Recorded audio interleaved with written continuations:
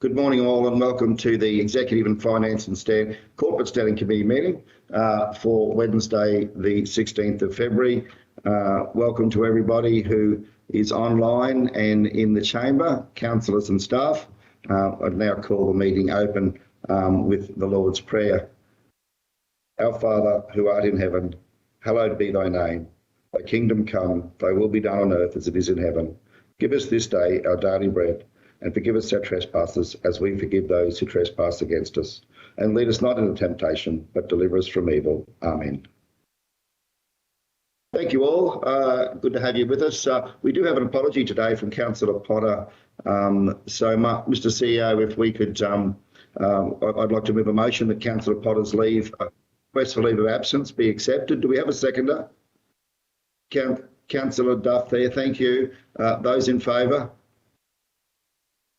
Yes, carried unanimously. Thank you all. I'd now like to call on Councillor Duff to perform the recognition of the traditional owners. Thank you, Mr Mayor. I'd like to acknowledge country and the traditional owners of the land where we meet this morning, the Waka Waka people, and acknowledge the elders both past, present and emerging. Thank you. Thank you, Councillor Duff. Councillors, in terms of today's committee meeting with the agenda, does anyone have a declarable or prescribed conflict of interest you'd like to disclose to the meeting? No, for me, Mr Mayor. Speak up now. Thank you, Councillor Henshin.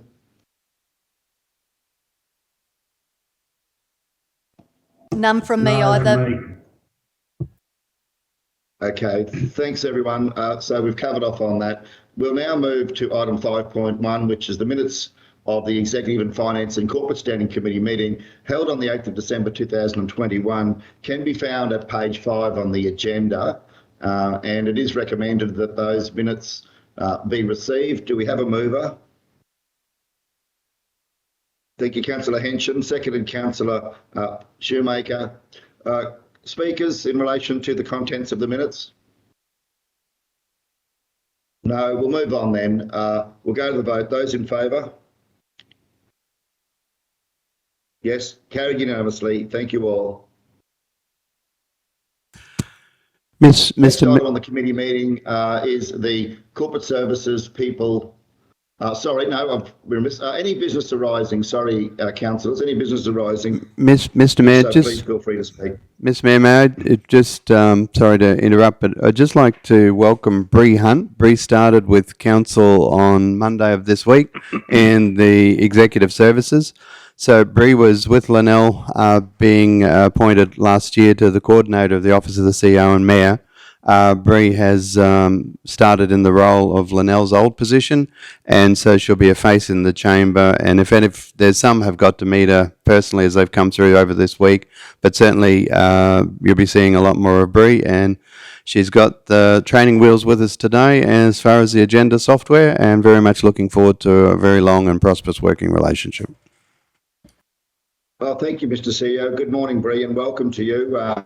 On behalf of all of us here as Council, we'd like to wish you a warm welcome. You've joined a wonderful team of people in there with Linnell and our CEO, Mark, and I'm sure that you'll really enjoy your time there. Good. Looking forward to when we can get into the office. Looking forward to see you face to face. Thank you, Mr CEO. Any business arising, councillors? No comments there. So we'll move on into from business arising, general business. Shall we move straight to 8.1 to my portfolio report? It's at page 15, and I'll now go to that. So what I thought I'd do, councillors, in the interest of efficiency, I'll just present the report on screen if we could, and then I'll work through the key topics there for the benefit of the committee. So importantly, first of all, corporate services, the implementation of the corporate services business continuity COVID-19 sub-plan has been transitioned seamlessly into council operations. Of course, this has been very important, involving the relocation of staff from across the organisation into various council facilities, and when necessary, implementing working from home arrangements with the ongoing support from our ICT team and our people and culture branch. Corporate Services has maintained the delivery of Council's customer service, governance and corporate functions, whilst adjusting branch work practices to ensure, insofar as possible at least, quality services continue to be delivered as resourcing is negatively impacted by the pandemic. The corporate and governance sections continue to support the organisation and external agencies in complaint management and legal matters, with a significant number of days dedicated to this function during January. The completion of the Local Government Mutual Scheme Risk Self-Assessment 2022 has been completed, providing whole of council responses to questions relating to council activities such as footpaths, roads, hot works, recreational areas, emergency response and business continuity. If I could, on behalf of Council, Mr CEO, thank you and congratulate you and your team for the way in which you have rolled out the business continuity COVID-19 plan across the region. The sub-plan for corporate services, I think, is a tremendous example of the quality of work that's been done there. We don't often see this work because it's done behind the scenes, but I can only imagine, not knowing the detail, how much work has had to go into keeping the essential services of council functioning during this pandemic. So, Mr. CEO, I imagine there's a lot of work that you and your team have been doing, and I haven't really, I don't think the community have noticed a difference, which is, I think, really demonstrates what a quality job that's been done. So, on behalf of our council, thank you very much. Moving on to communications and media, you can see there December and January were quite busy periods, and the media and communications team progressed a number of items. And again, with Grace having left us, thanks, Lynelle, to you and your team for picking up all the media work there. I know you've had to continue doing all of your own jobs, which are very busy, and you've had to pick up, and you can just see there the number of activities. We've had 69 media releases. We've continued with 210 Facebook posts, 78 posts on Instagram. So all that's being done while the exec services team are doing all their other work. So congratulations and well done. And a list of those, the detailed list of those is available as an attachment to this report. Moving on to finance, and the next half year rate notice to residents is planned to be issued on Monday the 14th of February 2022. So that will now have gone out this week. The discount period for this rates notice will end on Monday the 21st of March, and residents are encouraged to pay their rates within the discount period to secure their discount. Payment options are BPay, post bill pay, pay by phone with MasterCard or Visa, by mail with cheque or money order, or you can pay in person at any of the South Bennett Regional Council customer service centres with cash, cheque, EFTPOS or credit card. The cash balance at the end of January 2022 was $39.36 million. In comparison, the cash balance as at the end of the previous month, being December 2021, was $42.282 million. Moving on to systems, business systems, Project T2, significant improvements have been delivered which relate to the 6-monthly water meter reading and consumption notice process. Council's business systems team has built functionality to significantly automate the validation, comparison and reporting processes which have traditionally taken 2.5 weeks of manual staff processing with each rate levy. So this is the first of a number of other identified areas to improve business processes and data management and provide transparency across the different aspects of Council's water management. The business systems team has also continued its work with all other areas of the organisation to develop fact sheets for Council's customers. A total of 24 fact sheets covering many aspects of Council's service provision have been completed or are close to being finalised for publication on Council's website. These fact sheets will enable the public to readily source information directly from Council's website at their own convenience, resulting in accessible and consistent information in a self-service format for our customers. And the work continues alongside the ongoing but progressing development of Council's new customer request public portal. And once again, General Manager Jarvis, to you and your team, under the leadership of our CEO, I'd like to thank you for the work that you're doing in making these innovative developments in council's processes. It's great to see that we're going to have a much more interactive platform on our website, whereby residents of the region and others can not only go on and access fact sheets and have their questions answered, but also access a really exciting concept in the new custom request public portal. I think we're all looking forward to seeing that rolled out. It's going to be a tremendous development, and one that will be no doubt on the list of achievements in this term of council. So thank you to everyone in business systems, people and culture, skill-based traineeships. So offers are now in progress through the start dates, because the start dates have been impacted by the state government changes to the commencement of the school term.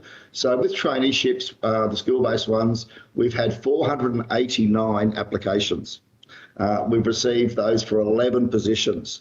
Shortlisting interviews are in progress, and it just shows just how popular these council skill-based traineeships are. Again, they're a very important initiative of council and a new initiative, and I'd like to thank again Mr CEO, yourself, and Manager Humphreys in People and Culture. 489 applications, that's a lot of work to go through, and I know that they do assess each and every one of them very carefully to ensure that every skill-based trainee applicant is given the opportunity to assess those. So those traineeships, of course, aren't just skill-based traineeships.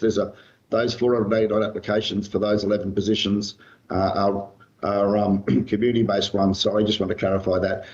They have been advertised, and as said, shortlisting and interviewing is happening. So great to see the 489 applications, and they are across a range of areas. They're not just office-based.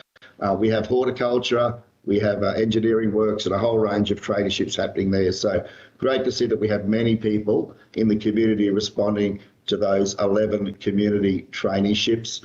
And we look forward to seeing the skill-based traineeships coming through as well, alongside some of the other work that's being done. So with that, I'd like to now move that my report be received. Do we have a seconder? Thanks, Councillor Duff. Any speakers, questions, councillors? Councillor Jones? Yeah, Mr Mayor, just probably a question on notice. Excuse me, in regards to the RFIs and the customer requests and the time and the costs that it's consuming at the minute, just out of curiosity, coming into budget talks. Yeah, so Mr CEO, is that a question? Could I get that as a question on notice? Through you, Mr. Mayor. Yeah, no, we wouldn't. We keep a register of all the register requests for information and the CRM. So, yeah, we could, but yeah, I just don't have that. I wouldn't have that information with me. I'm sorry. No, that's fine, because I know we've had something has been sent out in the past or we've had some information given to us around that, on the number of requests and all that sort of stuff. So yeah, could I just have I don't know, sometime in the future, just regarding the RFIs and whatnot, the time and effort and the possible costs consumed there. Thanks, Mr CEO. I see that's duly noted. We'll move around the room now if we could. Councillor Froloff? No, I'm good. Thank you, Mayor. All good. Thank you. Thank you. I will skip across now. Councillor Shoemaker? Yes, thank you, Mayor. Just one question, just in terms of the cash balance at the end of January 2022. It states here that, there's been a $2.9 million shift in our cash balance, and I know the financials have come through and I just don't have them at hand. I just wondered if we could get some commentary as to where those funds actually were directed to. Thank you, Councillor. General Manager Jarvis, are you there? I am, thank you. Through you, Mr Mayor. I anticipate your questioning, Councillor Shoemaker, because I know nothing gets past you. So I actually queried that as well to say what was the breakdown and why was the cash depleted. And I was given a very practical answer from our Manager of Finance and Sustainability, and that is that because of our cash flow and we had to draw, we normally keep 3 to 6 million in our operating account. Now that's to pay for creditors, our payroll,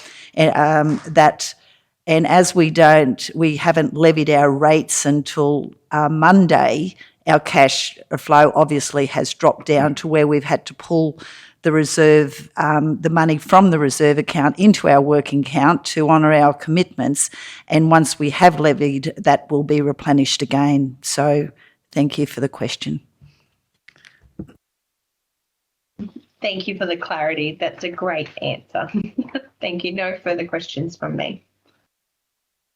Okay, well, Councillor Duff. Through you, Mr. Mayor, just a question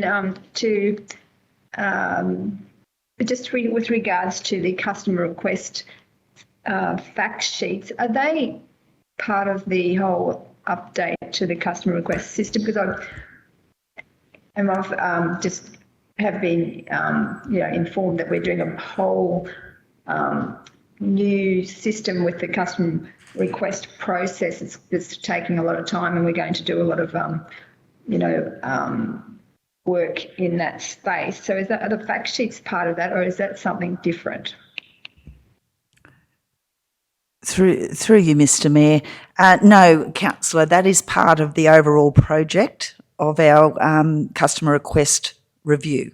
So that forms part of it, again, as a service to our community. So yes, that forms part of the whole project. It's a massive, massive project, and it has many moving parts and moving components. And this is just one of them that it's being very well received.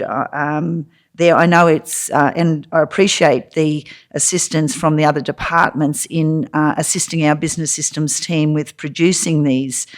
Because of, we've had the 2 flood incidents and everyone is very stretched for time, but we're making sure that they're making sense. That'll alleviate a lot of inquiries from the front counter there, as well as it's more of a self-service, simple explanation fact sheet that will be loaded up onto our web page. And as the report alluded to, we still have a lot there that still need to be have the final governance check on them and to be uploaded as well. So in short, yes, that is part of the overall project. Mr. Mayor, if I can just add to Susan's answer as well, is we had a question last week from Councillor Shoemaker, or last week before? Last time it came up at one of the standing committees. So there's an information report coming with the attachment of all the completed ones. It's just not made it to this agenda, but it will be put through very shortly. So it'll have, just for information, these are the ones that are completed and are on the website. So it's not very far away at all either.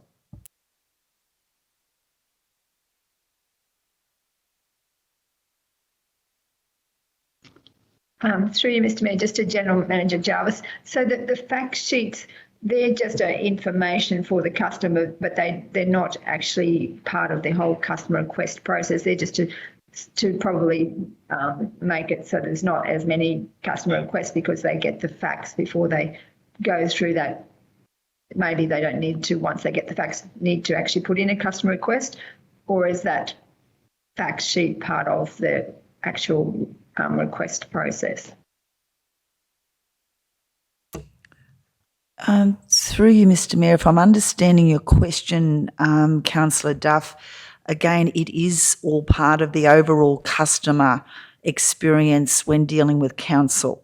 So it's part of the overall customer request review, and it forms part of a simplistic explanation in layman's terms for people who are making an inquiry prior to engaging with council, there for more clarity. So yes, it is holistically, it's part of the whole project as an improved and enhanced customer experience when dealing with council.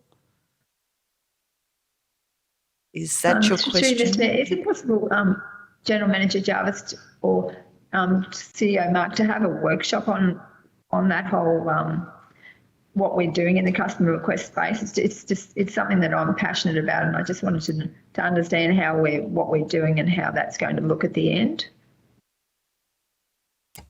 Through you, Mr. Mayor, you're probably on 2 different issues. So there's with requests for information and customer requests, whilst I totally agree with General Manager Jarvis, it's all part of the fact sheets. I actually went through another batch last night as far as the review.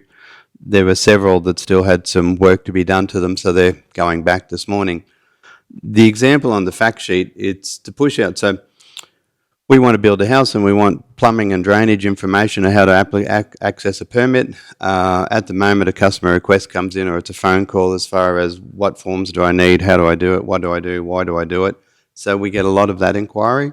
The fact sheet that I reviewed last night has got 2 pages of general information, live links all the way through it to all the appropriate fees and charges, the forms. So on Saturday night, with a cup of tea, because I'd be being good on a Saturday night, I'd be sitting at my computer trying to make the application. I'd click on all the live links, get my fees, fill in the form, live form, and then go through, okay, I'm a class, whatever I am, I'm a shed or I'm a building, and go through. So that's what the fact sheet, it's literally just an information, dog registrations, every aspect of council. So that's that bit. And as I said, there is, at a previous meeting, we had a question from Councillor Shoemaker that's yet just to get through as to an information report, and here's the ones that are complete so you can have a look at them. Happy to have a workshop. We need to fit it in somewhere in the calendar, but on the whole CRM process and the review, and if councillors want to have a bit of a chat about where we're going and like what the next phases of that will be, happy to. Through you, Mr. Mayor, even just a report to the next committee meeting just on that whole customer process. If we can't fit a workshop in, but I'm just really keen to understand where we're going to land with that and how it's going to look at the end. Yep, certainly. No, got a note, councillor.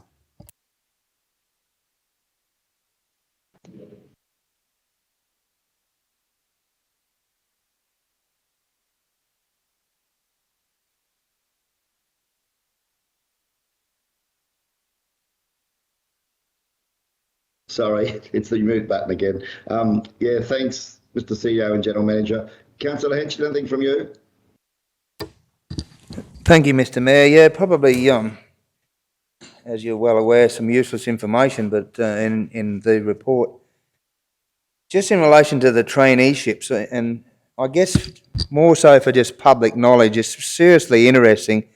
Public notices were put out in relation to the traineeships in December and again in January, and obviously that through media releases, through paper, I guess. But it's incredible to notice the figures on Facebook and Instagrams. And can I just share quickly with you in relation to those traineeships in December, 7,609 people were reached with 590 engagements, compared to January, 19,497 were reached with 1,699 engagements. That's some seriously interesting figures there for people that are interested in traineeships.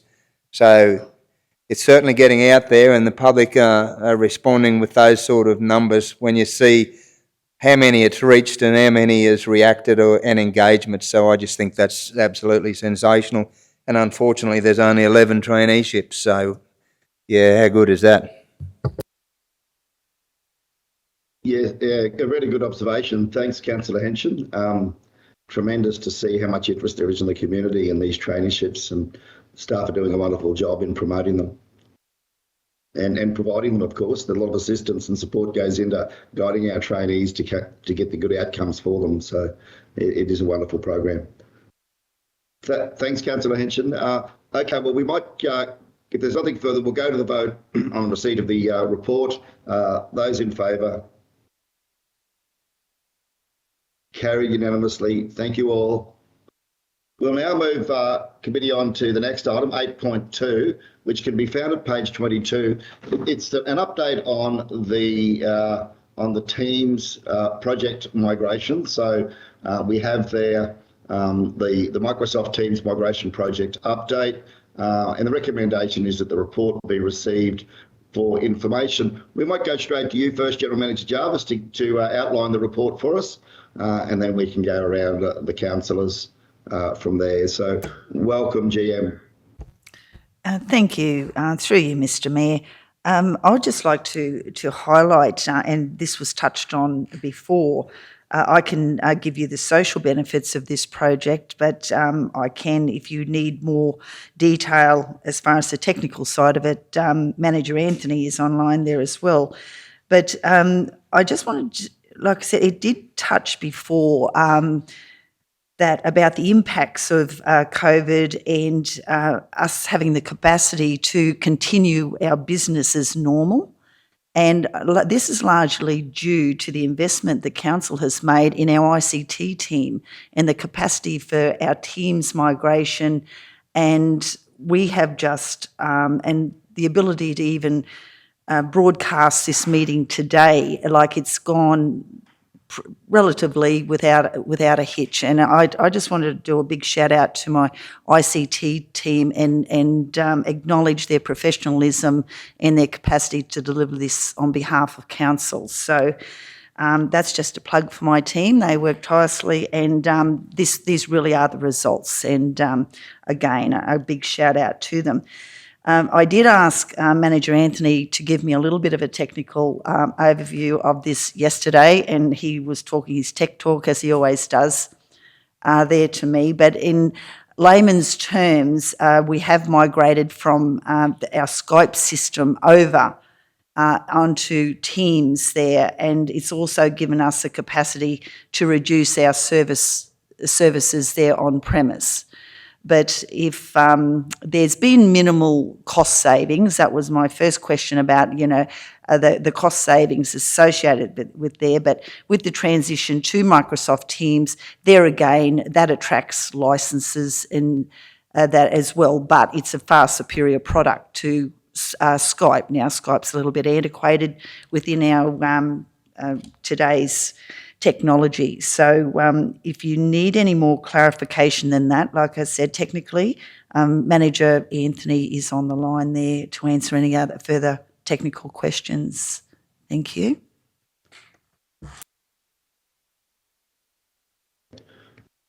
Yeah, thanks very much, General Manager. Good morning, Anthony. Anthony, would you like to add anything as the manager of the project? Thank you.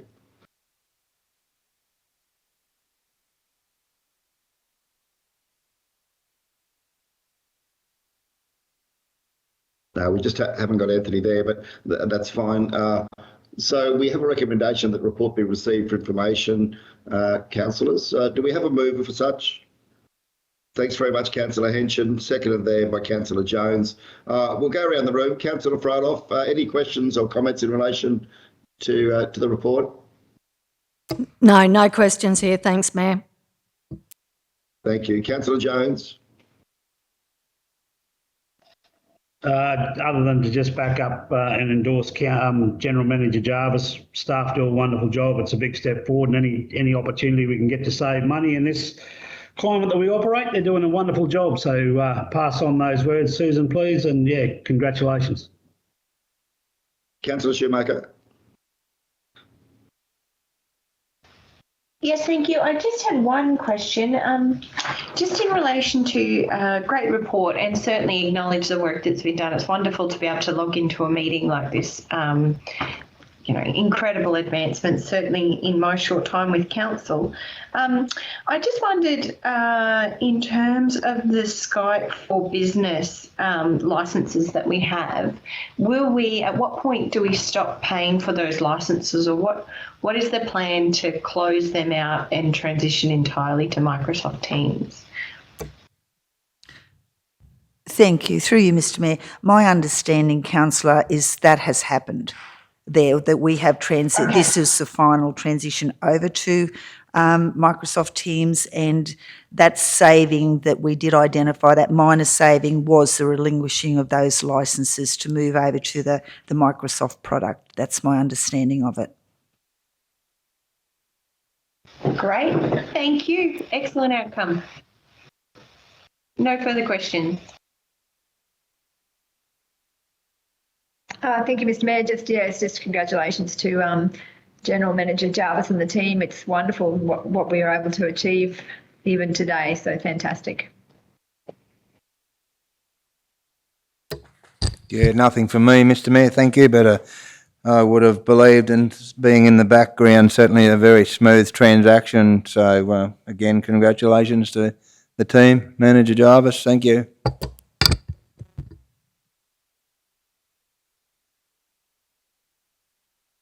Thanks, everyone. And it is a great outcome. I was only thinking this morning on the way in how amazing it is that we can Teams and we can live stream at the same time. That's been a tremendous development. And talking to members of the media over the weekend, they were just providing feedback because they always tune into these meetings, and they were just saying how well they work.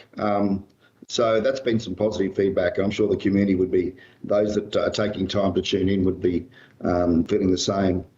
So it's a tremendous initiative and very well done. Can only reaffirm what my fellow councillors have said. Mr. CEO, GM and Anthony, well done. Thank you for the work, and it's certainly made the business continuity of our council much more effective moving forward under the current environment. So thank you. We'll go to the vote on this one. Then those in favour? Yes, I can see Roz's hand. Carry unanimously. Thank you all. 8.3 is adoption of the South Burnett Regional Council Policy Governance Framework, Strategic 006. That can be found at page 23. General Manager, before we go to Council, we might go across to you to give us an outline. I'd expect we've got Manager of Corporate Services there, Carolyn. Welcome to you as well. Thank you, Mr. Mayor. Thank you, Mr. Mayor. Through you, Mr. Mayor, just briefly, I'll hand over to Manager Carolyn.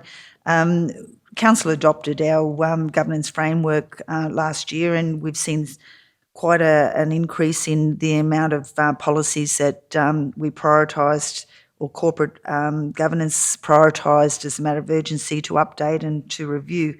So due to the extensive workload that we understand the councillors have, as well as the staff at the moment, there's a proposal put forward to maybe minimise the impact on people's time, but also making sure we have the capacity to review these policies in context with their meaning and produce quality policies for council to adopt. So this is a proposal that Manager Carolyn, in consultation with the CEO and I, has developed, has presented, or is here for presentation to council and for consideration. So I'll just hand over to Manager Carolyn now for to give you the further information on this proposal. Thank you. Thanks, DM Susan, and through you, Mr. Mayor.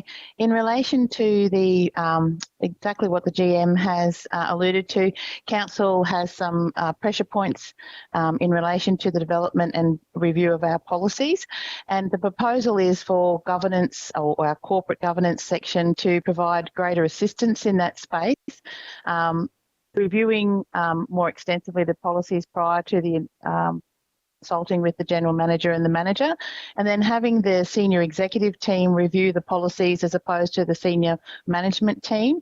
And then with regards to the tabling at the committee meeting here, in this context, we'll be preparing a report and consulting with the General Manager / Manager and the Portfolio Councillor prior to the meeting, so that we can brief all parties in relation to the most significant changes that they should be aware of. And then through the publication of the agenda, more than happy to meet with any councillor if they have specific questions in that period of time before the committee meeting, and certainly willing to take any questions on notice prior, so that we can prepare an appropriate response ready to be tabled at the committee meeting. Because our majority of our policies, or a significant number of our policies, have been reviewed in the last 18 months, it does provide us an opportunity to streamline the process. We did have some policies that were a number of years out of date, and with this current now wave of our approach, I believe it will be a better use of everybody's time. Thank you, GM, and thank you, Manager. We'll just go to councillors now. We'll first get this one up. So the recommendation is there to the committee that the the committee, recommends to council that the South Bennett Regional Council Policy Governance Framework Strategic 006 be adopted as presented. Do we have a mover for such? Yes. Thank you, Councillor Henshin. A seconder? Thank you, Councillor Roloff. I can see your hand. Thank you. We'll go around the room. We'll go back the other way this time. Councillor Henshin, any comments, thoughts from you on this? No, thank you, Mr. Mayor. That's been well brought forward. Thank you. Councillor Duff? No, I'm fine. Thank you, Mr. Mayor. Councillor Shoemaker? Yes, thank you, Mr. Mayor. Great report and certainly recognise the importance of the governance framework. Just a couple of questions, just in terms of the internal review that was undertaken. I just wondered what that process actually looked like and if we had reached out to other councils to sort of collaborate or gather ideas or insights about their structures or policy framework, or did we just sort of apply our lens over how the process is currently working? Manager Carolyn, maybe? So through you, Mr. Mayor, thank you, Councillor Shoemaker. In relation to the review, it was a desktop review on our current practices. When we developed the original framework 18 months ago, and then periodically as we meet with our colleagues around every 6 months, this is often a topic of discussion in relation to the buy-in and the rigour around it, policy development. I believe strongly that our council has been a shining light in that process where we've had significant buy-in from our leadership, our senior management team, as well as our council, and observing other council meetings in how they adopt their policies and the processes that they use. I believe that what we have developed has gone from strength to strength in terms of transparency, integrity around our policy development. And so based on that knowledge, and then also in consulting with the General Manager and the CEO in terms of where are the pressure points within the organisation and where can we improve but still maintain the integrity and the buy-in, but limit the downward pressure in the timeframes we provide to review policies. And the committee structure that the CEO, with council's approval, has introduced allows this standing committee to robustly discuss the policies in a transparent and public manner. Yeah, thank you. Thank you. I absolutely agree. And I just, guess I think it's always important as we evolve and continue to challenge and push ourselves that we do look for those insights and learnings from other councils. I certainly agree. I think the system, in the time that I've been with council, the change that we've seen is just going from strength to strength, absolutely. But always mindful that there's always opportunity to learn, and just good to hear that whilst we did do the review internally, we are thinking about what other councils are doing and how that works for them, and looking at our system through that lens, because I just think there's such a great opportunity across the 77 councils of Queensland to collaborate in some of these things. So thank you for the report and the update, and wonderful to see us move forward with this process. So thank you. No further questions from me. Councillor Jones? It's good to go, Mr. Mayor. Councillor Frolov? No further questions from me, thank you. Thank you, councillors. Manager Carolyn, just if I could just add a couple of comments there and questions. First of all, just to clarify that this framework guides the development of not just policies, but internal procedural documents as well as forms. And I'd imagine that you'd work closely also with the T2 project team in terms of the electronic, providing electronic versions of these documents so that they could ultimately, should it be forms or that could be completed by the community, more so focusing on those forms, that they could be completed online into the future. So through you, Mr Mayor, correct. All of our forms are now electronic and able to be filled online and then submitted electronically. The process has been developed within the corporate services team, so that's been really encouraging and supported through executive services as well. So all of our in the fact sheets and the forms processes, we put a strong governance lens and over each of those documents, and then we liaise through executive services to ensure that they're public facing and that the functionality is suitable for the platforms that they're using. Thank you, Manager. And Manager, in terms of the community engagement process, specifically in relation to policy development, and I know at the moment we're certainly given more than sufficient time as councillors. We receive the draft policies for review. Would you like to just perhaps talk us through the role of councillors there, where we receive a draft policy, we have a role as elected representatives to engage with our communities.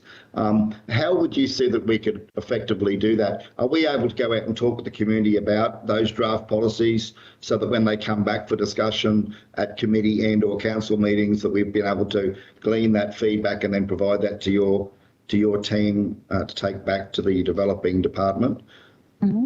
Yes, so through you, Mr Mayor, as the agenda is a public document and the policies will be included within the committee agenda, there is an opportunity for the councillors, should they wish, to consult with their constituents and certain members of the community.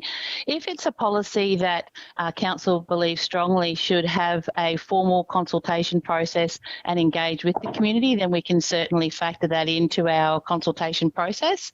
And so there have been on occasion policies where the departments that have initiated those policies felt strongly that the community would have a consultation process in a formal sense. But generally speaking, it would be up to the councillors to provide their feedback through the process, through the committee meeting in this new framework. Thank you for clarifying, Manager. And so when councillors receive a draft policy as such, they could actually come back and request that the consultation process be formalised if that hasn't already been activated by the relevant department? Through you, Mr Mayor, correct. And I would suggest that when corporate and governance meet with the portfolio councillor and the general manager, so we'll table the report, we'll meet with the portfolio councillor, and we can, I guess, tweak that timing of that so that if at that discussion there was a strong position or a position that community consultation would be a benefit to the development of the policy, then we can implement that at that time, working with executive services, because executive services deliver the community-facing engagement side of things, generally speaking. Right, excellent. Thank you, Manager. Manager, also note that that we've now locked in on this framework to we were saying previously we review all policies where possible every 2 years. We've now taken the term where possible out, such that we're committing to reviewing at a minimum every policy at least on a biannual basis. Could you just confirm that I've read that correctly? So through you, Mr Mayor, correct. In a good governance practice would be to have our policies reviewed every 2 years, and initially we had a significant number. So we've got around 96 or getting close to 100 policies, and then around 200 procedures, and then around 300 forms. So just that volume alone to address the backlog of reviews has been significant, and I appreciate all the work that council and my fellow colleagues have done to fast track that process and the commitment they've provided. But now that we're in a situation, I believe we should be advancing to a 2-year review period. Thank you very much, Manager. Of course, this framework provides a platform whereby councillors can provide direction to the organisation in relation to its policy position on key matters for the community. So it is a very important document, and as councillors have said, I'd also like to thank you for the work that you do, not just on this, that you've done not just on this particular process, but also on an ongoing basis with all the policies and procedures and forms that we have in council. I love the fact that they're on the website. I often go onto the website and click on the policies and go and find the one I'm looking for. So it's really, really convenient. Thank you. Okay, we'll now, if there's nothing further, we'll go to the vote on this one. Those in favour? Yes, I think I've got everyone. Yes, I have. Thank you. Carried unanimously. Thank you all. Council, the next item on the agenda is 8.4, and it's discussing the budget parameters and time frame. It can be found at page 30. And before we get this one up for discussion, I think appropriately I'll go to General Manager Jarvis to give us an overview if we could. Thank you, General Manager. Thank you. Through you, Mr Mayor. This report here has been presented to the council here for discussion so that we can forge ahead to develop our 22-23 budget. So identified within the document are the key principles on which we're suggesting that or recommending that council progresses with their budget. Now, it's quite a lengthy document, so I'm not going to touch on every point, but I thought that the budget parameters and principles I thought that is probably key to this report is that it's to assist the managers and staff in substantiating costs to council. The following principles, parameters and assumptions have been developed to prepare the 22-23 budget. Now, the budget principles include the consideration of 1, the decline in revenue. Now, this is grants, specific grants. Also, the loss of our revenue streams, and that an example of that is our FAGS grants, where we've lost the $500,000 in our FAGS grants. The service expectations of council, and the deficit no greater than that of the 21-22 adopted budget. So this is what we're recommending to council, that we're actually going to go ahead and develop our budget. We have also identified what the CPI has been this year, and the CPI is 3.5%. There also employee costs, they will be increased by the 1.25% as per our EBA. Which will go into negotiations again in June, as it expires in January of next year. The other things just to touch on, there would be, until we are directed by council, we were looking at the general rates and services increase of 3.5% again, in line with the CPI. And also our fees and charges, an increase of 3.5% again on our fees and charges, but there would be greater increases in fees that have been identified that we have been under charging for, that we're bringing it in line with standard industry fees. We also have no control over regulatory fees that are set by the department, as far as our waste or maybe our RTIs and things. They're set by the department. The guidelines also include for the managers, there is to say that there will be comparisons on their last year's budgets as far as any variations there, and also identifying any new projects would have to be separate to the budget and authorised by the CEO prior to it being included in budget considerations. One-off projects, the finance team will be going through sitting with every manager and looking at one-off projects. For example, the 200,000 as an example, the 200,000 asbestos funding this year, that's a one-off project. We wouldn't be looking to be bringing forward that 200,000 into next year's budget. So we'll be identifying that as part of our going back to our zero-based budgeting to make sure that it's we have common, I'd say, commitments there as far as that they're not negotiable, obviously with electricity, insurance, things like that, whereas the other parts of the budget obviously are negotiable. So that's the report in summary. So like I said, we've just brought that to council to get some feedback and some direction or on how to progress with the upcoming budget. Thank you.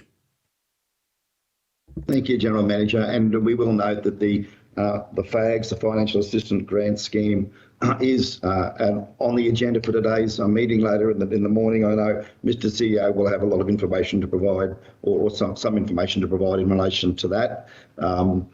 We'll get this one up for discussion. So the recommendation is that the budget parameters and timelines report for the 2022-2023 annual budget be received and noted. Do we have a mover? Thank you, Councillor Shoemaker. A seconder, Councillor Jones. Thank you. We'll go around the room. Councillor Frolov.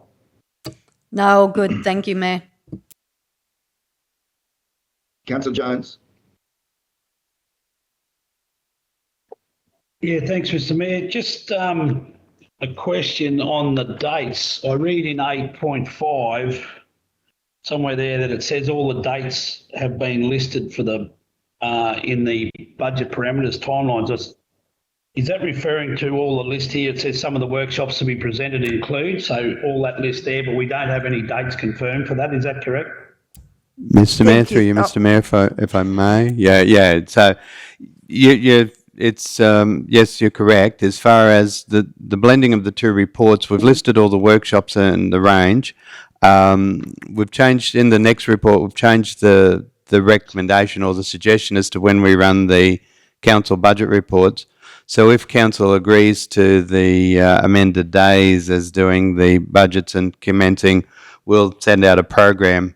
I'm actually hoping to have the program of dates to the ordinary meeting, but I particularly wanted to engage in the conversation today with councillors about what their thoughts were about if we are, well, not presuming, that we are actually having a budget committee, and if so, does the Friday work for people? So have that conversation, and when it all comes back to the ordinary next week, list all the dates out. So the reference was probably a little bit in advance of actually putting the dates against them. Yeah, no, appreciate that. No, I just want to acknowledge there's some interesting reading there, and in that budgeting and consumer price index, the consumer price index, and the budget parameters principles there. Appreciate that you've put those in the report, Susan. They're interesting figures, and interesting times in the next few months. Thank you, Councillor. Councillor Shoemaker.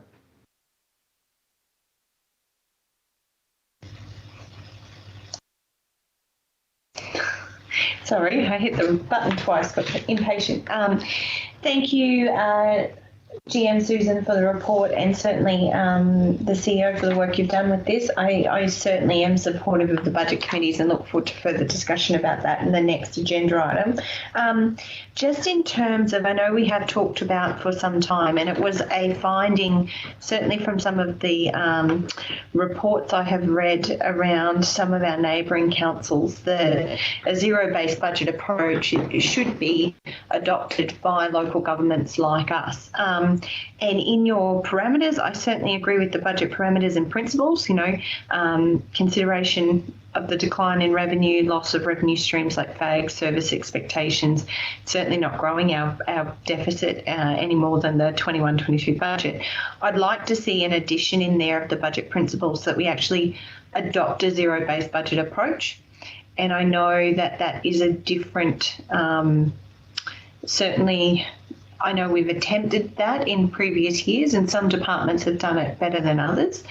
But I feel with the information we've got around our assets and our capital and our operation, and certainly the extensive work that was done last year around our service levels, I certainly believe I agree with your comments around zero-based budgeting, and I would like to see that recognised as a budget parameter and principle here. So I'd probably like to include that in the recommendation, make an amendment to the recommendation that the budget parameters and timeline report for the 22-23 annual budget be received and noted, and the addition of a zero-based budget approach be added to the principles presented. Thank you, Councillor Shoemaker. As the mover, you're certainly entitled to do so. And Councillor Jones, would you support that as the seconder of the motion? 100%, because that's the way I've tried to operate. Don't spend any more than you got. Yeah, thank you, Councillor Jones. So we have that there, Council. Thank you, Councillor Shoemaker. Back to you for further comments. Thank you. Yeah, thank you, Mr. Mayor. I do just think this is an opportunity with all of the information that we've received. Certainly, I'm very impressed with the financial reports that we receive and the wealth of information provided to councillors through those workshops. I do feel the maturity of our systems and our organisation is actually at a point where we can really pull our budgets back to zero and rebuild them based on our service expectations, what we know about our assets, and our current performance and any aspirations that we have in that regard. So really look forward to that sort of style of approach moving forward. And I know that will be confronting from some departments. I know I come from old school local government where, you know, we have buckets of funds and you switch funds around, and sometimes that works great. But, you know, I don't think with looking ahead, that's the environment that we're in anymore. My only other question that I had here, it's a great report. Just with those one-page business cases that come through with any new operating expenditure, I really am supportive of that approach. I think that's excellent. It really encourages managers and our teams to really think about and certainly helps council to understand the thinking. I know there was a lot of discussion last year through our budget committees. I really valued the time the staff put into that in really crystallising and helping councillors to understand why certain decisions were important to the team. And just with those one-page business cases, like if they're endorsed by the CEO, I just wanted to understand, would they then become part of the agenda documents that we receive at a budget committee, for instance, so that we could have that pre-reading information as well? Thank you. Through you, Mr. Mayor. Oh, absolutely, Councillor Shoemaker. That's a given. So the purpose of, or the intent, yes, the intent of that was to so that everything is transparent, so that we do go back. And I agree with you. I think we're getting to a stage where our organisation is at a maturity level where we can embrace the zero-based budgeting, and I think the managers again are at a level where they totally understand their budgets, and I believe we can forge ahead. And there's a lot of hard work, and yeah, there'll be a lot of tears, but we will get there. But part of that is that yes, the CEO will. There won't be any surprises, because the CEO will be informed in another column, as the report says, will be identified in another column with the approval of the CEO to go ahead, and then that will be brought to council then. So that's more operational, and then it'll come to council just for a decision. Thank you. Yeah, thank you. I'm really supportive of that process. I think it's a great opportunity for our team and also our managers. And I just, in my closing comments, I guess, really do hope there's less blood, sweat and tears this budget committee, and that we can unite in our shared purpose, which is to deliver a financially sustainable council for our community and limit the impact of our operations on our ratepayers. So thank you for the team. This is certainly, from the first year to where we are now, this is really exciting. We are making great progress in this area. So thank you to the finance team, the CEO and the SET for all of your work on this. Really looking forward to nutting out this year's budget. So thank you, Mr. Mayor. No further comments from me.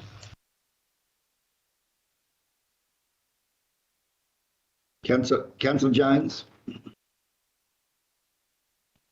Mr. Mayor, the last comment there from Councillor Shoemaker, I'm certainly hoping that we can I'm happy to spend the amount of time that needs to be put into the budget. It's a very, very important thing, but I would sure like to hope that we can streamline it to how we progressed it last year. I think there's ample opportunity for us to improve and streamline it, and Councillor Shoemaker makes a good point. We're in a pretty good place last year, tough budget. This one's going to be a hell of a budget. hard, very hard budget, but yeah, no, looking forward to it. Happy to spend the time to do it. But hopefully, Mr. Mayor, you might be able to get your budget in early so we can work our way through it and we can go from there as a starting point. Yeah, thanks, Councillor Jones. Was I going backwards or forwards? So I'm up to Councillor Frodoff, but did you want to contribute? No, all good. Thank you. Thank you. Councillor Duff and Councillor Henshin, you comfortable? Anything to add, further to add? Mr. Mayor, I would like to add that I think that to start the process in what I would consider to be a really healthy way would be for us to have the first workshop on our corporate plan and our operational plan, because I've heard comments say that some of our operational plan from last year wasn't resourced, and I think that it's been stated in the report that we're doing it in sort of in conjunction with the operational plans being in conjunction with the budget. But I really think that if we had a look at the corporate plan and then took bite-sized pieces out of that corporate plan and put it into our operational plan and then tried to resource it, would probably be a clearer focus rather than just sort of trying to do it as like one and the same. Like, I just think that last year we did the operational plan sort of, it wasn't done in my mind clear, like it wasn't done properly. We didn't get to do it.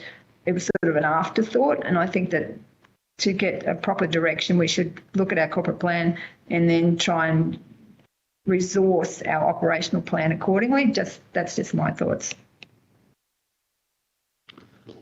Thank you, Councillor. And could I certainly, in response, before going to our CEO, note that as part of the proposed budget workshops, should Council resolve to adopt this schedule of workshops as part of our committee process, that does include a review of the operational plan moving forward for 22-23. So good to see that is in the budget committee series of workshops where there will be an opportunity to go through that operational plan. And Mr. CEO, we have a very, very busy schedule of workshops to get through, but I'm sure that we'll be looking to allocate a reasonable amount of time for Council to work through that operational plan as a subset of the corporate plan. Thanks, Mr. Mayor. Thanks, Councillor Duff, for the question. And it's if we can get the strategic framework where the corporate plan feeds into the operational plan, and that then drives the budget, you will see one very, very happy CEO. Because inevitably the practicalities of it across councils across this country is that the budget often wags the dog. One of the aspects of the operational plan that we had last year, yes, whilst it was caught at the back end of it, it actually became the catch-all for the conversation. So it was actually developed through all those workshops, and all the suggestions and requests that were caught all through the workshop process. That was the catch-all, so we didn't lose that information. So there was a lot put into that operational plan that was discussed and desired without being able to have probably the opportunity. So the quarterly reporting, I mean, there is, and I know we've spoken about it generally before, fully supportive of having a look at the operational plan. What do people want out of it? We've got the policy framework. That'll be one of the early ones as well before we get into the nitty gritty as to the council policies. So yeah, no, Councillor Duff, great suggestion, and very much looking forward to working through the whole process with everybody. So through you, Mr. Mayor, so is it possible then you've got the list of all the workshops, to actually bring that operational plan workshop, bring it to the forward rather than having it at the tail end of the discussions? Okay, so in same answer that I gave Councillor Jones before, is that I just didn't want to jump to presumption that what Council would decide today. So we will do a list of, and particularly after the next report, short answer is yes, absolutely. But yeah, we'll fold the two reports, really sit hand in glove with each other. And if Council agrees to the overarching parameters of the Budget Committee, by the ordinary next week, we'll go through and program some dates and times and bring that back to the ordinary for full inclusion. In the next report, 8.5, I put the key dates of the day that we'd like the budget brought down, which is a week earlier this year. And then also there's reasons to move the June ordinary, particularly because of Elga, but also that Friday in the June, and Mr. Mayor will probably save a little bit of time in the next report, the 24th of June without having the page, that's the neat 2 weeks prior to the budget being adopted. So we can actually table the draft budget at the June ordinary, and then you've got the 2 week period before the special budget meeting. So yeah, but yeah, long answer short, Councillor Duff. Yes, absolutely.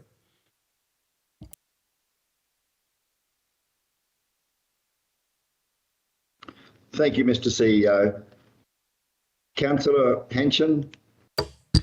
Thank you, Mr. Mayor. Yeah, look, this document is something that I think we've all been looking forward to, and I see the way it's been set out, and with the workshops and the meetings, you know, bring it to all my fellow councillors' attention that there's some between 20 and 30, and that could blow out to more.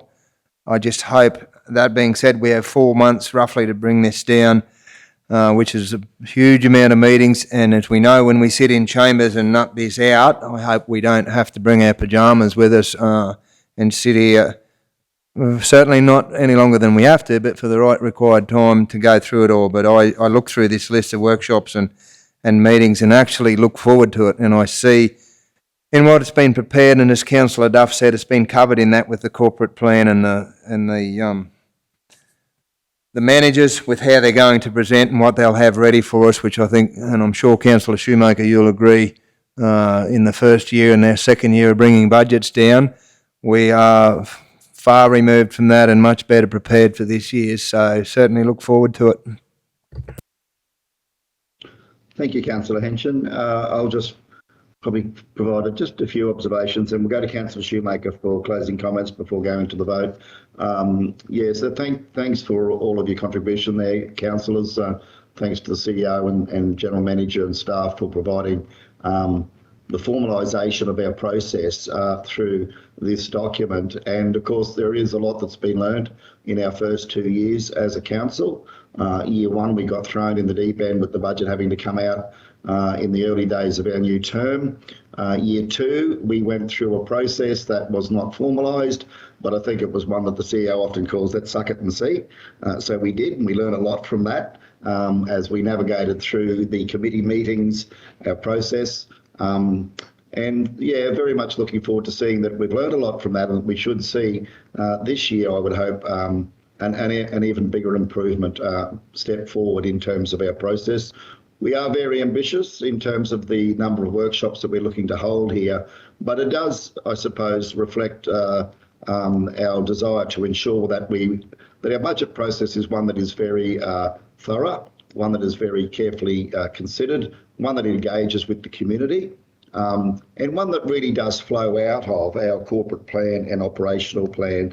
So some good observations there. Really looking forward to see us, Mr. CEO, embark on a process whereby in the first instance we confirm and refresh our minds as to what we have resolved in our corporate plan.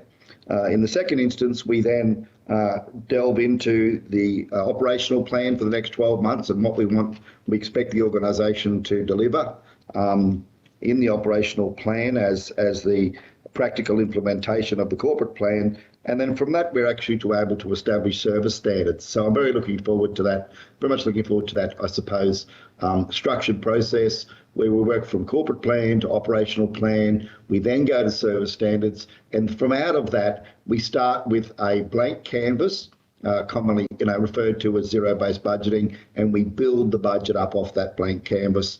And it in a way in which it does very much reflect the corporate and operational plan and the service standards that we are asking our departments to deliver. And so I think, as Mr. CEO says, we would then have a process whereby the budget doesn't actually control the dog, doesn't wag the dog, that the corporate plan does as such, which is the way it should work. And then we'd have a happy CEO, and I'm sure we'll have a happy council and a better outcome for our region. So I think this is a really good start. Okay, we'll go back to Councillor Shoemaker for concluding comments, and then we'll go to the vote. Thank you, Councillor Shoemaker. Yes, Mr. Mayor, I certainly agree with the comments that have been made here today. I do feel, though, our operational plan last year, whilst it was a clunky process, I don't think it was an afterthought. I do think it came out of a lot of conversations that we'd had, and I look forward to more conversations this year. Certainly, Councillor Henshin, bring your pyjamas. No doubt they need them. I really am looking forward to bringing our community along with us and sharing the insights and the learnings from these discussions so that they're informed about the decisions that Council's making, and they understand why we're making these decisions on their behalf, and they feel part of that process. I think this is really important. This is the people's budget at the end of the day. So I'm really looking forward to working with the team. Thank you for bringing the report forward. Thank you, Councillor. So committee will now go to the vote, and the recommendation here. The motion is that the budget parameters and timelines report for 2022-2023 annual budget be received and noted, and the addition of a zero-based budgeting approach be added to the principles presented. Those in favour? Yes, I have everyone. Thank you. Carried unanimously.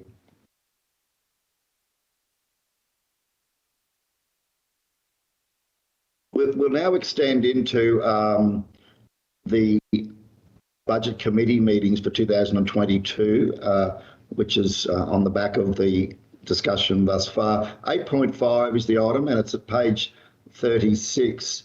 Mr. CEO, we might go to you to introduce the report. Thank you. Thank you very much, Mr. Mayor. I'll be as brief as I can. It's a refinement on the process that we used last year. The feedback that I've received, and again, as I said, it's as much as to seek council direction today to take to the ordinary next week, was that the budget committee and certainly the live streaming will, if not the only council, I believe, but certainly one of the very few to live stream budget discussions. So we're a little bit ahead of the pack in far as that. The report itself is pretty self-explanatory, that we establish a specific committee in accordance with the Act and regulations for a period. We're actually 1 month earlier than what we were last year on it as well. So we're all these reports came through last March.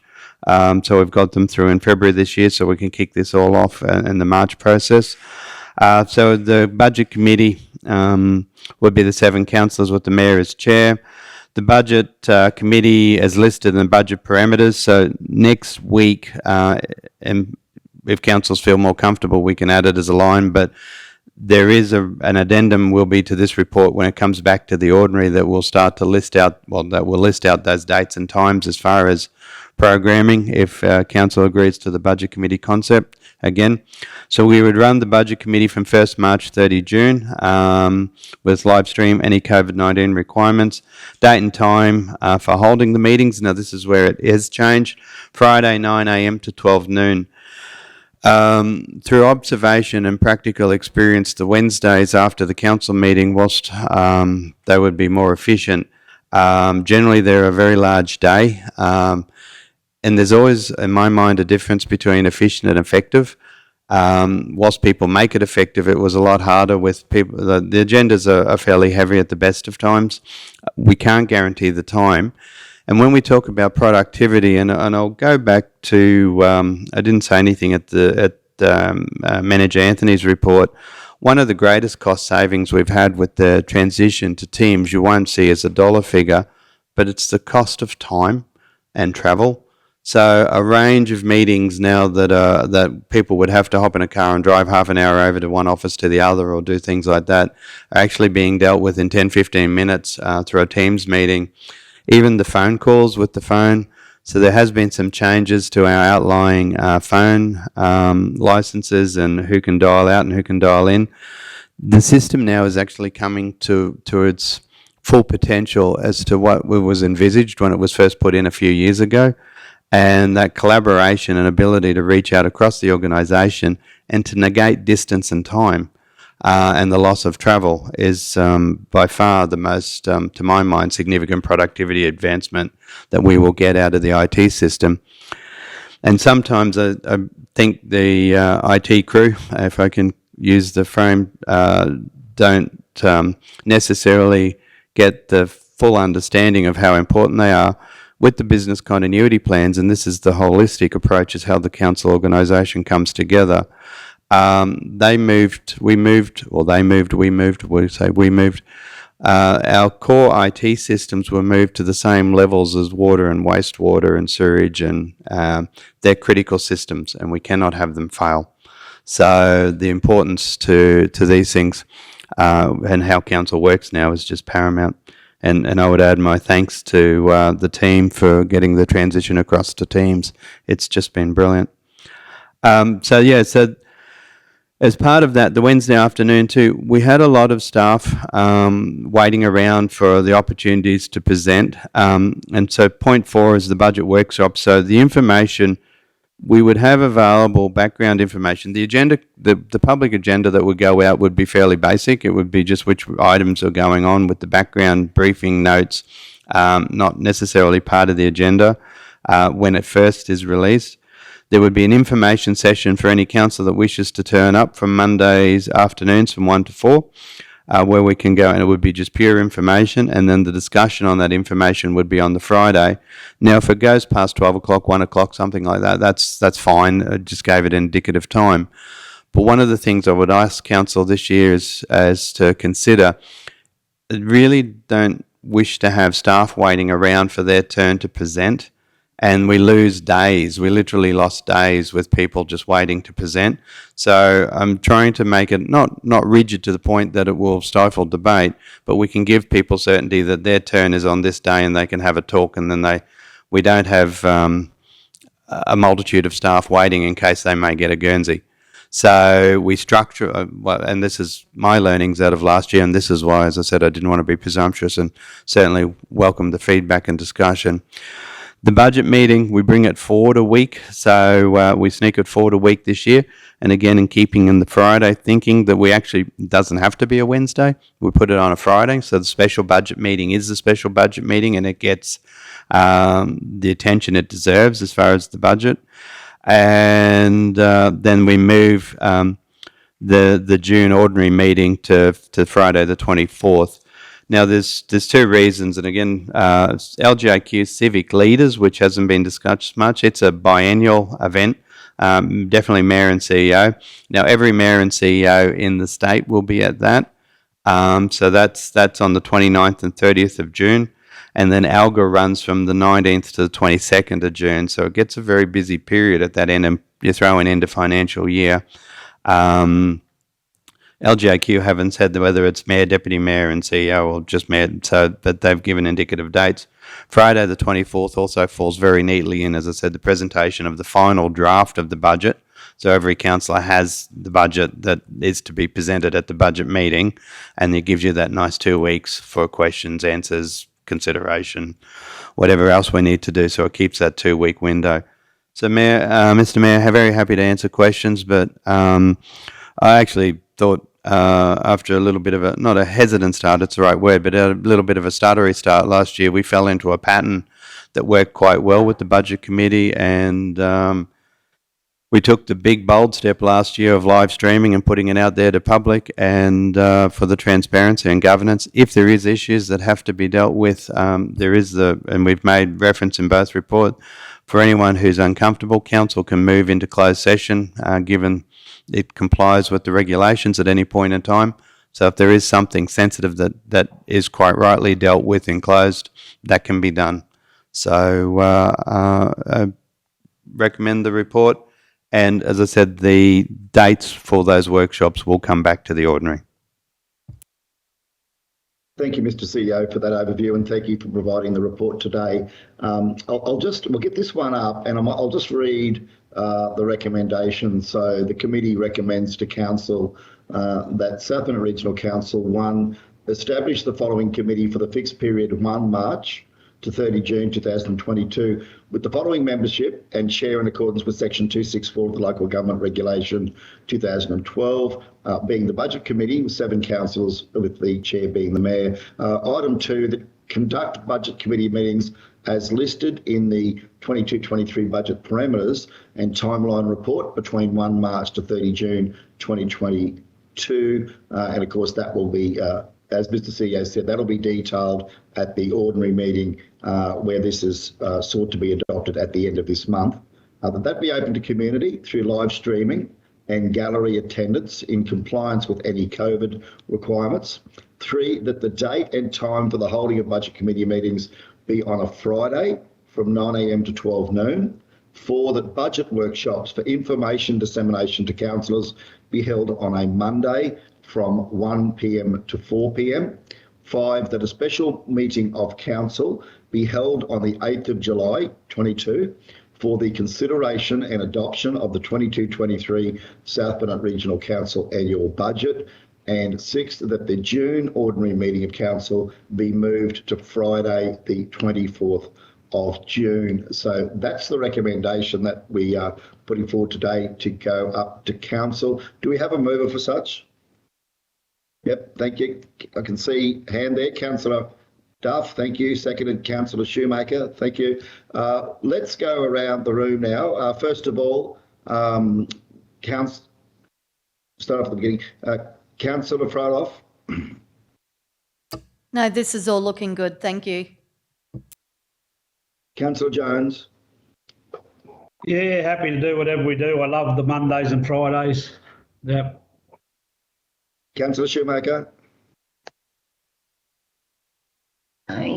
Yes, thank you, Mr. Mayor. I would like to just propose an amendment to the recommendation. Just, I know last year there was some issues with it. I would like to add that the recordings of all meetings be made available on Council's webpage, the same as Council's process with all other meetings. Thank you, Councillor. Mr. CEO, Yeah, Mayor. yeah, we've got that going on. Yeah, Thank you. Linnell's put it in. It is the glitch that we had last year has been rectified, and as we said at the time, it was something that wasn't it. Anyway, yeah, you can put it in, but it's going to happen in any case. If I can, yeah. So all on the same page. I understand. Yep.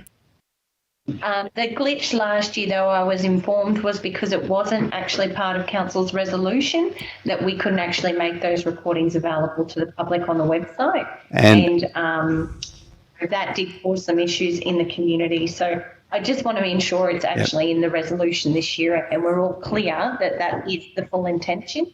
And Councillor, that would be the staff member but that was incorrect information. So, and if so I mean, that's what I'm not disputing it being in there, but it will happen as a matter of course. And if anyone suggests otherwise, I would be very pleased to talk to them. Great. Certainly great that we've got that clarity because it did cause significant disruption last year. And the other thing I did just want to mention, just with those workshops on Monday, starting at 1 p.m, I would much prefer to start in the morning. I recognise that a workshop straight up on a Monday morning at 9 o'clock might be difficult to coordinate. However, I would like to put to the team that, maybe we could start at 10 or 11. Just, I find that afternoon shift is really quite tricky and if you've been waylaid with other things through the day, to really think strategically. I certainly understand 9 a.m. for the staff wouldn't be ideal, but I was wondering if we could come to some compromise with a 10 or 11 o'clock budget workshop on the Monday.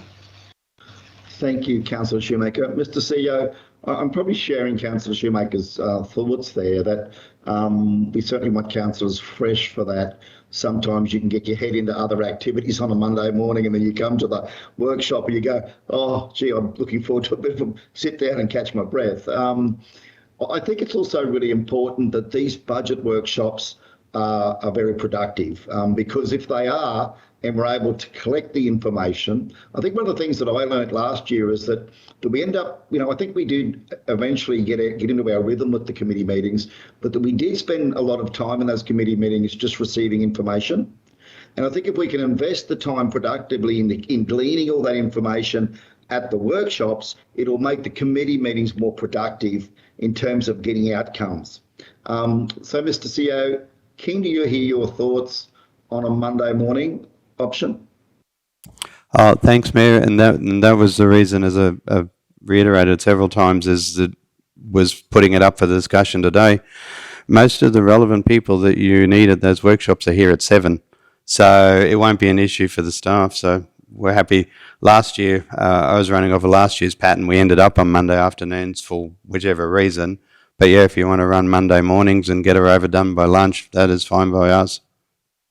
So Yes. we can easily amend that to 9 to 12. Shortly, but Yep. just to say, of course, the other issue was last year we sort of had people that had been there since 7 o'clock in the morning, and then it's getting late in the day. Staff need to get home. They're working into overtime or time in lieu. So perhaps the morning, if we feel the need that we're at 12 o'clock and we want to spend another half an hour or hour and run through to 12:30 or 1 o'clock, I'd imagine it may not be as problematic then for us to do that. So that seems to make a lot of sense. We'll come back to Councillor Shoemaker shortly, but before we do, Councillor Duff, we've got 2 items there from Councillor Shoemaker. Item 7 that we actually do formally resolve to have the information presented on Council's website, the minutes of those committee meetings. And secondly, that we change that item 4 on a Monday to 9 a.m, say to 12 p.m, 9 a.m to 12 p.m. Councillor Shoemaker, yeah, I can see you nodding. Councillor Duff, as the mover, are you comfortable with those changes? Yes, Mr. Mayor, I think they're both great suggestions. Thank you. And just acknowledge that last year was a technical glitch issue. Thanks for confirming that, Mr. CEO. Much appreciated, because there was some confusion with all of us around what gave rise to that. So thank you, and thank you for raising Councillor Shoemaker. Let's go back to you, Councillor Shoemaker. Thank you.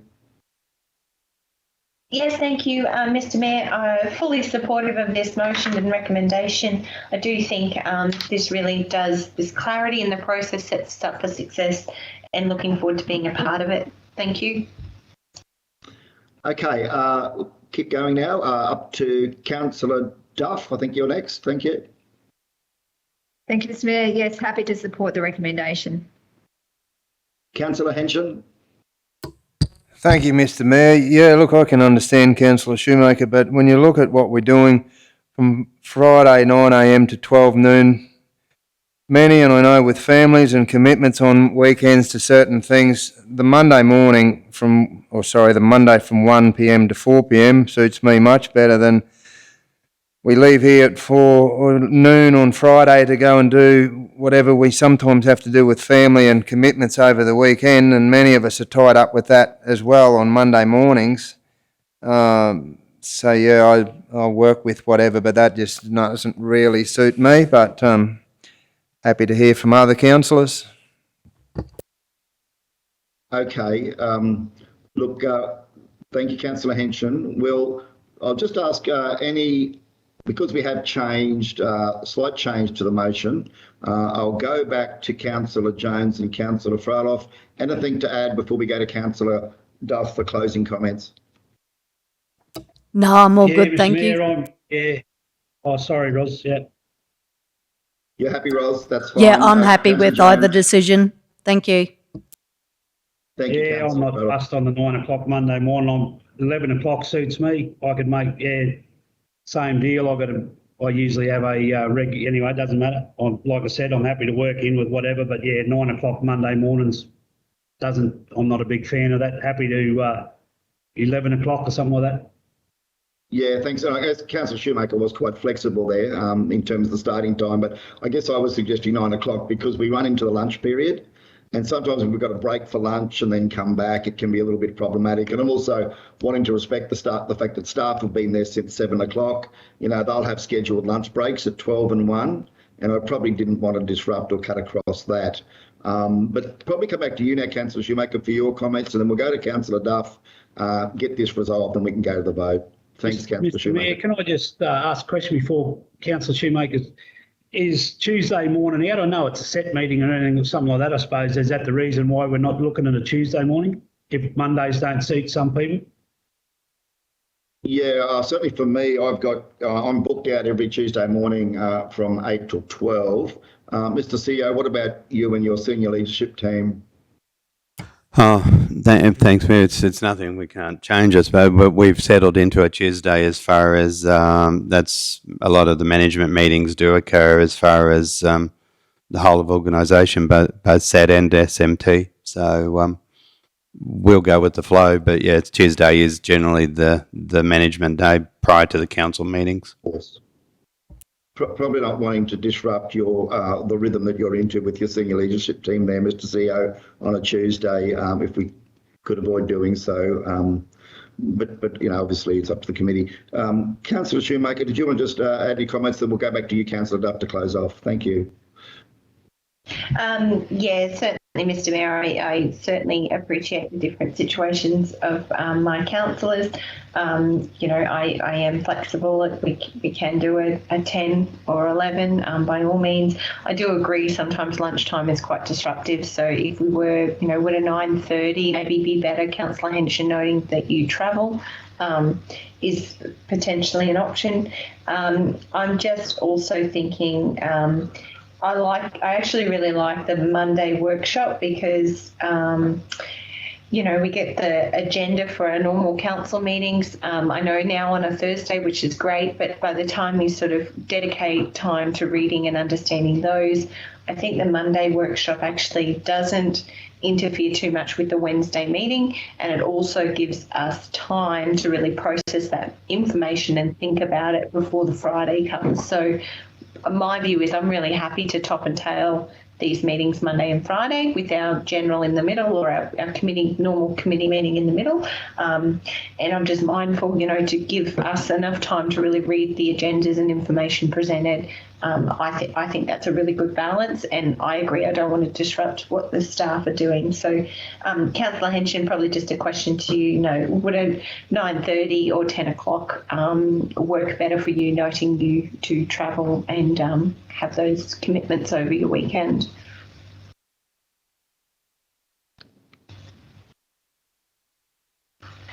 Thank you, Councillor Shoemaker and Mr. Mayor. And the reason it was probably, and I brought it up, was, and yesterday at the Bunduma Homestead, like entities and associations are just, and the community is screaming to get out to events that are now being able to be held with COVID. And I know myself, there's so many events coming up over the next couple of months where, and I'm a volunteer, as many of us are, in a lot of these associations, and the classics, the Bunduma Homestead, they're desperately screaming out for assistance in volunteers. And that being said, there's a possibility that, you know, the Monday I'd be tied up there with trying to help them in some shape or form. We have, and it's not going to clash now, but the Burn Camp Draft this weekend, whereas Monday morning is an enormous task to get things back. We have the Burn races coming up. Monday morning is an enormous task to get things back. And there's multiple things, and I'm sure all my other fellow councillors are in similar positions at different times. So that was a reason in my comments. Certainly Monday afternoons would suit me much better, but like I said, I'm happy to work with my fellow councillors to the best of my ability. Yeah, thanks, councillors. And I think before we go to Councillor Duff, I'd probably be a little bit tough here. Look, I think we should lock in and be here at 9 o'clock on a Monday morning, guys. We're asking our staff to put in a massive job with zero-based budgeting. You know, I see Susan and her team rocking up here at 6:30 on a Monday morning, and I know they do a lot of work in the community as well on weekends. So, guys, I think we should show leadership. I think we should be here at, 10 to 9, get our coffee and be seated at 9 o'clock, because last year, we had staff that were working long hours and sitting around and waiting for us. And Manager Watt, I don't know how many times he had to wait to actually get his turn to present. And it's the loss of productivity for these people. They're all under the pump to deliver, and then they're sitting in meetings waiting for us. So, look, as the Mayor, I'm probably going to be a little bit tough and show some leadership here and say, look, guys, I think we need to show the same commitment we're asking of our staff. Let's get here at 9 o'clock and let's get into it. Be here do the job, get into it, and give the staff our full attention for that 3 hours. And I think that'd be really great if we can commit to that. It is only for probably 3 to 4 months of the year, and I think we really do owe it to them because we're asking them to put in a tremendous effort here. So I'd like to see us make that commitment if we could, please, team. Having said that, Councillor Duff, closing comments. Thank you, Mr. Mayor. Yes, I agree with what you're saying, and I felt really awkward when we got to late in the afternoon, worried about the staff and uncomfortable about the whole situation. So I do agree we need to do it in the mornings. I'm just a bit concerned about Councillor Henson's commitments. So yeah, but I don't know if we can work around that, Councillor Henson, just because we haven't got any other choice. This Tuesday is tied up for staff, and I'm happy to support the recommendation, but just mindful of Councillor Henson's commitments, and hopefully he can adjust and work around that. Okay, let's go to the vote on this then, committee. Those in favour? We could have a show of hands. No? Okay. I can see myself. I haven't got the others. No, I've got Councillor Duff there. So I've only got Councillor Duff and myself. Oh no, I can see Councillor Shoemaker, sorry. It's my computer. Okay, Councillor Henson, have you got your paper up? Yes, Mr. Mayor, yes. Yes, I have. You are. Councillor Frolov? Yes, hands up. Hands up. Okay. Councillor Jones, I can't see your hand, so I'm taking you're against. So we've got, we've got Councillor Jones. So we carried unanimously. Thank you all. Sorry about that. I was just having trouble. I had to maximise my screen. Mr. Mayor, could we possibly stop for a 5-minute adjournment just for a bathroom break? Yes, okay. Thank you, Councillor Shoemaker. So we'll take this item as being carried. We'll now, we've got a procedural motion to adjourn. How about we adjourn for 10 minutes and resume at 10:55 a.m. Councillor Shoemaker, thank you. I'm happy to second that. Linnell, those in favour? Yes, everybody. Carried unanimously. Thanks, everyone. We'll see everyone back online at 10:55 a.m. Thank you.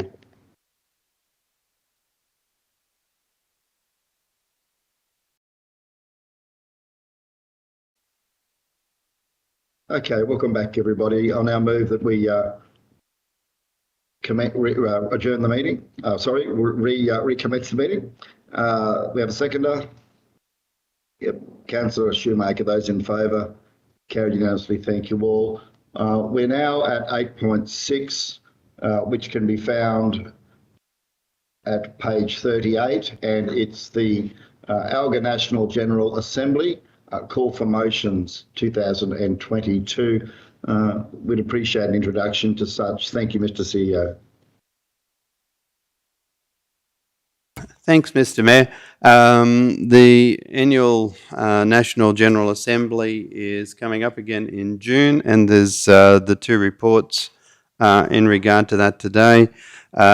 Chasing councillor feedback about what or if any resolutions you wish to put forward, and and then we'll bring back what we can.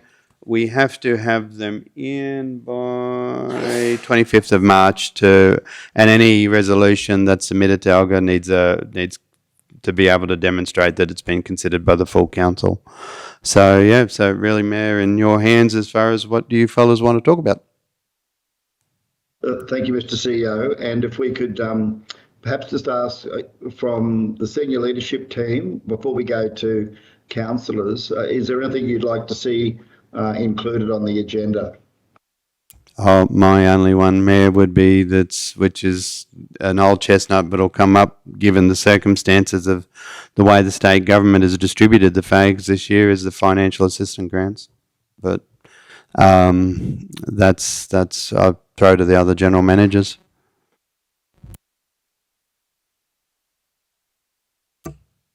Thank you. General managers, anything to add? No, thanks, Mr. Mayor. I agree with the CEO. That's the biggest impact that I see on our organisation. Thank you, Jean Jarvis. General Manager O'May. Yeah, probably nothing at this stage. I know a couple of the issues in my area are probably more state than at the federal. I think that funding is a huge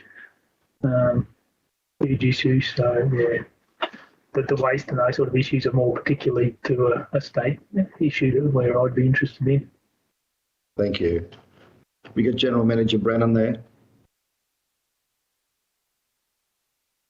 Anything from infrastructure? No, that's fine. I think to get these items up, could we, Linnell, could we include A as being with the leave of the committee, representation to the federal government in relation to, I think we had this last year, Mr. CEO, didn't we? The FAGS grant 1%. Yes, Mayor. We have brought it up on a couple of occasions to fit in with the Australian Local Government Association and the LGAQ's campaigns on the subject. But this year too, as I said, particularly with the State Grants Commission and how they've distributed the methodology as to if there's opportunities to have a look at that. Mr. CEO, just on that, before we go to councillors, the putting forward a proposed resolution to ALGA as to perhaps seeing the federal government review the Queensland state process. Is that what you're suggesting? No, not so much reviewing the state process, but identifying, and then this will need a bit of thought before it comes back for next week, but identifying the opportunities to ensure that no council is adversely affected, and whether it's an audit between how the Commonwealth distributes to local government. I understand it gets a bit complicated with the High Court rulings on federal government direct funding of local government, and it has to be a mechanism to run through the state. But certainly the feedback we've got from our own local federal members is that we talk about community engagement and we try our very best. Again, I'm probably jumping into another report, but the Grants Commission engagement and the fact that we can't even get as a state industry, can't even get a list out of them about who was impacted adversely or not. If I was the Commonwealth, I would be certainly thinking, well, I think we should be recommending to the Commonwealth that maybe they need to take a bit more active review into how this works and ensure that at least councils are consulted correctly and engaged in a process where they're adversely affected. Thank you, Mr. CEO. So we can see that on screen there now. Thank you, Linnell. Mr. Mayor, we'll take that as... Sorry, Mr. Mayor. The other three, Councillor Shoemaker just emailed them through, so we've just popped them up for point of discussion. So. Oh, very good. Thank you. Well, let's go now. We might just go around the room. We'll come to Councillor Shoemaker for her items shortly. First of all, Councillor Froloff, anything to add from you? National issues? Nothing, thank you. Councillor Jones? No, Mr. Mayor, A is the priority for myself and this area, I believe. Councillor Shoemaker, to yours. Thank you. Yes, thank you, Mr. Mayor. I've drafted 3 and certainly will work more on fleshing these out with the statements that support them as I've done previously. The 3 key areas that I would like to put forward that we advocate to the federal government in relation to, of course, is number 1, housing solutions. Number 2, enabling resource communities like ours to be a part of the planning process to decarbonisation goals, and really seeking an opportunity to work with all levels of government in a bipartisan way and be part of those conversations. And number 3 is around providing local governments like us with the tools. I think about the national Water Infrastructure Development Fund that really has helped us in terms of taking everything that we know, putting that into a methodology around what projects make sense and how we move forward. And I guess I'm asking for a similar process in terms of circular economy and how we look at these opportunities for resource recovery in our community. So they're the three that I've put forward. Happy to read them out. They are on the screen.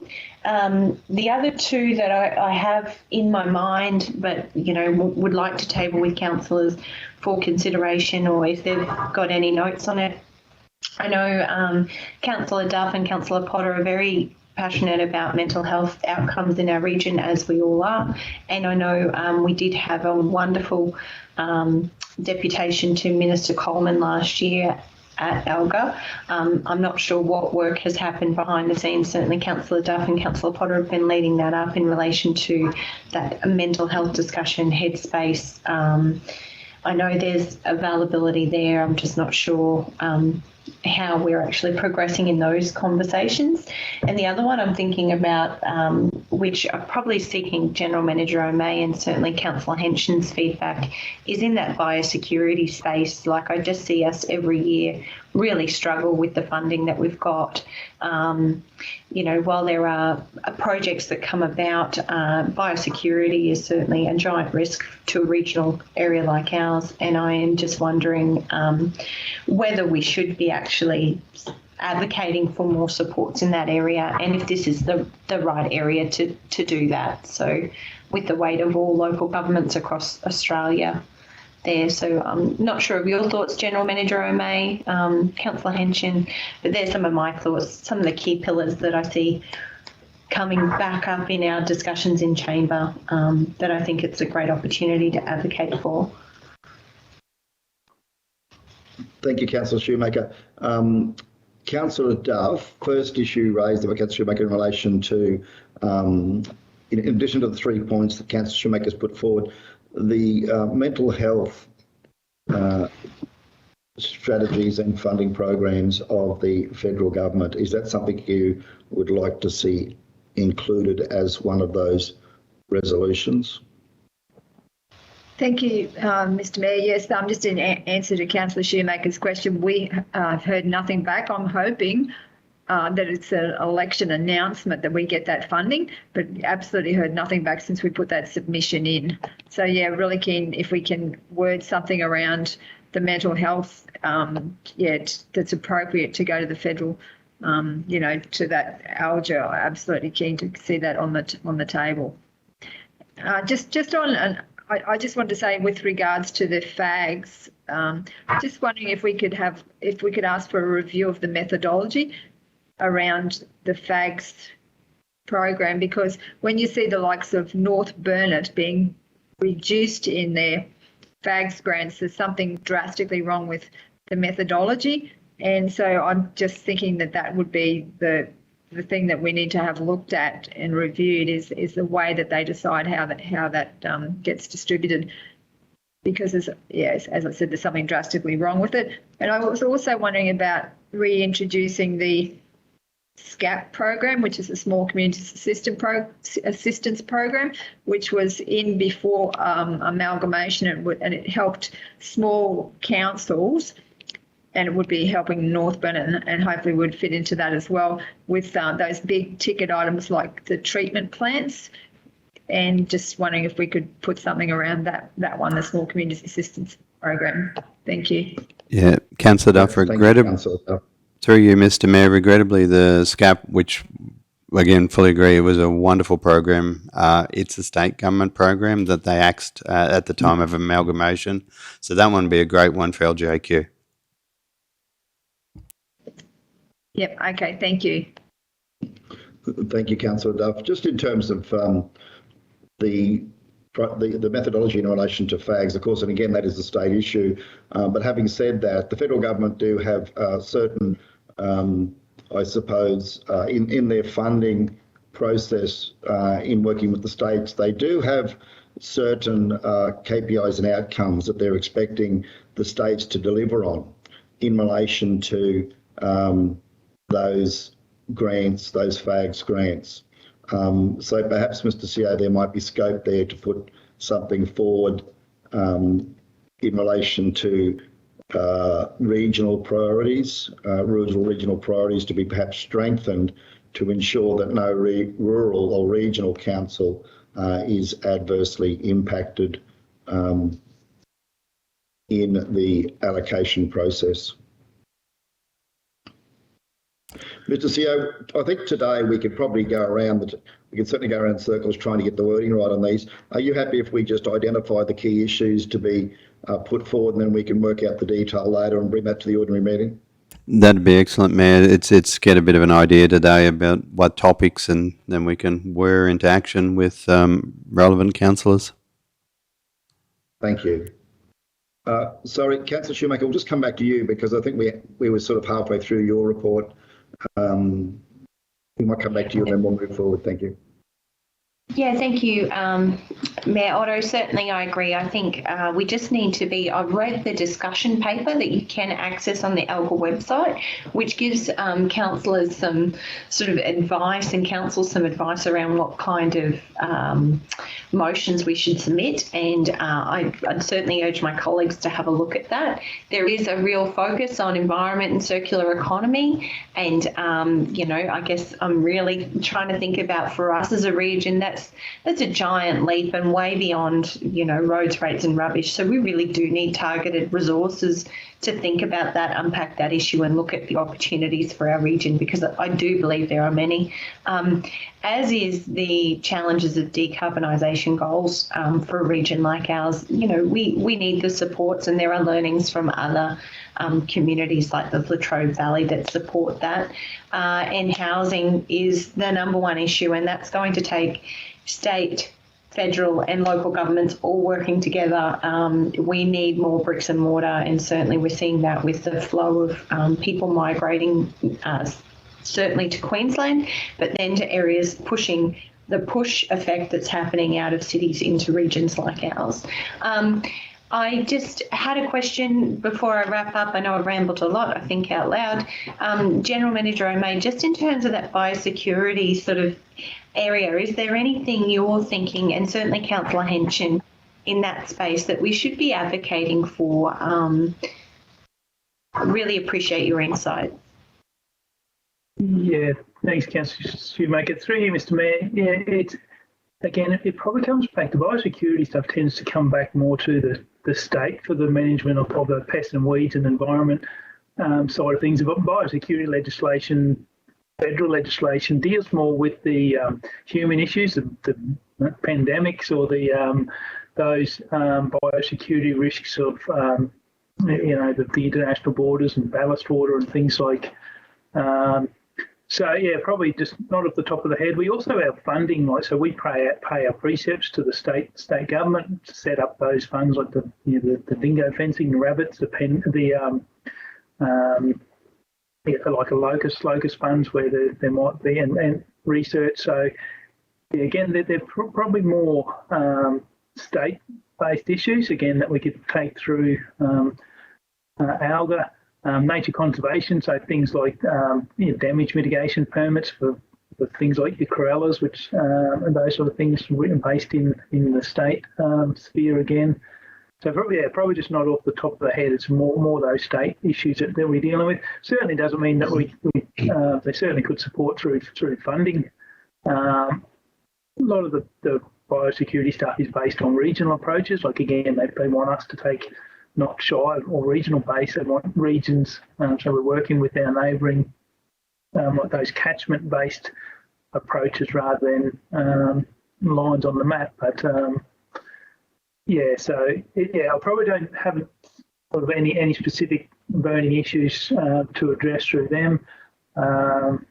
Potentially around the flying foxes, but yeah, we'll just have to probably do a little bit more research, because there is competing legislation, but again, some of that is just protecting those species. But a lot of the operational stuff comes down to the state legislation. Yeah, thank you. Really did want to have a conversation about that because certainly you're right, the federal legislation for biosecurity, but of course it's more targeted at the pandemic. Yeah, I just think it is an area and certainly needs to be on our radar for the LGAQ conference. But they're my suggestions, Mr. Mayor, and certainly welcome any feedback from my colleagues. Thank you, Councillor Shoemaker. If we could certainly, Mr. CEO, just note in terms of LGAQ that biosecurity, I think it's important we're not remiss in progressing that at the state level. Clearly, an ongoing issue in terms of insufficient funding and program strategy and strategy in relation to biosecurity across regional councils in particularly rural Queensland. Yep, no, got it. Thanks, Mr. Mayor. And as per the next report, Elga's been broke out from the others, but we've got the previous resolution to bring the LGAQ information back to the April Standing Committee. So we'll start. If anyone's got anything else for LGAQ, doesn't hurt to be in front of the game, and so we could do the resolutions then too. Thank you, Mr. CEO.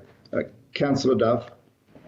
I'm just wondering about some resolutions around the National Heavy Vehicle Transport Network. I know that General Manager Meehan was concerned about some time ago about the whole permit system, and that's saying that the guidelines weren't necessarily relevant to local roads. They were too broad in the guidelines, and that's something that we could look at.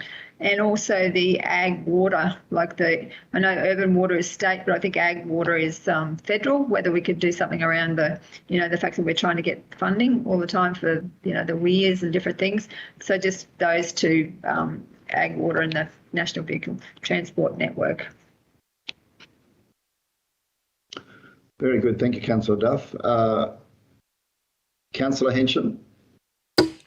Thank you, Mr. Mayor. Yeah, and Councillor Shoemaker, you touched on biosecurity. I think that could be fairly important, and how we put that together. As Manager O'May, certainly happy to work hand in hand with something there, but the biosecurity at the moment is far short of where it should be in the eyes of certainly the rural people. And if you read the Biosecurity Act and what it's supposed to do, many just feel that the buck's being passed. There's little funding there, but there's a mass amount of rules and regulations and what we're supposed to do. And Councillor Shoemaker, as you're aware, we're going to see a gentleman tomorrow morning, and I think you'll be well aware that you and I won't be able to alleviate that gentleman's problem in what the possibilities could be there and the implications as well as the issues that he's got there. And a classic example of not much will be done there. Just one example, I think water, as Councillor Duff has touched on the water, and again, it would be great to be able to table something, put a resolution together in the shape of water in some shape or form. Ironic that at the moment with an election looming, and Paradise Dam is back on the fingertips of everybody at the moment. I think there's a lot of work and a lot of room and scope with biosecurity and water, and especially when it hinges around health and well-being and pests and varmint and all the rest of it. They just dropped the ball a bit in this department. So I think fully supportive of trying to put something together in relation to biosecurity and certainly something in the water department. Mr. CEO, thank you, Councillor Henson. Mr. CEO, just in terms of listening to the commentary there from the councillors and from General Manager O'May, a national biosecurity fund. Clearly, it's about resourcing, and states have their own legislation in relation to in this space, but we do know that at the end of the day, that it's the lack of funding into regional areas that is where the major issue is happening. So, we can see that ourselves at the moment with Parthenium coming out of a neighbouring council that's impacting on rural areas. They don't have the funding to be able to address the issue. And I'm just wondering whether we actually should put a national biosecurity funding arrangement on the agenda for ALGA. Thanks, Mr. Mayor. If we'll just note it, Which and may go to Councillor Shoemaker's issue, if Thank you. we'll note it here, and then we'll go off and do some research.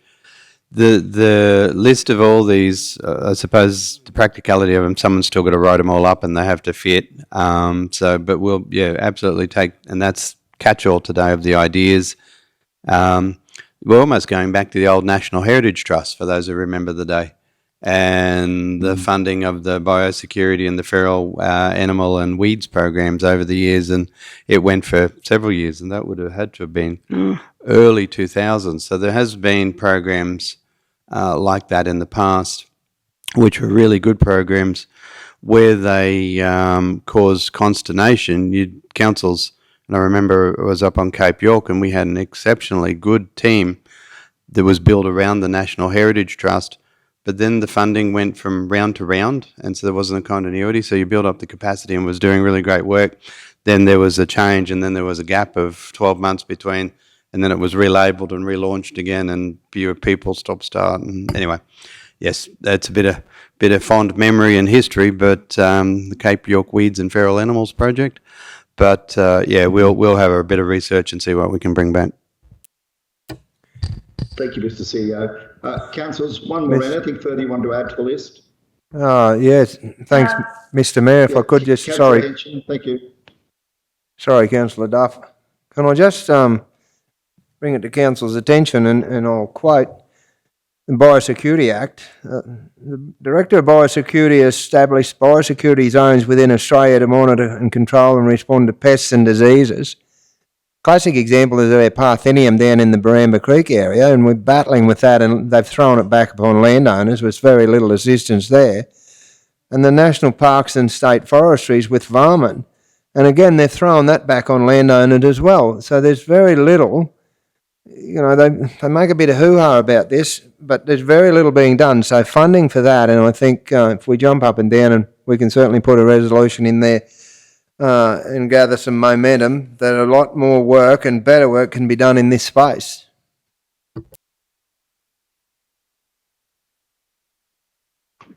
Yes, thank you, Councillor Henson. Clearly an issue that needs to be pushed strongly at LGAQ in terms of the Queensland Government's approach to having a meaningful biosecurity program that sees government show some leadership and take some responsibility, and not put the responsibility back to landowners and indeed local councils on this, where it is another example of a cost shifting exercise, I would have thought, to be clear.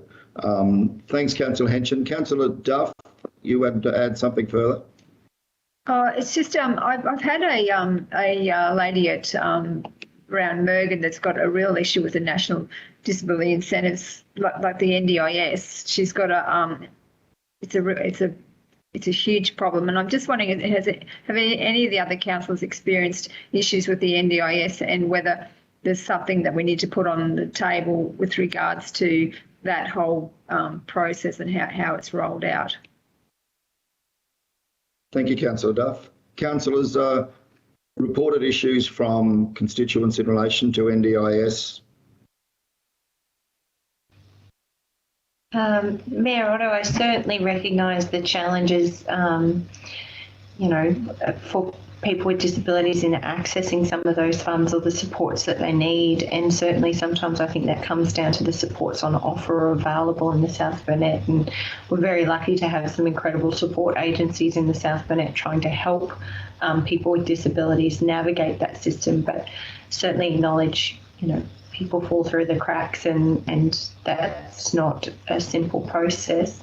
My understanding of the NDIS is it's actually really empowered people with disabilities to have more choice over their lives, and that's its intent.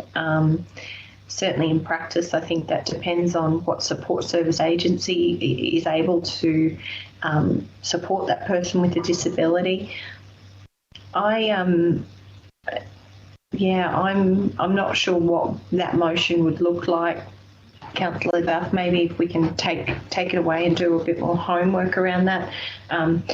I think we'd have to be really targeted in terms of what those barriers or challenges are and really hone in on them to make sure we're getting the response that we want.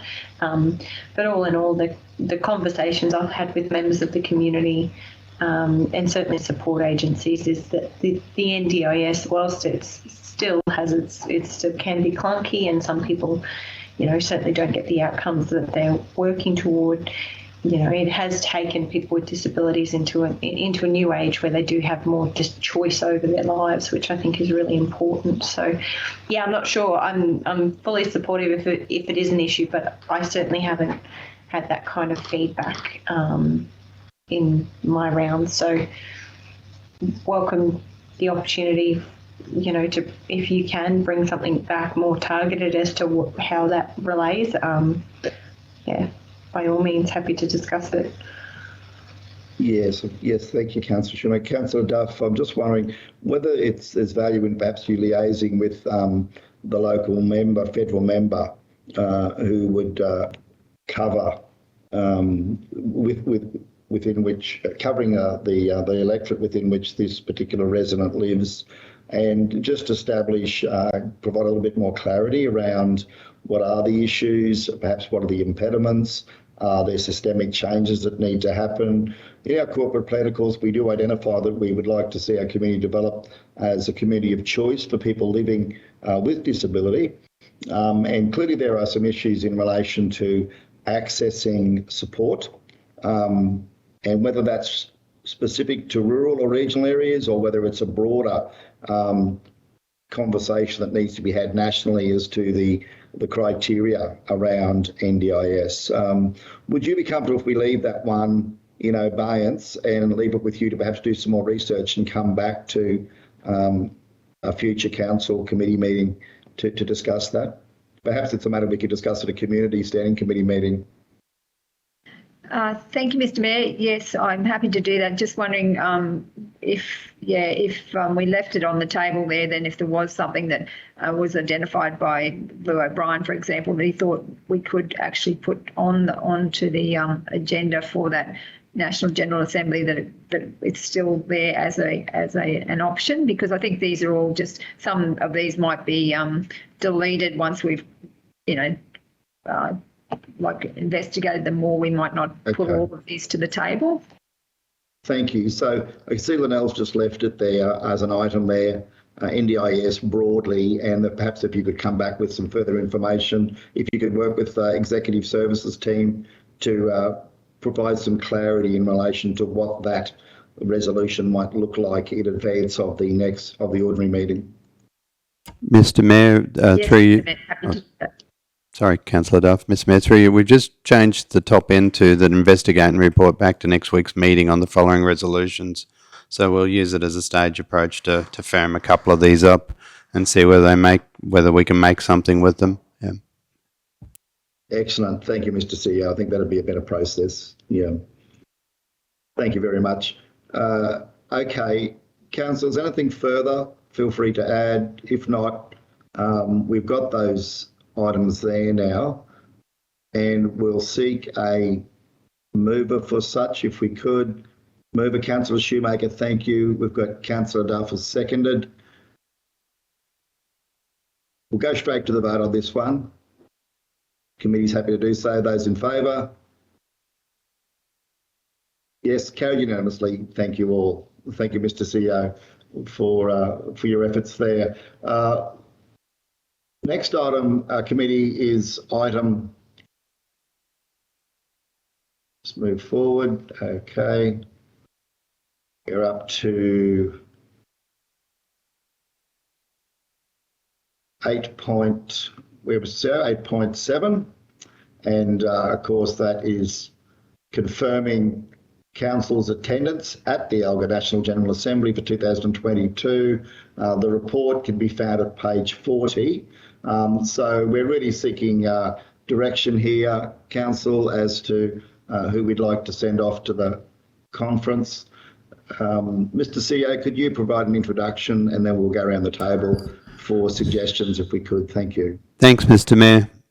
We cater for these conferences, and as the last discussion, the ALGA National Congress is and General Assembly is an ideal opportunity to actually be in Canberra, where it's held, and meet. And besides the resolutions on the floor, which we have been quite successful over the years with getting our information up and onto the national stage, is deputations with relevant Commonwealth ministers and members of Parliament. There's generally around about the 900 representatives attend from all over Australia, local government, Australian local government, and it's strongly recommended that councillors participate. Just as far as the CEO, and given the end of the financial year and the budgets, I'm not looking to attend. Thank you, Mr. CEO. Yeah, and clearly for good reasons there with that budget cycle happening and year-end processes. Mr. CEO, the normal process for these would be that who would normally attend? Other councils would normally be the Mayor, CEO. Can you just provide some information there? Over the years, the council's had custom and practice in cycling through. So Mayor attends, and then a variety of councillors, so everyone gets to experience the conference or the Congress and the Assembly. As in the report last year, we had 3 participants, being Mayor, Councillor Duff, Councillor Shoemaker. As I said, with the councillors' professional development, and we cater for this conference. It's really, the General Assembly is a better name than a conference for it, actually. My apologies. We cater for the General Assembly each year, so really just Mayor seeking guidance on who do you want us. One of the issues with Canberra is accommodation, so we really, and hence why this is moving now rather than waiting for the other conference and other reports, because it does get very difficult to book airlines if we have to, and or accommodation. Thank you, Mr. CEO. We might just go around the table now, I think, and just seek council's input as to any suggestions as to who should attend. We'll go back the other way. Councillor Henson, first of all. Thank you, Mr. Mayor. Yeah, I think a great opportunity to certainly be in and voice and support what we move forward with at this conference. Just a question, Mr. CEO, in relation to flying in the event of travel, like available to travel down in the event of someone wanted to travel in their own vehicle? I'm happy to work with any councillor mechanism. We generally look for the most, well, we do, not generally, we look for the most cost-effective way of getting there. But yeah, if you need to, if it was convenient for people to travel in a vehicle, certainly, yeah, we can facilitate that. Yeah, no, I didn't mean that. I meant probably in the event of if a councillor wanted to go, not necessarily fly, that was all. Yeah, thank you. No. Yeah, I think certainly, Mr. Mayor, would like to see you down there, that's for sure. As far as opportunities for other councillors, I know Councillor Duff and Councillor Shoemaker, and I'm pretty sure Councillor Shoemaker, you took an enormous amount out of that. I personally wouldn't have a problem if you wanted to go again this year, that's for sure. Thanks, Councillor Henson. Councillor Duff.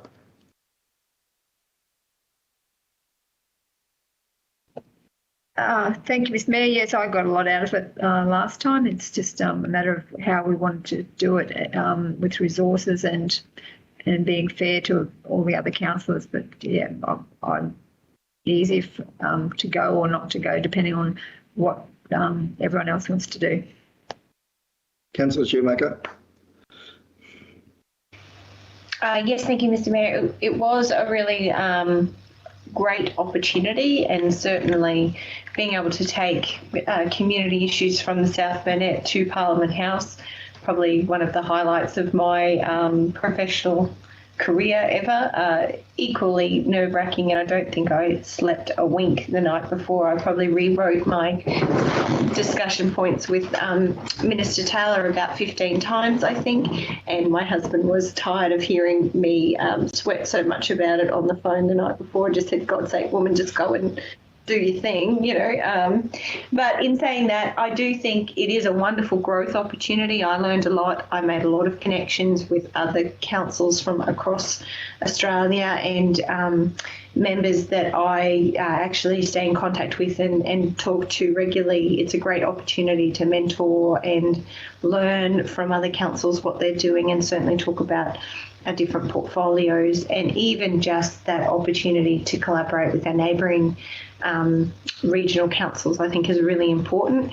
I did attend last year, and by all means, you know, that's certainly not easy for me with small children and everything, but I did really enjoy the opportunity and certainly would be fully supportive of some of my other fellow councillors like Councillor Henshin and Councillor Jones, and certainly Councillor Froloff or Councillor Potter going this year to, you know, certainly storm the house in terms of the issues respective to their portfolios. So I really appreciated the opportunity. There's a lot that goes into preparing the advocacy documents and delivering on that. And I think, you know, we've got a great team here, all equally passionate and certainly open to, you know, staying back this year and cheering on from the sidelines of my other colleagues. So certainly, Councillor Henshin, I'm starting to think you've got a fear of flying. You know, wanting to drive to Canberra is quite ambitious, but I understand. So yeah, I would like to see some of my other fellow councillors go this year, and certainly Councillor Duff, I'm in agreement. I'm happy to stay home and cheer on from the sidelines. Thank you, Councillor Shoemaker. Councillor Jones. Yeah, Mr. Mayor, just Councillor Shoemaker has made a good point. At the time that I've been involved in council, it was always looked upon that every councillor gets the opportunity to go to Canberra because it is an eye-opening experience and you do get to forge a lot of good relationships moving forward. And yeah, so I would like to see other councillors, up to them, of course, but yeah, a different crew to go down this year just for the experience. Thank you. Councillor Froloff. Yeah, thank you, Mayor. I would like to see yourself, Mayor, and the Deputy Mayor go down to Canberra, and also Councillor Shoemaker or any of the other girls. I'd like to step back from this one because this is when my first grandchild is born around this time, so I'd like to stay home. Thank you. Thanks, Councillor Froloff. Yeah, that's a very important, special time. Yeah, for sure. Okay, so does anyone have any suggestions? I like the thought of, I think Councillor Shoemaker's put up some really great proposals. I'd love to see Councillor Shoemaker go and advocate for those with ministers and National General Assembly, but I'm also hearing, Kirsty, your comments about giving opportunities to others as well, and you being there to sort of cheer them on from the sidelines. So any suggestions? Anyone who's keen to go? You know, Councillor Henshin, yourself. Thank you, Mr. Sorry, thank you, Mr. Mayor. Yeah, I think Councillor Shoemaker's hit it on the head, what she gained out of that last year, and I'd like to see, as much as we probably get opportunity again perhaps next year, but in the relationships that Councillor Shoemaker forged last year, I personally would like to see you attend again, Councillor Shoemaker. In relation to myself, many are aware of the position that I'm in with my property, and I really look forward to be able to participate in the Bush Council and the LGAQ later on the year, and it's stretching me a little bit in the event of if I was to be asked to go to Canberra, and I would appreciate that opportunity, but certainly just not at this particular time in the position I'm in. Thanks, Councillor Henshin. Councillor Jones, what are your thoughts? I don't really care, Mr. Mayor, whether I go or stay, to be quite honest with you. I've had the experience to go down to Canberra, and as Kirsty's alluded to, I still communicate with a lot of people from that particular event. We've also got Councillor Potter that's not with us, so she would possibly be a good candidate to go. Knowing you've mentioned mental health and all that sort of stuff in your advocacy for the ALGA conference, so the Danita not being available today, I'd like to see whether she was keen to go or whatever. But yeah, I'm neither here nor there. Me personally, I'll go if everybody thinks that it's a good option, and happy to stay back and do as I do. Has Councillor Potter been to an ALGA conference? Don't think she's been to Canberra. No. So I'm just wondering, listening to everyone's thoughts there, whether we should offer the opportunity to Councillor Potter and if she's interested, because there are certainly key social issues that Councillor Shoemaker's raised there and Councillor Duss raised around mental health, social housing, issues that she's very passionate about. And I'm just wondering if she is keen to go, also Councillor Shoemaker, how you would feel about attending. Would you be in a position to attend if Council would like to see you go and advocate for those issues that you've put forward today? Yes, certainly, Mr. Mayor. I think it would be great to offer Councillor Potter the opportunity, and I really enjoyed working with her around social and affordable housing, because that's an area that, underpins both communities and our economy. So I would like to see Councillor Potter given the opportunity, and by all means, if my council would like me to attend, I'm happy to attend and support.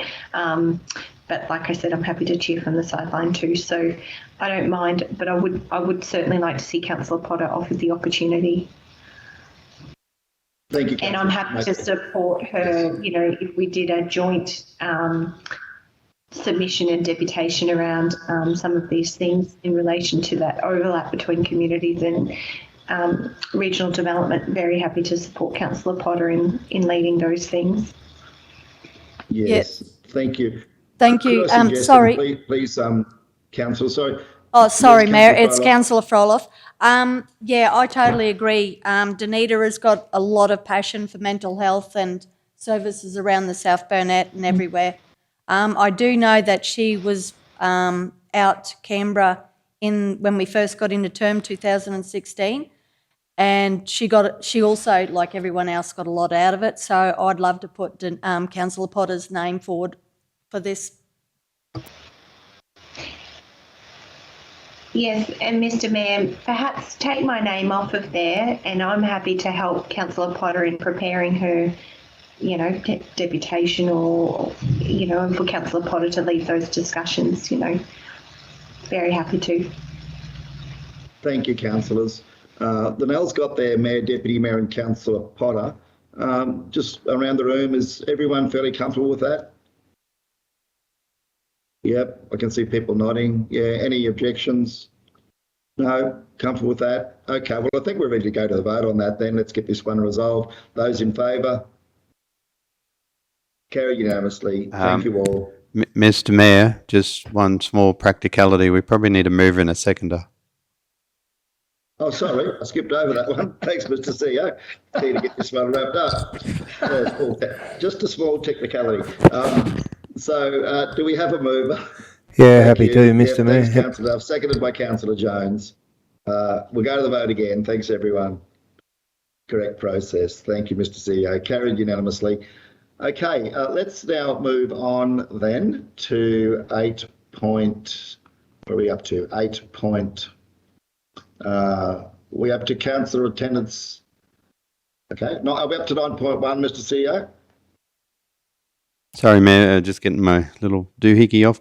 8.8, it's a quote on the replacement of the single cab truck. It's on page 43. Yep, thank you. Yep, got that one. Thank you. Yep, so 8.8 at page 43. General Manager, would you like to take lead on this one? General Manager Jarvis? Thank you. Thank you. Through you, Mr. Mayor. Yes, the process again was followed for the procurement of the single cab truck with the rear compressor body. We went through local buy to get the replacement truck, which was identified in our plant replacement program.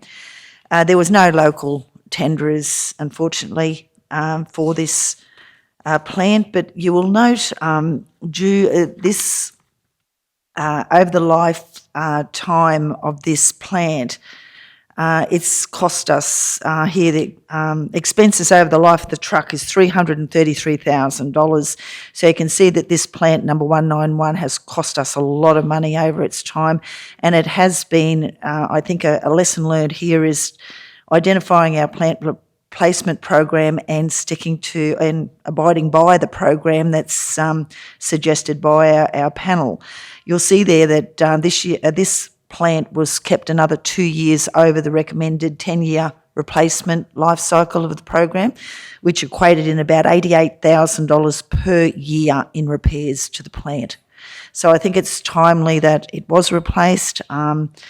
Everything has been, all the boxes have been ticked as far as the engagement of operators, managers have been included in the process, and it has been through the set there for recommendation. So I would just recommend to council that they accept the recommendation as provided to them from the Plant and Fleet Committee. Thank you. Thank you very much, General Manager Jarvis.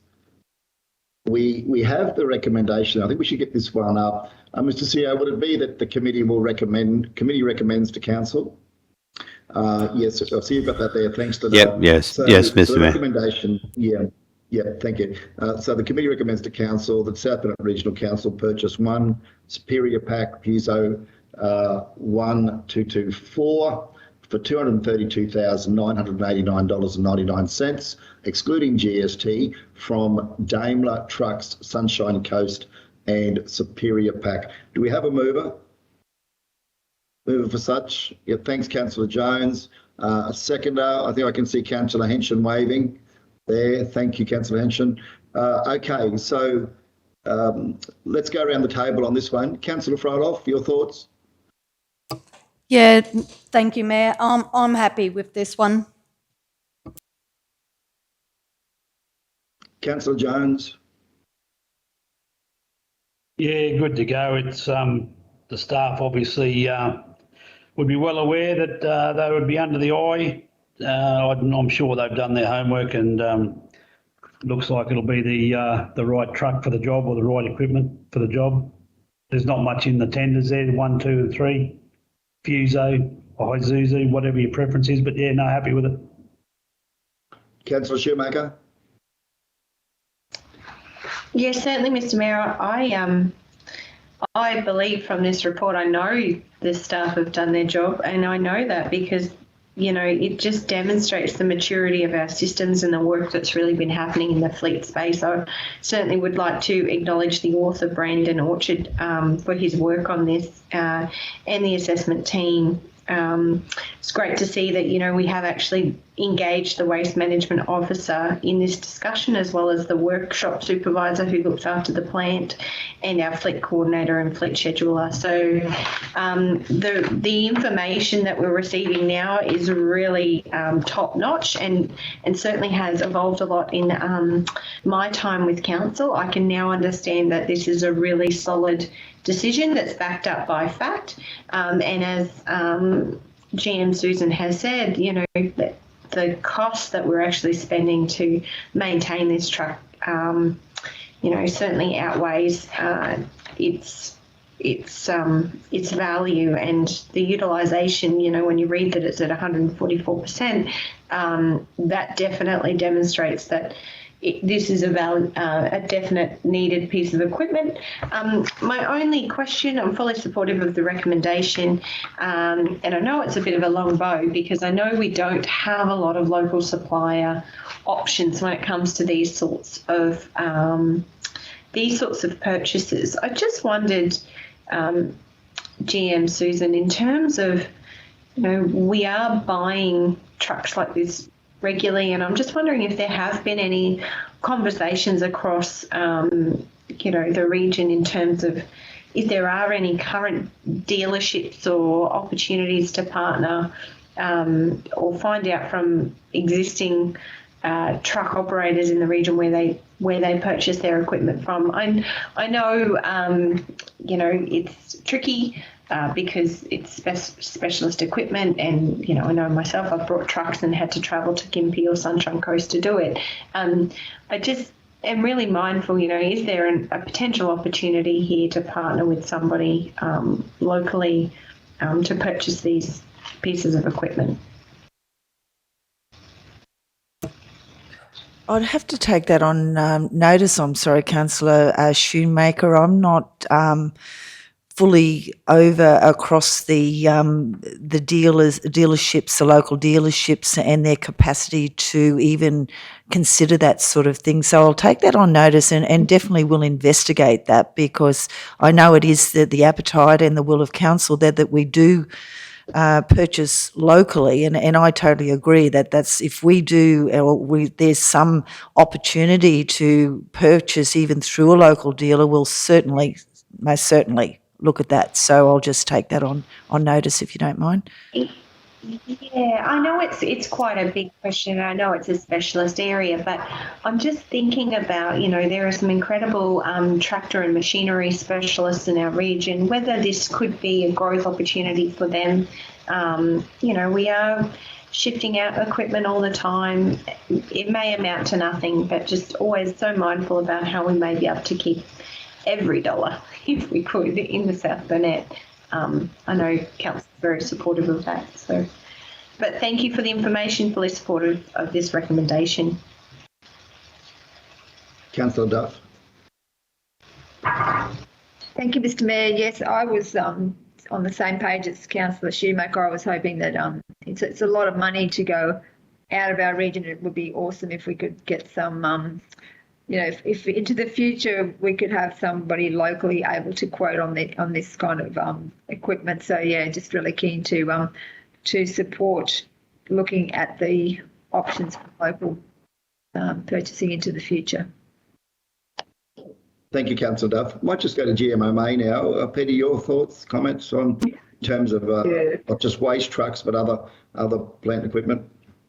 Yeah, thank you, Mr. Mayor. Yeah, I think probably looking at other equipment, it probably does make sense, but for a specific waste truck, because the setup between the issue and the body and the compactor elements of it is probably a key element of these things. And so, like, as you can see, this is the first waste truck we've bought in 12 years. So for a local supplier, there's no market. No one else buys waste trucks locally. So for a piece of equipment like this, we are essentially required to go outside. And it is, for that sort of thing, it is a risk, I suppose. It is good to deal with people who have got that set up correctly. So Superior Pack, who do the bodies, work with the dealers that do the truck. So yeah, it is an unfortunate sort of thing, but certainly for less specialised gear, like trucks and that. But yeah, generally it is good to have that good relationship between the bodybuilder and the truck, even for some of the specialist trailers or something we might be working on. So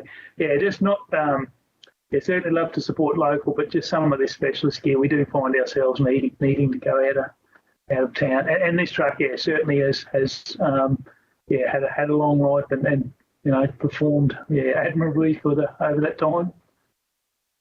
Thanks, General Manager May, and I think it's, as Councillor Shoemaker has indicated, if we could have that taken, Mr CEO, as a question on notice for you, GM Jarvis, to perhaps have that conversation with your team about whether there is scope to start to talk with machinery dealers throughout the region as to whether for the less specialised equipment there might be some opportunities for them to come into this market.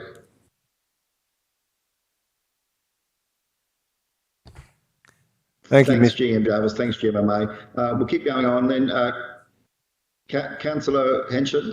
Thank you, Mr. Mayor. Yeah, I've read this report and I've just got to compliment the staff and their methodology around this. It fascinates me and it interests me greatly when I read these reports.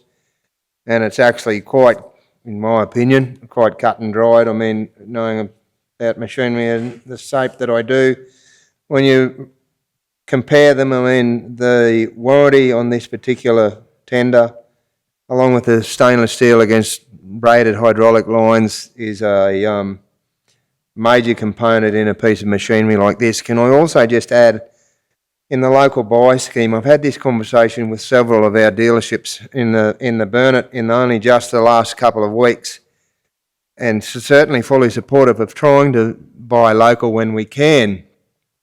There's a couple of components to this as to why they don't, and as General Manager O'May just touched on, this particular vehicle is a specialised thing, but even in other pieces of machinery, whether they be tractors or bobcats or excavators or dozers or things, there's a couple of things to this, and they were answered by these dealerships that quite often the companies won't support our dealers becoming an agency because of the difference between commercial and industrial.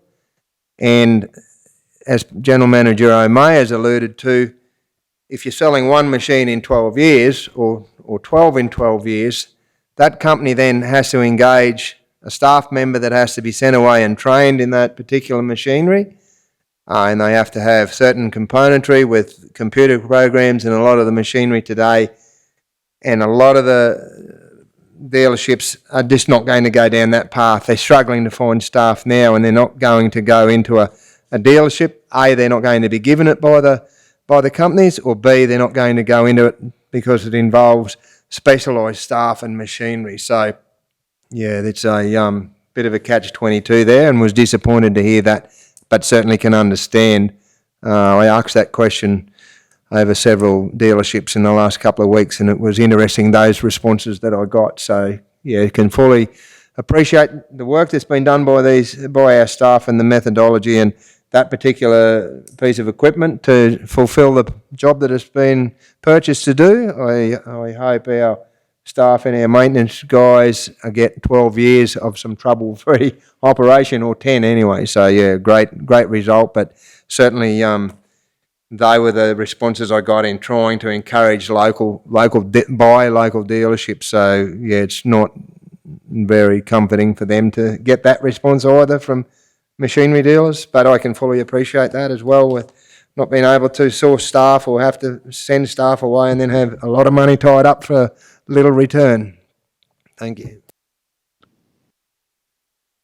Thanks, Councillor Shoemaker. Let's go back to Councillor Jones. Any concluding comments before we go to the vote? Councillor Jones, thank you. Yeah, thanks, Mr. Mayor. Just exactly what Councillor Hanson's just said. If this was a possibility, I'm sure it would have been done. You know, all our big trucking companies, Kingaroy Freight, Porters and all them fellas were going, Fiedlers, all those boys, they have a higher demand and a higher turnover than what we would as council probably, and they've never been able to source trucks in the local area, I don't think. So, Kirsty's acknowledged, you know, unfortunately has to drive to the coast or Gympie to get trucks. There's just not the demand, unfortunately, for anyone to, and Councillor Hanson's given a very good description. So I think, yep, totally support it. If it was a possibility, yeah, would love to see it, but I just don't think the demand there for the heavy machinery and the continual rollover and need for, you know, 6-7 vehicles a year that they'd have to sell to maintain their agency. I don't think we'll see it. Thanks, councillors, for that discussion. That's been very productive. Let's go to the vote now then. Those in favour? Carried unanimously. Thank you all. Okay, next item on the agenda. I'm just trying to work a few pieces of technology at once here, but okay, so we're now up to 8.9, which is the capital expenditure summary graphs, and they are at page 53 on the agenda. General Manager Jarvis, would you be so kind as to give us an overview of these? Thank you. Thank you. Through you, Mr. Mayor. This capital expenditure summary graph was provided to Council at the request of several of the councillors, mainly Councillor Shoemaker there, just to have more clarity around our capital expenditure and also about the funding sources there that relate to the capital. Now, this is just a point in time, and it's a moving feast because this report is up to and including the 31st of January of this year, and it's divided into actuals, and also there's graphs there for actuals and committed costs, and then it has been separated there into buildings, roads, fleet, and that for council information. And it also provides an update on the works in progress from last year that were brought into this financial year for council's reference. So I'd just like to compliment also Maxine Campbell, who was the accountant that actually supplied these graphs for council's information. She's done an excellent job, and she's all over assets. It's her passion, and she's keeps a close eye and works collaboratively with all of the managers within each department to provide information for them, so they have the capacity to understand their budgets or to monitor their capital budgets. So I have requested that the managers in charge of each of their capital budgets be present at this meeting or can speak to any questions relating to their capital. That's as I have alluded to before, finance is only a gatherer and a collector of this information, and the responsibility does fall on the project managers to provide updates to council. So I'll hand it back to council for any questions. Thank you. Thank you, General Manager Jarvis. Recommendation is that the capital expenditure summary graphs are noted for information. Do we have a mover? Yes. Thank you. Councillor, yes, Councillor Shoemaker. See that there, Councillor Frolov. I think I can see your hand. So move Councillor Shoemaker, second Councillor Frolov. We'll go around the table again. Councillor Frolov, any questions, comments? No, thank you, Mayor. Just a very good report. Thank you to the finance team. Councillor Jones. All good, Mr. Mayor. Councillor Shoemaker. Yes, thank you, Mr. Mayor. Excellent report, and thank you to Maxine and the team for putting this together. It really does just show, and I'd love to see this become a practice of council every quarter or every 6 months, certainly depending on how much time and effort's taken to put this together, just to demonstrate how our capital funds are actually being expended, where we're on track and where we may need some support. Certainly, I would like to, with the leave of the meeting, Mr. Mayor, go over a couple of these areas, whether the general manager or managers online. I completely appreciate the challenges from a construction point of view. I'm really mindful that we need to set our team up with the success to deliver on their capital budgets, and I can see in a couple of areas here, very mindful from the reports that we get that scopes and things are at different levels. But just would like to understand, some of these areas from that total program snapshot are performing really well. In some areas, tracking along steady, and some areas I can see, we're tracking 5.4% or 8.4% expenditure of our capital program, and we're 6 months in. So just probably with your with leave of the meeting, just would like to understand from the general manager's point of view, their respective areas, if there are issues here in terms of resourcing or whether we need to support, if there are other departments that can support with project management or, why we're not seeing more of these funds expended. And I can understand that maybe because projects are in queue and we're waiting on contractors, but I'd just like to unpack the stuff and put the graphs together. I'd like to unpack some of the detail. Thank you, General Manager. Thank you, Councillor Shoemaker. Yeah, and thanks, General Manager Jarvis, for having the departmental managers online today. Just in terms of our process, I'm just wondering if we could have each of the departmental managers work through, give an overview of where they're at in terms of their year-to-date expenditure and commitments, and then we can come back if councillors have specific questions on particular departments. Are you happy with that as a process, Councillor Shoemaker? Yes, I would welcome that. Thank you, Mr. Mayor. Thank you. So General Manager Jarvis, would you mind just leading that with each of the departmental managers, if we could work through those one at a time based on those graphs that we see. Noting at page 54 where we can see, yeah, there certainly is some variance there as Councillor Shoemaker's identifying between, in some departments, significantly between the budget and the expended and committed amounts, noting that we are more than, well, we're probably 7 months through the financial year. Would you mind leading that for us, GM Jarvis, with the departmental managers? Thank you. Thank you. Through you, Mr. Mayor. Thanks so much. Thank you. As the report does show, when these comparisons were, or this report was generated, we're actually 58.3% through the year for our capital program. So, look, I'm happy to speak to the plant and fleet budget, and then I can go through the rest of the report with the other managers if that suits council. Again, I think that this is an excellent report because it does highlight to the respective GMs or the managers,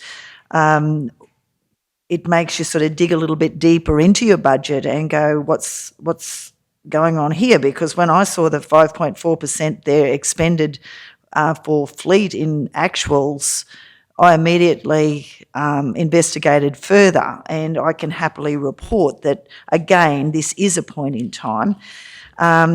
I can happily report here that I've been given a list of plant and fleet that are under evaluation, plant that have been delivered, plant that have been ordered, and plant that is ready for, the recommendations are ready to go to the set to proceed to the next step with council. So out of that whole capital project of the amended project went to 3.562 million.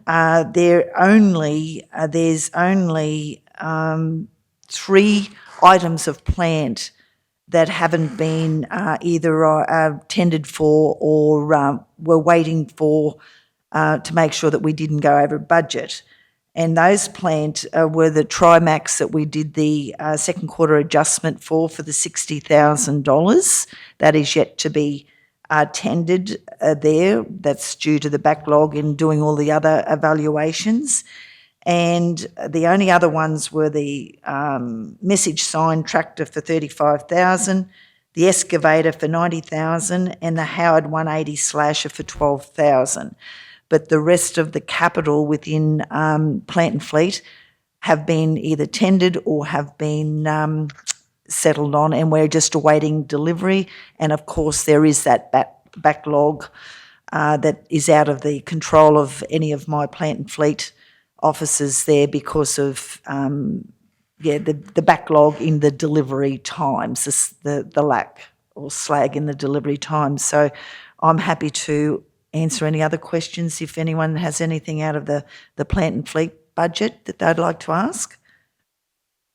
Thanks, GM Jarvis. Just also to clarify for us as councillors, when we say actual expenditure and commitments there, the second graph on page 54, commitments mean that a purchase order is being placed. Yep. But if, as you've got the case where you've probably got a number that are in tender process, yes, they won't be regarded as commitments at this stage until the tender's finalised and the purchase order is placed. Would that be correct? You're very correct in saying that, Mr. Mayor. And at the moment, I have a total of, we've got the minimum tender and the maximum tender of these being evaluated, these items of plan at the moment. So the minimum tender we're looking at is 1.1 million up to 1.4 million that we're considering at the moment. So as soon as they've been evaluated and the recommendation goes to council, they will become a committed cost. So you are correct in what you're saying. So they're not going to hit our system until the recommendation goes to council, and then my team then has the authority then to actually order this plant. So there's, like I said, it's out of the 3.65 million, most of it ordered or sitting there ready for assessment or committed. out of that, I think there's nearly 200,000 out of that that hasn't been ordered. Yeah, I think that probably demonstrates the situation for you. Councillor, does Councillor have any questions in relation to fleet? Feel free to come forward if you do. General Manager, thanks, GM Jarvis. We might go across to you, General Manager O'May, just in terms of your departments and your managers, if they're there. Buildings, we look at buildings, office, NRM, parks, and waste. Could you just talk us through those, or perhaps guide your managers to talk us through those? Thank you. Yeah. Thank you. Through you, Mr. Mayor, I can certainly go through those. So, yeah, probably reiterate that the point in time comment that's been said, because I do note since this, say just for example in the Parks and Gardens area, I know since this report's been done, the CEO signed an order for $200,000 for a Works for Queensland project last week. Just that alone puts the commitments up to around about 60%. So, yeah, but it is good I agree that it's good to have these so as a snapshot we can see and we can ask those questions and then feel a bit more comfortable. Yes, that project is on track. Probably just one comment with these, again, talk a point in time, the Works for Queensland projects across both buildings and Parks and Gardens, they were approved at the end of November. Those projects, so they are effectively only just kicking off. So there's a number of those in that scoping and tender area, like the Mergen squash courts up PCYC upgrades. So a lot of those things are actually just starting now because we didn't have the budget confirmation until we had that at the end of November meeting. We've also got. So going back here, so just a couple of general comments. So in the buildings area, got a major project, the grant funded project for the Wandai swimming pool. So that's programmed in the off season. So that is the cash flow is predicted to be in this in that May-June area. So there's really so that's a major project in both funded depreciation and the grant funding. So it's $300,000 on each of those areas. So that project isn't expected till May, June. So that building will lag behind just on that timing of that. The Southbound Aquatic Centre, it's nearing completion now, the major works there. The other major project we have in there is the Memorial Park. There's $200,000 for that. The pool upgrades and the Memorial Park design. So I think as we spoke last week, that's just kicked off. I think we've got the on-site meetings next week. So so there's a couple of projects are basically in that second half of the year. So yes, it's good to have the graphs and have a look and we can go over them but we can feel comfortable. Yes, the projects are out to tender, getting scoped and to be delivered in the second half of the year.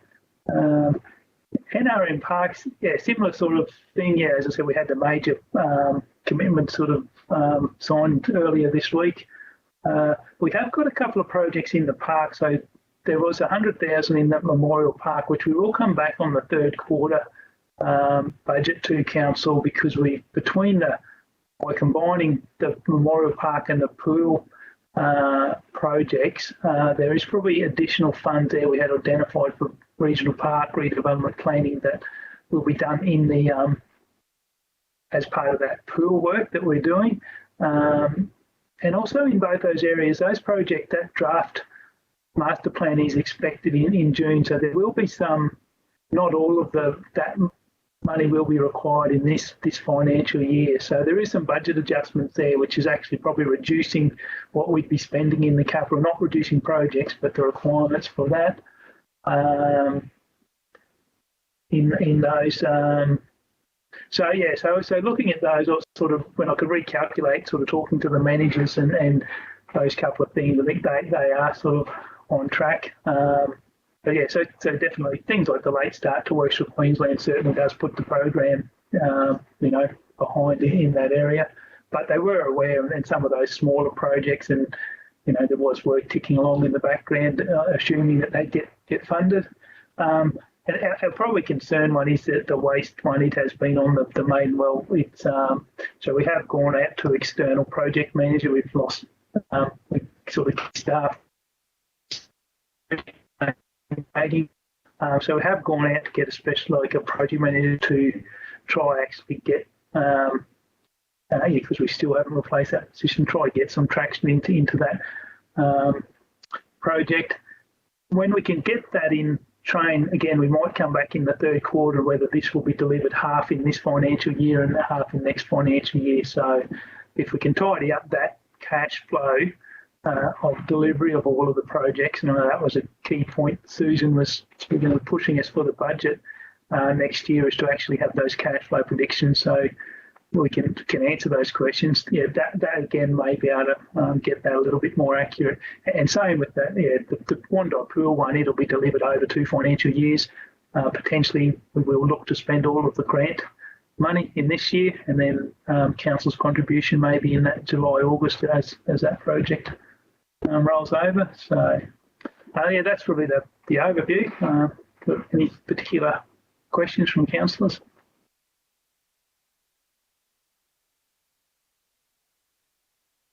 Through you, Mr. Mayor. Oh, sorry. Through you, Mr. Mayor. Just that on page 59, is that just a snapshot of some of the projects? Because some of the projects that General Manager O'May just mentioned aren't listed there. Yeah, through you, Mr. Mayor. So the projects there is the summary for. So say in buildings, that's the whole buildings capital budget. So I was probably going down into a little more details of what influenced that. So again, if we spent another 200,000, then that percentage would raise. So at the community standing committee and at the other stand, we have those breakdowns of where individual projects are. But that's the snapshot of where we are as that whole capital budget in buildings and RM, etc. Yeah, so just listening to the explanations and all that sort of stuff, obviously they're pretty good explanations on explaining the graphs. Susan, is there any opportunity that if we were to continue getting these graphs, maybe is it a possibility that you could actually add another graph down in there somewhere to capture the the money that's outstanding, like tenders and all that sort of stuff that we've just had the conversation about, just to show where that would actually put us if it was all implemented and completed? Is that a possibility? I would say, I'm sorry, through you, Mr. Mayor, I'd say so, Councillor Jones. We do have the capacity to generate those reports, and this report actually, this inaugural one, we just thought that we would present as a separate report to council, but the intention going forward is to include this in our monthly update, our financial reports to council. So you'll be getting this monthly, and I'm more than happy to add even maybe we could, like the comments on the side, like you're saying there, Councillor Jones, to say that, this a breakdown of what has been tendered, what is waiting approval and that, so you get the whole picture then as well. Yeah. So, happy to do that, Councillor Jones. Thank you. General Manager and Mayor, if I may, probably I'd prefer the list of tenders rather than a graph, because we won't have a price for the tender. So, and we have a register of tenders outstanding in any which way, but I just would be very wary if you put a graph up. You either may be flagging your intention for the cost, or the as we've seen with I suspect General Manager Jed will talk about it. One of the wastewater projects has been held up, like with the council discussion, so it comes again next week. So if the answer that is resolved isn't the same, as you would end up with inaccurate information because the data would be wrong. So a list would probably, anyway, for my thoughts, and we can certainly discuss it, a list would be better than trying to capture that financial. Yeah, Mr. CEO, all I was alluding to, I didn't want to was just to alleviate a bit any concerns over the 5.4% sort of on the graph there. If we could get an estimate, understanding that it may be open to change for whatever reason. Is there a percent? Are we able to put a percentage in there and no monetary, or is that what you're saying, that those percentages would indicate tender values? Well, you've got 5.7%, 5.4 actuals, and then you've got 30. If you're looking at fleet, 39 is committed in orders, and then you've got tenders. Yeah, I would just be very wary of committing financial information for something that hasn't been resolved or decided yet. No, fair call. Yeah, look, open for any. Yeah, happy to take that on board, and just a suggestion. If there was some way that you could show that there was other outstanding issues that will affect that percentage of completion and that sort of stuff, may ease the concerns for excuse me, for us moving forward. Thank you, Mr. CEO. In light of your comments in relation to Beyond, obviously identifying and disclosing the amounts that we're expecting on those tenders, simply perhaps ought to incorporate some of that data from the Register of Outstanding Tenders into this report. Sorry, Mayor. List these things. Yeah, there'll be a list of.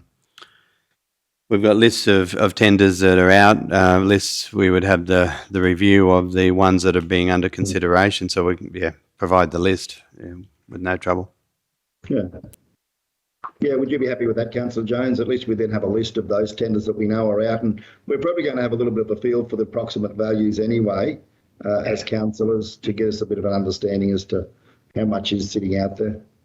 100%, Mr. Mayor, happy with that, and pretty much that just to give us the ability to ease the concerns when we see a figure of 5.4 there going, what the hell's going on here? We'd like to see it higher. That was only my only comment. Yeah, happy with that.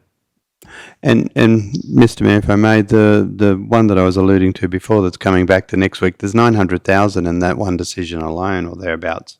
So it's going through its process and its hoops, and so it will be, and we've said last month, the delay of a month will push some of the timeframes out.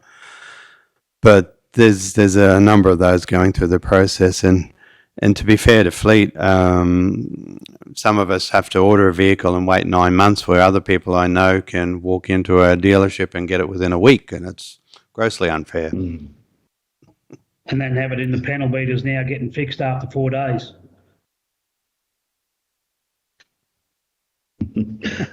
Thanks, Mr. CEO. Councillors, any further questions for General Manager O'May in relation to his areas before we move on to infrastructure? No, I don't think so. Sorry, yes, please go ahead.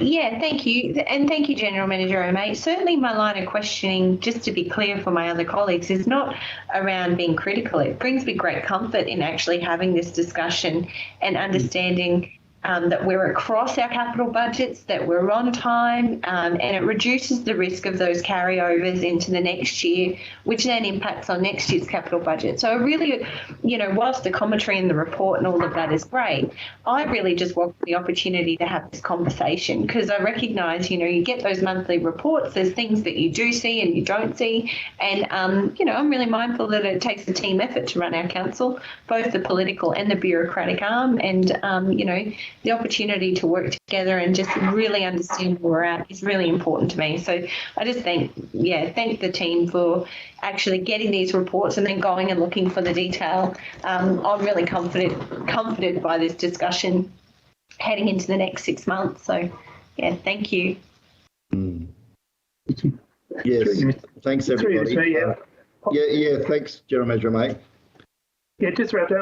I'd just like to endorse that, and I'd certainly like to acknowledge the finance team who've put these together, because as a management tool for me, it certainly has helped and had that little, and not, I could talk to the manager where things are, and as I said, probably already we've identified things that will be coming back for the third quarter budget, so we probably get a little bit better handle on it and certainly we can be talking to council earlier about those things, and also earlier highlighting those projects, like the Wandai Pool one, that we think will be delivered over the 2 financial years, or if there is those projects that are we do have to start talking about that will be spread over. So no, I think it is a good tool, and certainly will help us have those discussions with council.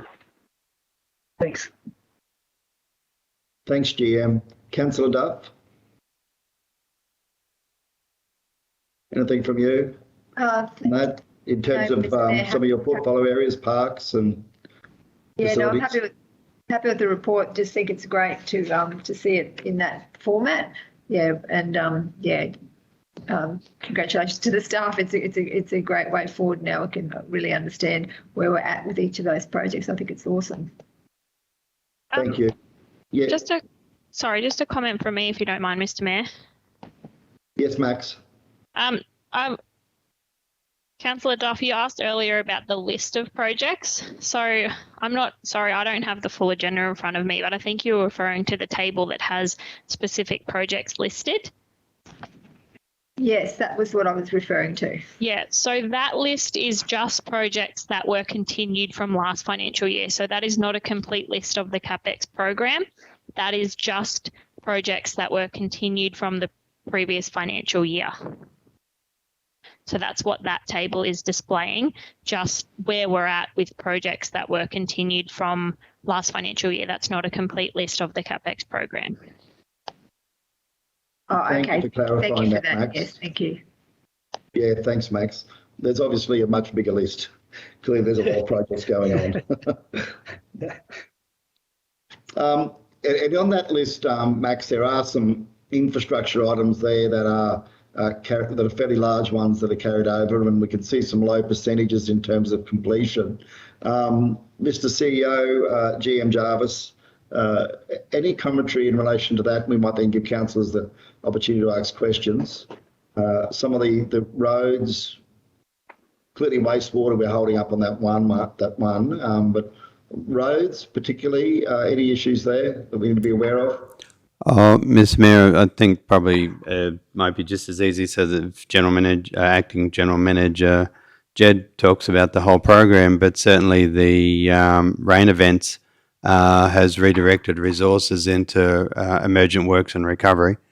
Well, Jed, do you want to? I'll just throw to Jed, Mayor, and then he can get a little bit more specific.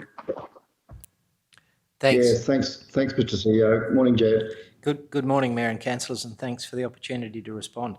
Yeah, I will address several points that our CEO has already made in relationship to it, but to answer the point you just made, Mayor, there are a couple of large number items in there with low deliveries related to projects, in some cases with external funding, and I think we have talked about them. For example, the roundabout projects and median upgrade projects, which we had significant consultation work going on, and they are soon to commence. Commencement has been pushed back a little bit, partially in the year due to those pre-construction processes, but also, as the CEO points out, just for about the last 8 weeks, we haven't had our focus on starting new projects. What I might do is refer you to the overall budget graphs in total on page 54, if I could, and those with commitments included.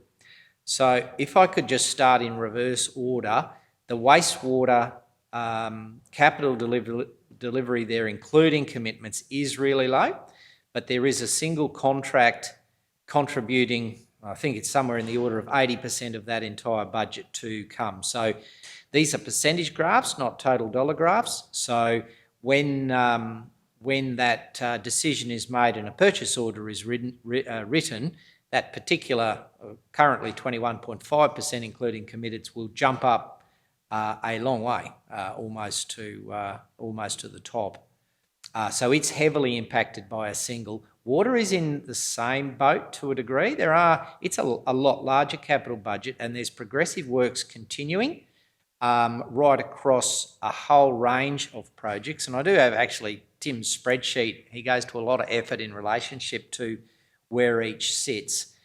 There is a single project in it also, which is heavily impacting that delivery year to date, and that is the design works associated with the off-stream storage. Now, those works haven't commenced because they're contingent on a decision in relationship to an external funding decision. So we had thought that we would have known just before Christmas in relationship to that, and probably would have been through a procurement process and been in a position by now very close to commencing that work, certainly to have procured someone to do it.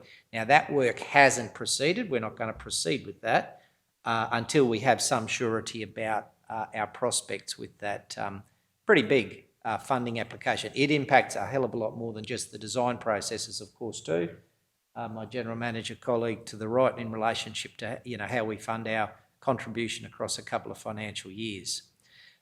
It is sitting at 54% with commitments, and it is on target to proceed fairly well. Tim has actually gone to the effort of identifying any of those projects for Max which are likely at a third quarter review to either be pushed back or not need the full capital funds for. So that is very well planned.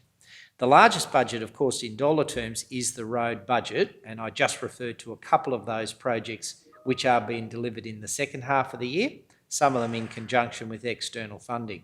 The Blackbutt CBD project, for example, is a project with an overall value somewhere in the order of, I think it's the order of about 8 or 10% of the overall program. It isn't represented there in commitments currently. The purchase order for it has only been developed since the date of this report, and I'm sure that's correct. If Max is still online, she would confirm that. But it has, a contract has been formed, but it wouldn't be represented just due to the timing of the presentation of these. Lastly, in relationship to our capital spend on our normal day-to-day capital delivery, things like our resheeting program would be a great example. Since the beginning of October, we have had a reducing amount of council internal resource applied to that particular activity due to our focus on emergent works and the 90-day period that we have. We've got the November-December event, and then, of course, we had the ex-tropical cyclone Seth event, both of which we diverted our capital capacity to a combination of those emergent works and safety defects on our network.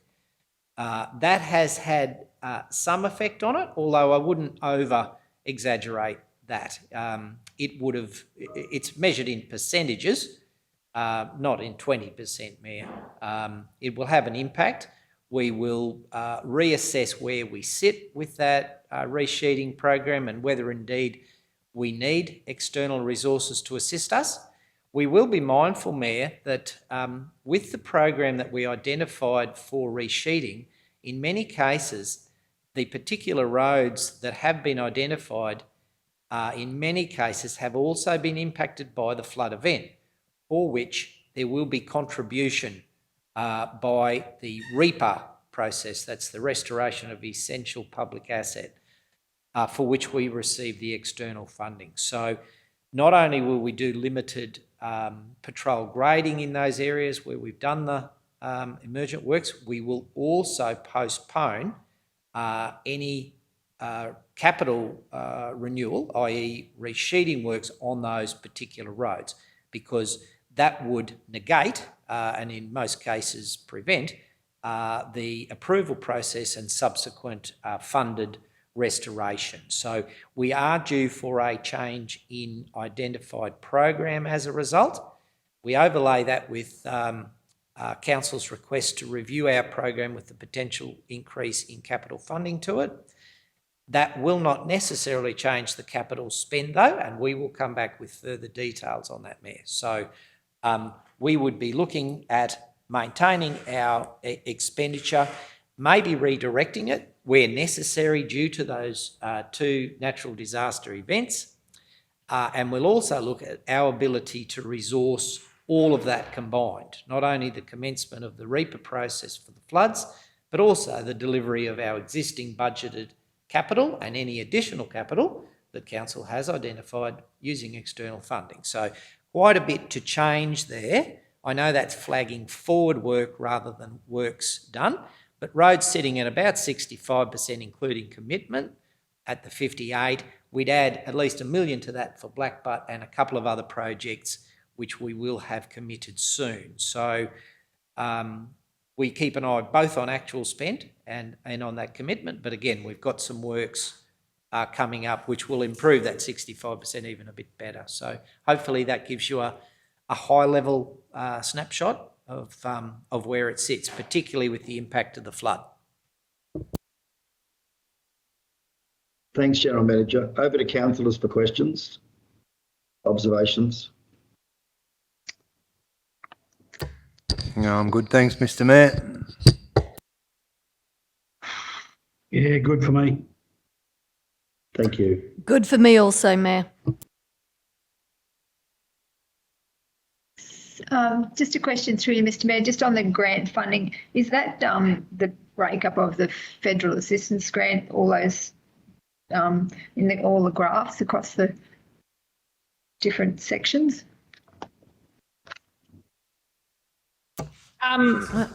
Through you, Mr. Mayor, the financial assistance grant is an operational grant, Councillor Duff, so it won't appear in any of these graphs. These are the capital grants. So this would include things like the Works for Queensland rounds, the LRCI, the TIDS, the BBRF funding, all the different capital grants that the officers get to support their capital programs. But the financial assistance grant specifically is an operational grant.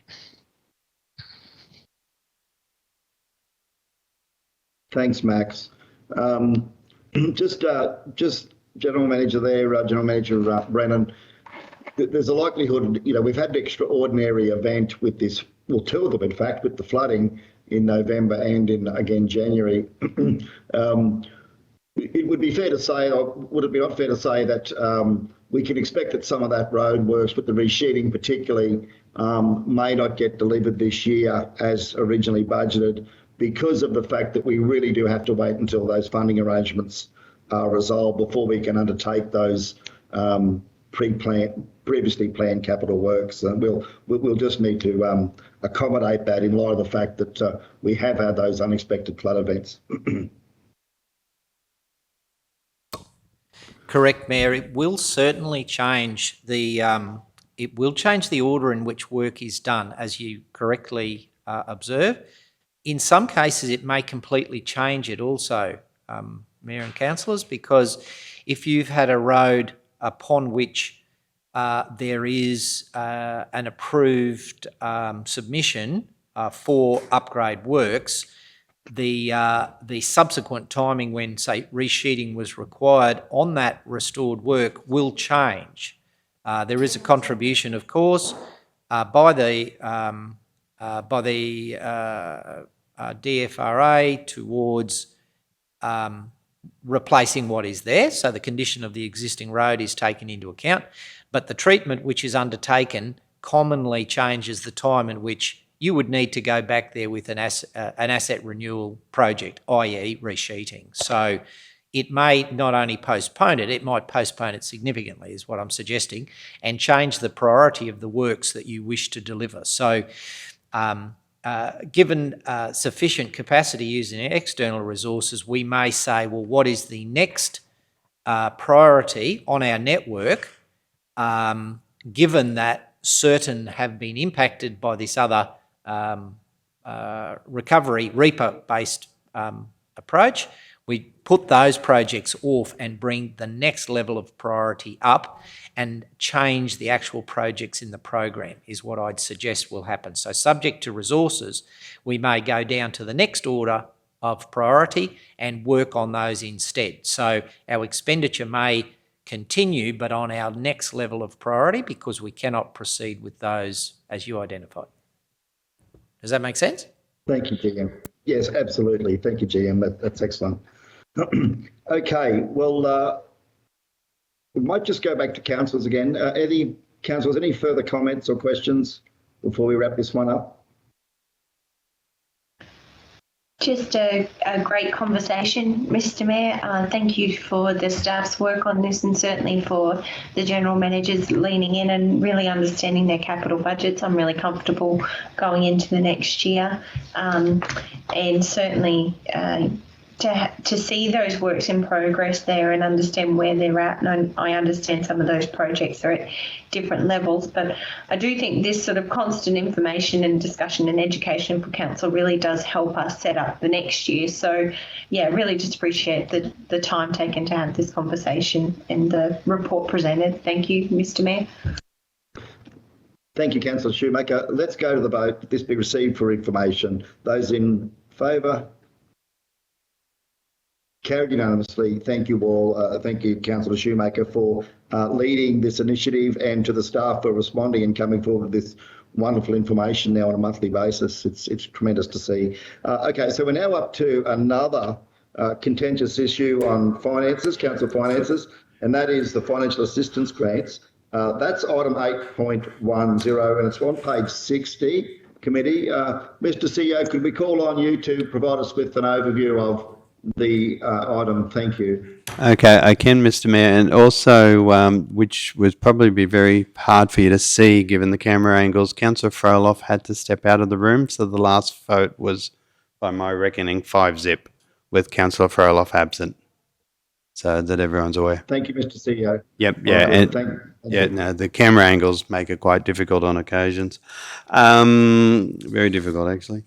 The financial assistance grant. So, Mayor, it's probably got a little flagged with you this too. We've got a little bit of other bad news, and I might lead into from the capital and then into the financial assistance grant. There was some communications by Department of Main Roads at the end of last year, and it was right at the death of Christmas or around that Christmas time. It was also with the changeover of the chairs of the RRTG and the secretariat, and there was quite the fuss about with Councillor Froloff's just re-entering too. So no, you're right. With the changeover from Warren Polger and who was taking over. So there was correspondence, and it will be discussed at the RRTG meeting next week. But the region is about to receive a reduction in funding in its TIDS allocation, so which will possibly be an impact for us of about $116,000 for the next financial year. Now, there's a range of reasons. There was a methodology review for this, and it's to flag the issue today. Whilst it's not attributed directly to the financial assistance grant, it is something that we will bring back another report through meeting with the current secretariat and Councillor Jones as RRTG chair. We got a copy of the correspondence only yesterday, so it's still consuming what it is, and we'll bring back a further report for council. And it probably will be, I'll try and align it to the Infrastructure Standing Committee so we can see what comes out of the RRTG meeting next week. But the region as a whole has received a reduction in funding through the TIDS allocation over this next financial year and probably going forward. So there will be another one for advocacy with LGAQ with the Road Alliance. But I just wanted to get it on the table today, and I was very wary about commenting about it previously because we just didn't have the actual facts or hard copy about what had been done until we'd got a copy of the correspondence yesterday. Financial assistance grants. So full of good news. Councillors, we've circulated the response from the Grants Commission. So from the December meeting, we circulated the correspondence to the Grants Commissioner, or Chair of the Grants Commission, Paul Bell, ex-president of LGAQ and ex-mayor, Central Highlands. We got a response that was very underwhelming as far as it didn't address any of the issues. We've got a very good working group of councils that are adversely affected. So far, the engagement with local government has been extremely poor. With the initial call for feedback on the methodology last year, and then oh, by the way, this is the outcome and here's the result, and pretty much tough luck, get used to it. It will be, I think, to use the disaster management analogy, we have to prepare for the worst and then hope for the best, as far as not just hope, but certainly advocate for the best. And I'm not for one instance suggesting we should not continue to fight this all the way, but as we move into the budget cycle, it would be a $500,000 loss for us next year, and it will go forward. We've circulated all the correspondence to our local state member, as well as all our local federal members and to the LJQ, as have others. Amongst the CEOs, we're actually advocating for a joint meeting with the state government, with the mayors and or whoever, whatever that would look like, as a joint deputation. So far, there's been limited feedback that I've seen on it. It was also being raised through the CEO working group that we've got together on it by the adversely impacted councils that we're aware of. We actually, it should have been raised last week at the LGAQ board policy meeting. Now, I haven't got that for confirmation, but certainly through Mayor Dempsey and others, it has been flagged as an issue. LGAQ is in a difficult spot because they represent all councils. ALGA, I note, last Friday, has come out quite strongly in both ABC National Press, advocating that it's exceptionally disappointing that there's 27 councils in Queensland adversely impacted by this methodology review, and that the financial assistance grant, it just demonstrates again clearly that Queensland's underfunded and the financial assistance grants as a total pool needs to move up. Where do I go? And all of us are very careful. This is not a council v council issue, but it ends up putting, and the example, I've circulated that draft letter. We haven't sent it to the Deputy Premier, just waiting for the final feedback from councillors as far as what's to go in that draft letter to the Premier requesting our own meeting. There's councils, there's limited information being circulated, and that's probably the first thing. We've asked for three specific things. There's proper engagement. The Grants Commissioner responded, it's very disappointing whenever you lose money, but, that's it. We can't even get a list out of them yet as to who's impacted in what way. Now, if this was a transparent and open engagement with local government, would you not produce a list and be very up and front if you had confidence in your methodology, saying, indicatively, we've suggested you're going down 7%, as in other local authorities, and these councils would indicatively go up. They don't have to give us an actual dollar for dollar figure. But there just seems to be this veil of secrecy over who's impacted and why. Now, certainly, and it's not for putting in the public domain today, but certainly anecdotal evidence is one council, and good on them if they're able to advocate for an increase in the financial assistance grant. That's fine. They're a $130 odd million budget. Now, I think Councillor Duff, or which councillor raised it before about North Burnett.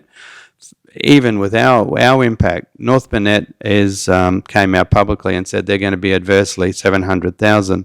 The principles of the methodology was supposedly to guarantee a base level of service for every council in the state. A council with a $130 million budget that gets a rise versus a North Burnett that loses $700,000, that methodology is flawed. There is no other. That just cannot happen. Other councils, it will flow on to, and probably talking now as much as so we can share with the community as well in the local media, is this will flow on to. So councils that have got multi-million-dollar losses or million-dollar losses per year out of this review, this will flow into their budget, not their budget, but their borrowings. So if we have a major infrastructure project coming up, and this will flow into our 10-year plans as well.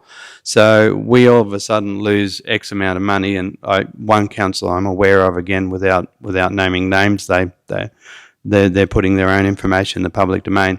They lose approximately $1.3 million a year. that feeds into a 10-year plan. The inflationary impact on that, they're going to borrow for sewage works and other significant infrastructure. That will then come Treasury, and it's quite ironic that we actually submitted to a sustainability review to the local government just recently, because it will now start to call into question their ability to service the debt over a period of time, because it will impact their capital programs and their borrowing programs going forward. This is not just okay, you lose money, council, and everyone's disappointed as per our response from the Grants Commission. This is a significant impact on the service delivery to communities within the state and regional communities with extensive population. I'm yet to find a non-regional council, as in an amalgamated council, that is adversely affected. Now, there may be others, but again, it's this veil of lack of information. If I sound critical, I probably am. It's a public policy failure as far as the development. The amalgamated councils, amalgamation was blamed for a lot of things, but the discussion just before, the small communities assistance grant programs were taken away from us at amalgamation. The loss of funding programs was a greater impact on our ability to deliver services than actually the amalgamation itself. There was a significant, under amalgamation, a removal of a range of programs. Now, yes, the arguments will be you get LRCI from the Commonwealth and you get other different programs. They're targeted programs, very, very welcome, absolutely welcome. The financial assistance grant is literally local government's share of the GST, and it's our operational bread and butter money that keeps the wheels turning within the machine of council. As much as rates, it's what actually keeps councils operational, because it's non-tied. It is one of the worst things they can do to hurt us as far as our ability to deliver services and maintain commitments going forward. And then it has its tentacles, as I said, that goes out into everything, into future capital and borrowing programs. So, Mayor, that's probably my level of disgruntled with it. We continue to advocate, I think. We've got the resolution, so we're continuing to advocate to get a meeting with the Deputy Premier. The adversely affected councils, the CEOs, we're coordinating. We haven't done, again, another media, but we'll probably look to put media out. I had, and I do think it's a courtesy before we go too hard publicly going forward, is to at least meet with the Deputy Premier.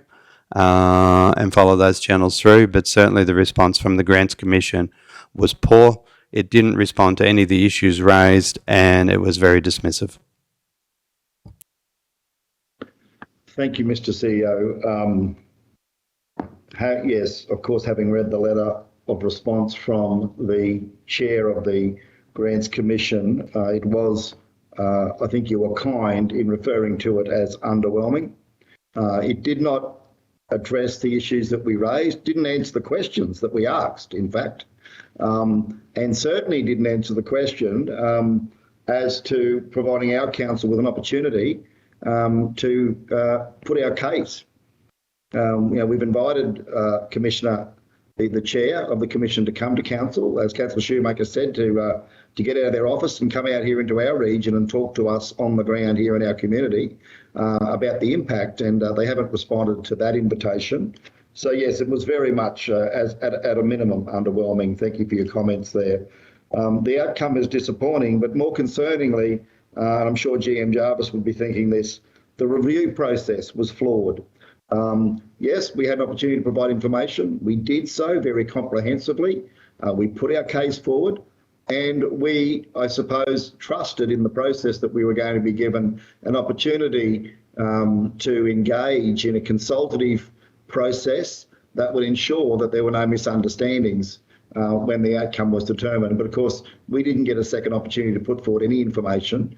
We weren't given a draft. We were simply slapped with a $500,000 cut to our operational budget, which means that will effectively increase our unfunded depreciation. And I think is really an attack on the principles of local government. The Local Government Act is effectively principle-based legislation. And one of those 5 key principles is sustainable development and management of assets and infrastructure and delivery of services. Now, how in the good Lord's name does the Queensland Government expect councils like ours in North Burnett and others to sustainably develop and manage assets and effectively deliver services when we are having our budget cut, our operational funding cut year in, year out? It's hard enough to do so in a climate where costs are going up without having revenue declines incurred by decisions like this that are outcomes of a flawed process. Can I say it is disappointing, to say the least, and the lack of communication and appropriate response is very disappointing to this point. And I would certainly support and encourage you, Mr. CEO, in working with your colleagues to bring together a working group of concerned councillors and CEOs who can advocate together. Yes, it isn't council versus council, but let's be fair here. We have a number of rural regional councils that have been slapped, have copped a fair whack, a fair kick in the guts, quite frankly, and it's just not good enough. So I think we should go strongly. I'm sure my colleagues would agree. Thank you for the report, Mr. CEO. I think we'll look to get this one up, and then we'll go around for councillors to share their comments as well. So we have there the recommendation that we have the recommendation open, councillors. Mr. CEO, anything that you're sort of looking for at this stage, or you're happy for us to go around the room and get the suggestions from council? No, Mayor, thanks, Mr. Mayor, and through you. Today was an opportunity. We've still got the active resolution from December, which hasn't been completed, which is to get the meeting with the government. It is a tricky position for the state of any persuasion, because their automatic response generally is that independent commission talk to them, but this goes far beyond them, and I think it needs ministerial direction to the commission to at least engage with the adversely affected councils. So if anything, it's probably to strengthen up that principle when we talk to the state, that they assist with the with ministerial direction to engage with the adversely affected councils and to review the decision prior to anyone being impacted.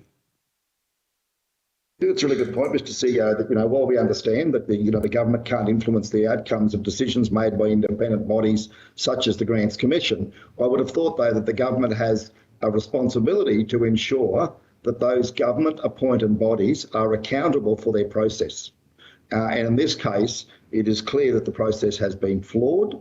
To suggest otherwise would be naive in the least, because we have just not been engaged effectively on this, haven't been given a chance to put our case. So I would have thought the Minister has a responsibility to make sure that the way the process has been conducted is reviewed, and it should be done again in a more appropriate, effective way. They're my views. Councillors, keen to hear your thoughts and views as to where we should go now, in light of the fact that we have received a response from the Grants Commission, and it is disappointing. Keen to hear where you'd like to see us go in terms of our approaches to the Grants Commission now, and the government as well. So we might start, Councillor Froloff, your thoughts? Yeah, thank you, Mayor. Totally disappointing of how they've come up with the logical thing of how much all the councils get, and for the smaller councils to be, actually, can I put it in the word, ripped off quite severely. But I agree that we've got to talk to the Deputy Premier and the others to sort this out, because I don't see how small councils are going to survive if they keep taking money out of all these grants, assistance grants that we should be receiving. Councillor Jones? Yeah, Mr. Mayor, I have no problems in going in very hard on this, because you're 100% right. The buck has to stop with the state government. They appoint this independent office, and whether you like it or not, the government have the control over what they say and do, surely. So I think we've got nothing to lose in this, because it's been taken off us now. We've got nothing to lose and everything to gain. So I am fully supportive of the CEO working with whoever he needs to contact. Obviously, there'd be 27 people out there or councils willing to participate in a working group, and I'm happy for the level of intensity to go to whatever level they see fit, because everyone's touched on it. It's a slap in the face. This will go to the ratepayers in all those councils to cover the deficit or the big hole that this will leave in their operational budget. And things are tough as it is, and the CEO's elaborated with the RRTG, our TIDS funding has been cut as well. So we've got another whack on top of the FAGS grant that we're going to have to try and deal with. And there may be other councils in Queensland that have to do the same, but it certainly put some added pressure on our budget in the 22-23 year coming forward. So look, I have no issues whatsoever. I believe that we've got nothing to lose and everything to gain here by seriously putting pressure on the state government, not the actual independent mob that's been appointed. The state government is in control of the whole outcome. So yeah, fully support anything that we need to do. Thank you. Councillor Shoemaker. Yes, thank you, Mr. Mayor. I certainly support the idea of developing a working group to really look at the response we've received and to put together a really targeted follow-on submission and inform those meetings that we have, those meetings that we must have. I absolutely agree with the comments of my colleagues and yourself. Disappointing is a very kind word. And when I look through that letter, the response that we have received from the Queensland Local Government Grants Commission, I find it somewhat comical in many ways.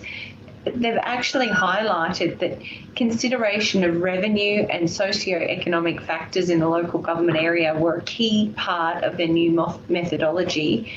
And I just challenge that, noting that our CFA index as of 2016 was 908, which indicates a much higher level of disadvantage in our region in comparison to other regions, and certainly in comparison to our neighbouring areas. We're second off the list following Cherbourg. So this blows my mind. Also to that, I'd also like to recognise that our ratepayers have really done the heavy lifting, and I feel like this response is penalising us for the work that's been done in terms of generating our own source revenue. That's not easy. That's come out of the pockets of mums and dads across our region, elderly people in our community, pensioners. I seriously believe they've gotten it wrong. And I seriously want to invest the time, effort and energy in going about this in a very strategic and targeted way, because I'm mindful we don't want to burn down the house, but we want the outcome. So we're going to have to really invest the time, effort, energy and resources into pushing our message forward, and certainly doing what we can to advocate on behalf of the residents of the South Burnett. It's just mind-boggling and hugely disappointing to see in the closing remarks of the letter. We've been fobbed off to the Commission's executive officer. The chairperson should have at least had the decency to take up our request for a response. So I'm fully supportive, willing to put in the time. Thank you. Councillor Duff. Thank you, Mr. Mayor. Yes, I absolutely agree with all the other councillors and yourself, Mr. Mayor. Just thinking that there's something drastically wrong with the methodology that they've chosen to adopt, because when you see the likes of the North Burnett Council and our council both struggling and running operating deficits to be impacted like this, that they've obviously got it very wrong. And so I'm keen for them to defer the decision until they've had proper, meaningful discussions with the affected councils. Thank you. Councillor Hensham. Thank you, Mr. Mayor. My vocabulary would not be accepted in this chamber today in response to this, but I know when I got the email and read it, was absolutely disgraceful. But at the same time, we've become a little bit used to the fact that our local government takes little consideration into our state government, takes little consideration into our local governments and our councils, do they? And they've just proved that by this, and not just our council. And it's good to see CEO Mark the communications with the other councils that's been had, and I think bind forces with them and go back to relevant parties and people. And as Councillor Jones has said, Councillor Shoemaker, we might not want to burn the house down, and we've got nothing to lose. We don't have much to lose, and let's set the house on fire. So, it's just disgraceful. It is. I mean, here we are. There's $500,000 taken out of us, and huge amounts of money taken out of other councils, be it the North Burnett, and they don't want to be transparent and open about their methodology as how they come about it. I mean, when you compare $130 million budgets to ours, and one's getting an increase, and we're getting the exact opposite, the mind boggles, doesn't it? I mean, fair income, and fully supportive of whichever way we go. And I don't think we can go too hard at this. I think, and certainly with the support of the other councils, let them know just exactly what's coming their way. And if it gets a bit hot in the kitchen, get out.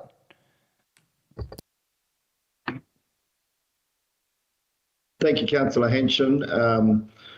Clearly what I'm hearing from councillors is that, as we'd expect, we are very, very disturbed by the process, let alone the outcome, and that, I just don't think we should accept this. I think we would say, sorry, we're not going to cop it on the chin, we're not going to accept it, we're not going to acknowledge it in our forward budgeting, because it has come out of a forward process, and we are going to continue to fight this until a proper process is undertaken and a fair and reasonable outcome is achieved. I think this should, Mr. CEO, I think the government should be calling for a review as to as they're doing with the OAA. I think the government should be reviewing the LGA. I understand the LGAQ have to be careful here, but at the end of the day, even they would have to acknowledge that they didn't get it right, that the Commission didn't get it right, and that their process was flawed because they did not consult with us effectively and as appropriately as we would be expected to consult with our stakeholders. They haven't done that with us, and I really think that the government should be calling for a review into the process by which this commission does their business, and it needs reforming so that we get. And it needs reforming, and it needs to be undertaken again so that the outcome next time is one that does reflect those criteria that Councillor Shoemaker talked about. I mean, if it's based on own source revenue and socio-economic position, we should be getting a significant increase, not a decrease. That just does not pass the pub test whatsoever. So, Mr. CEO, keen to hear from you any proposed resolutions that you think council should consider today. Thank you. Thanks, Mayor. We're just playing with the formatting. So we've put the 3 points up that we've put into the advocacy documents, and those 3 points are common to all the adverse councils. There's seven of us, I think, at the minute that are working together. So we'll continue to hammer away at those, and then we'll put as a separate line that the state government review the actual operation of the Queensland Government Grants Commission.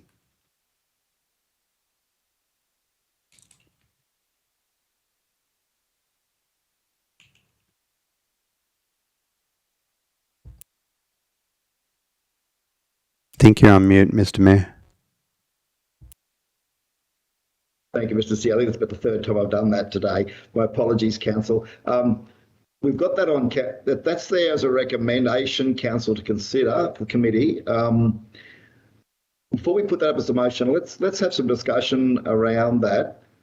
I think we'll go around the table again. Can everyone just have a look at what our CEO's put on the screen? And we might work through that. Feel free to put forward any suggestions, changes, additions you'd like. Councillor Henshin, can we start with you first? Your thoughts on that recommendation? Thank you, Mr. Mayor. Just breezing through the final sentence there. Yeah, yep, and fully appreciate that. I like engages in meaningful consultation. It'll be meaningful, all right. I'm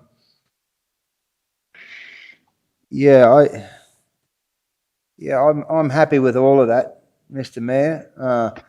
Certainly the disclosure on all the impacts, and as you stated just a minute ago, in like our and the methodology with our socio-economic status here, and as Councillor Shoemaker alluded to, second to Sherberg, and of course the argument we should be being increased, not decreased, is one I think we need to word and work on carefully there, because I think we could turn that around to our advantage. Thank you, Councillor Henson. Councillor Duff? Just wondering whether we should add something about reaching out to the other affected councils and providing a united voice to put more weight into this, so we're not just one single council arguing the case, but more a united group that are affected. So you're speaking of supporting the proposed working group that our CEO is working on with other councillors? So a formal yes, Mr. Mayor, yes. resolution of support from our council for that working group? Yes, Mr. Mayor. Yeah, thank you. Thanks, Linnell. If we can support the support council's chief executive officer in the formation of a working group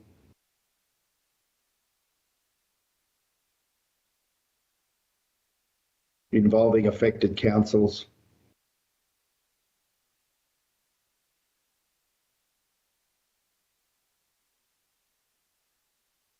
to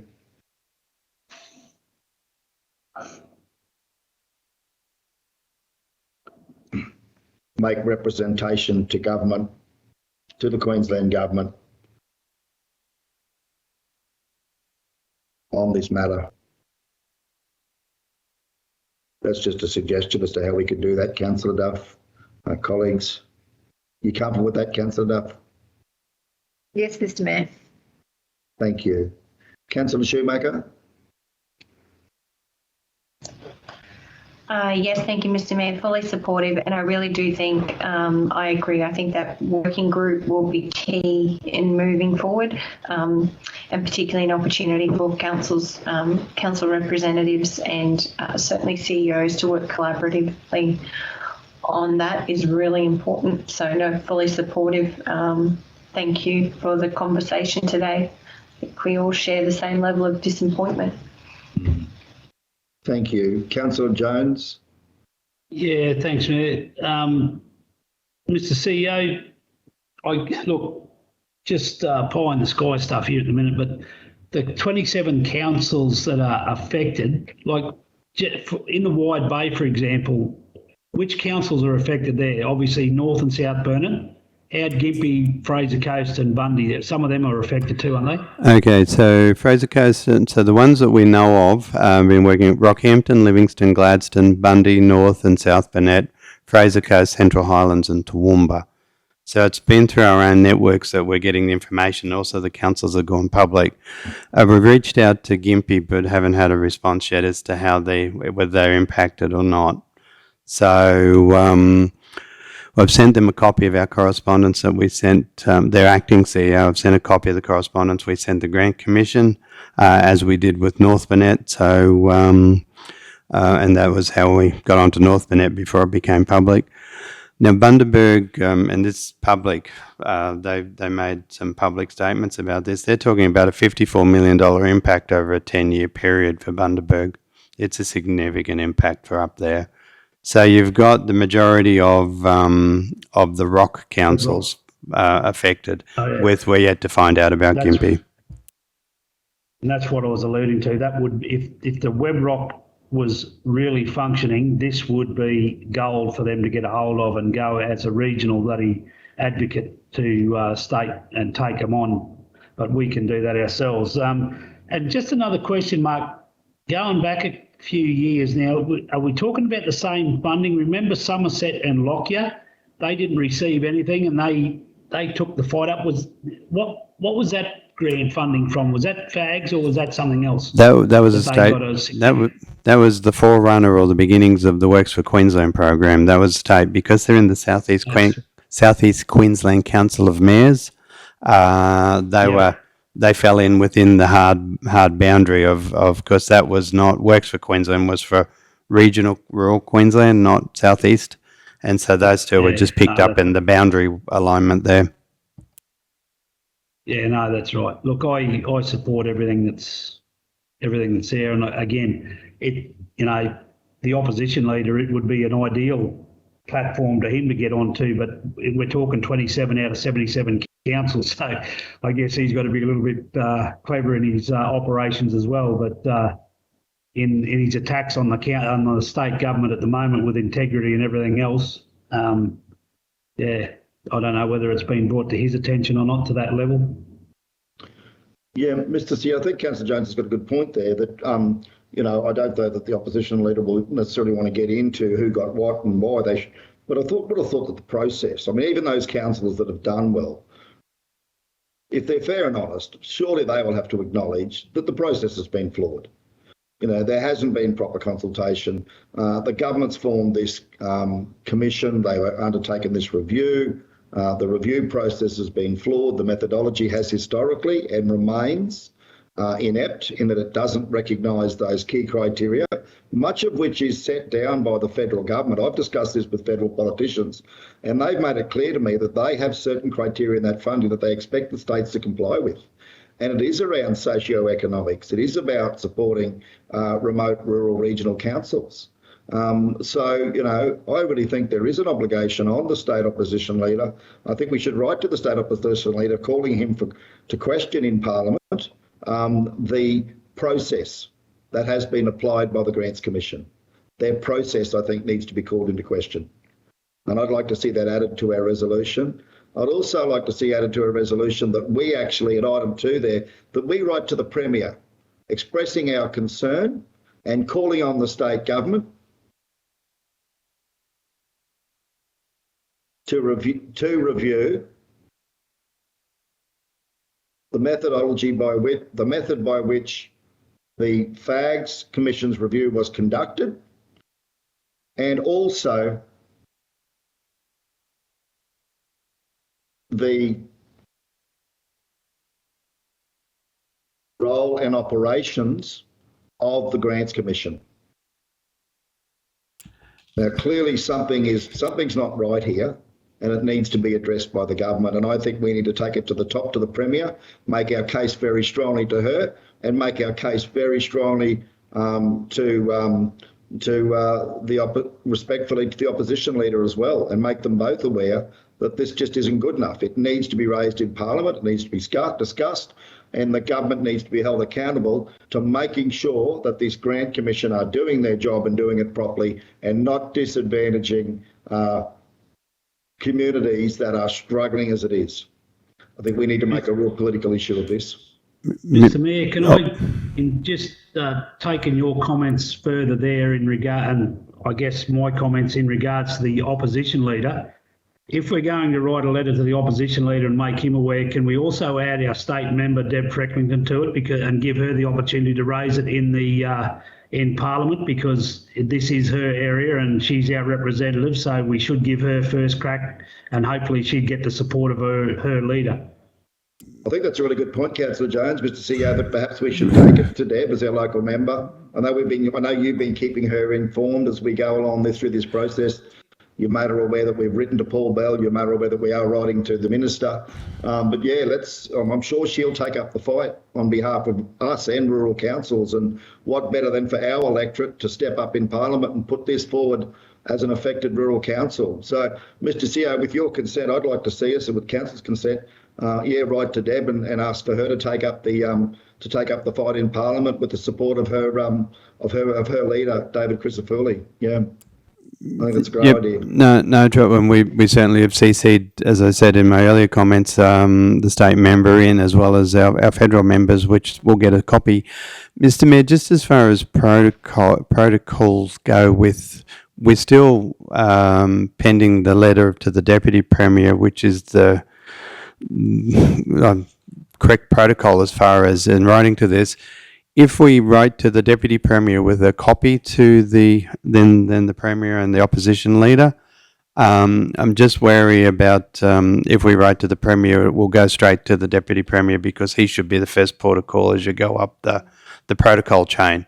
And I just don't want to not accidentally offend, that's not the right language, but I just think we need just to follow those protocols. Yeah, thank you very much, Mr. CEO. Acknowledge and certainly take your advice that we should follow the correct process here, follow the protocols. So yeah, I'm very comfortable with that. Should, however, we not, but again, then I think we should still, having done that, let's see what the response is from the Deputy Premier as our Minister. And then I think we should then say, well, if that's not satisfactory, having already copied in our local member, opposition leader and the Premier, that we should then write directly to them after that if we're not comfortable with the response from the Minister. Good.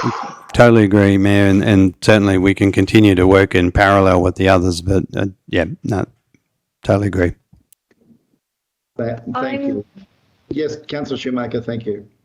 Yes, Mr. Mayor, I am thinking too, perhaps there's value in us, or what we should do is sit down with our actual state member and have a meeting with her and our council and discuss the response we've received and certainly discuss the situation with her. I think that would be really important for council moving this issue forward.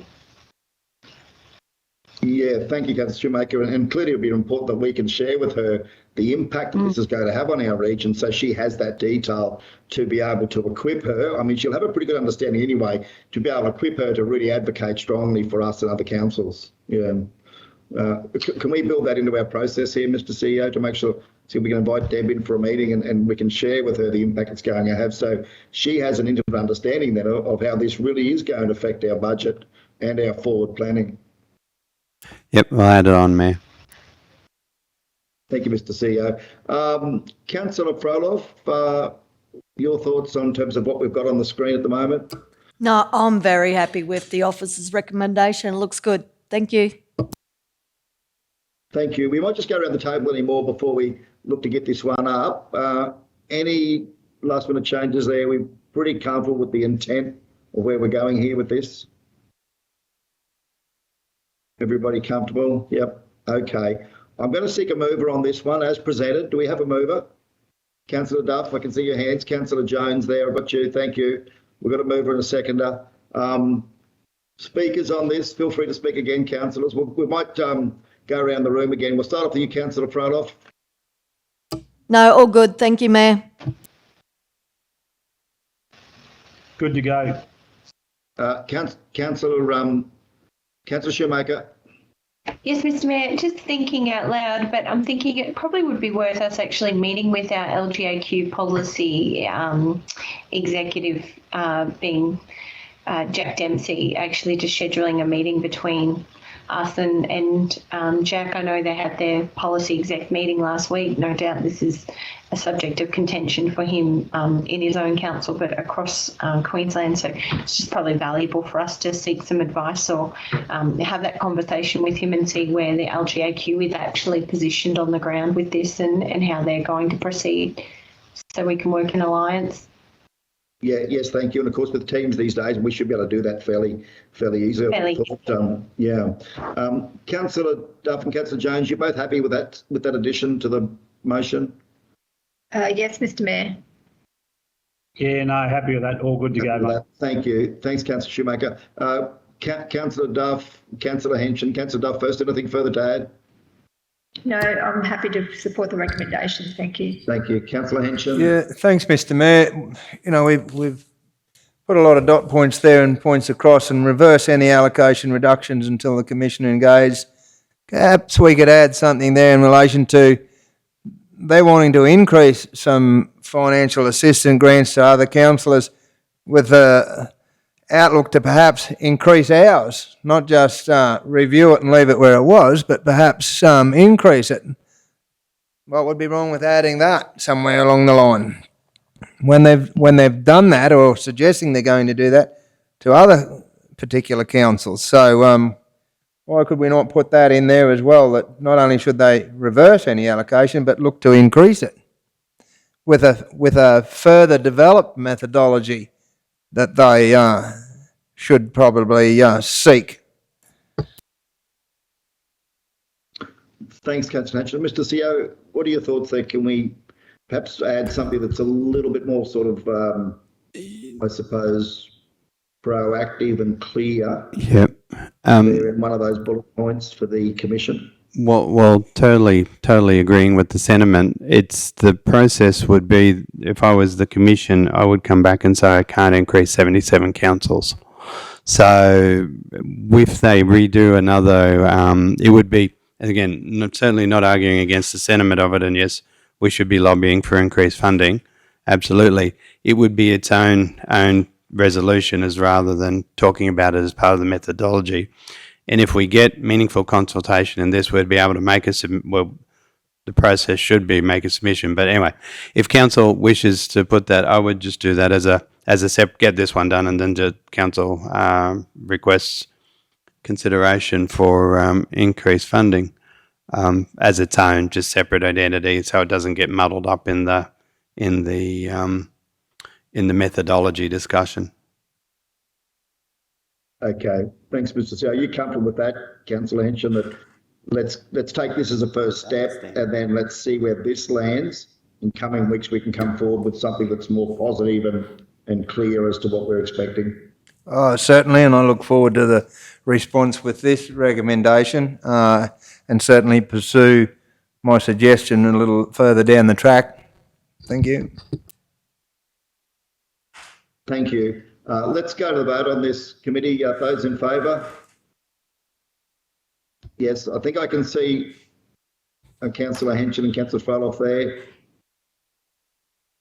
So we'll take that as carried unanimously. Thank you all.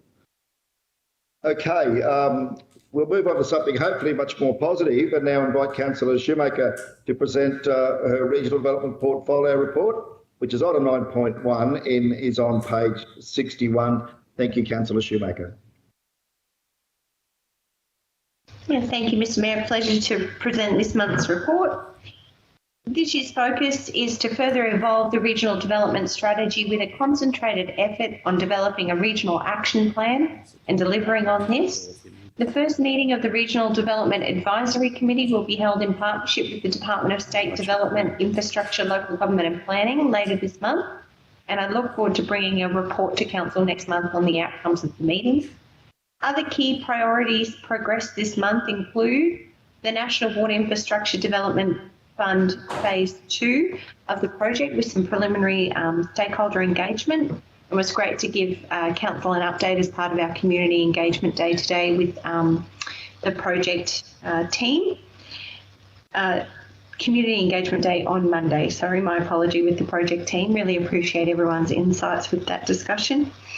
We've also progressed the Toowoomba and Surat Basin Enterprises TSBE membership with the discussion about our strategic overview of our key objectives from our newly formed partnership and an opportunity to collaborate in the areas of health, energy and agriculture. And I'm sure my colleagues would agree that's rather exciting. Looking ahead, discussion with key local industries to further understand the housing barriers to their operations and the opportunity to partner in solutions. Discussion with Department of State Development, Infrastructure, Local Government and Planning about the progression of the Investment Readiness Program. Discussion with local developers and the Council team to seek on-the-ground feedback and insights about working with Council and our shared vision to grow the region. Working with the South Burnett Vintage Machinery Club to progress funding applications for the Queensland Heritage Rally that will attract thousands of engine enthusiasts from across Australia and New Zealand to our region later this year. Discussions with Regional Housing Limited about our current expression of interest for social housing outcomes in South Burnett. We're greatly waiting the outcomes of that EOI. Discussions with Baido about disaster disaster recovery learnings from Cyclone Seth. I've become a member of the LGAQ Hydrogen Working Group and am working with surrounding regions to action the Motions Council in partnership with the Banana Regional Council tabled at the LGAQ conference last year. I've also provided a response to the Queensland Renewable Energy Zone technical paper and continue to lean into any available webinars or discussions about the process. I've shared some of that information with my colleagues. I've prepared feedback with regards to Council's advocacy plan in the lead up to the federal election. So quite a few things there that I've been working on. In closing, I'm just looking forward to working with my colleagues and key stakeholders to further progress the aspirations of the regional development strategy this year. Through the organisational restructure and budget discussions, I understand Council will consider how it resources regional development into the future. In the meantime, I'd like to thank Mark and the SET for their continued support. Together, we are achieving big things, and I know there's much more that we are working to collaborate and partner in. Council has a key role in enabling and supporting the growth of our region, and I look forward to continuing to lead this portfolio in 2022. While there's much to be done, we are building momentum, and with this becoming very clear in Council's role in enabling regional development. Thank you, Mr. Mayor. I'd like to move that my report be accepted.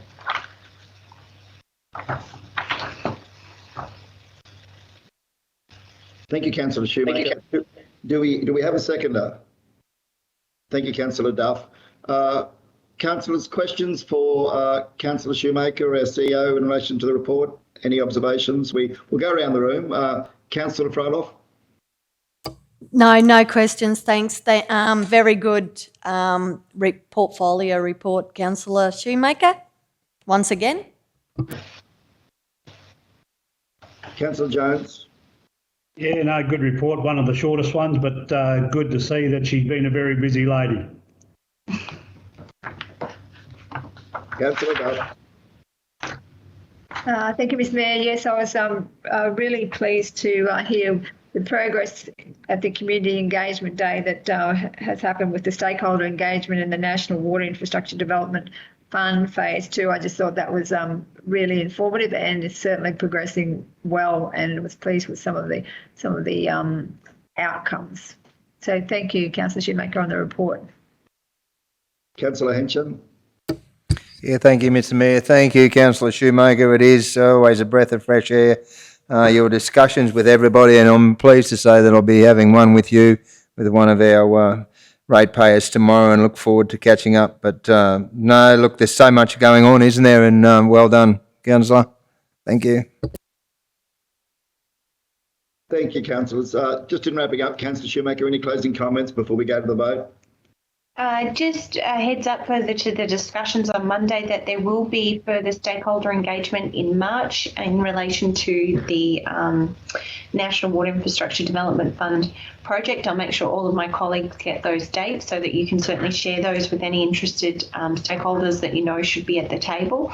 That consultation, as we discussed, will be very targeted. This is about, now we've identified what the problems are. We're really clear in that. We're clear in what the solutions could look like, and now we're really leaning in and working with stakeholders to understand their needs and, of course, their willingness to pay or contribute to infrastructure and what that looks like into the future. So it's really where the rubber hits the road, these discussions, and they will be targeted and individualised in respect to all of the projects that we're progressing. So I'll make sure I keep my colleagues up to date, and really do appreciate any of the stakeholders that you can bring to the table.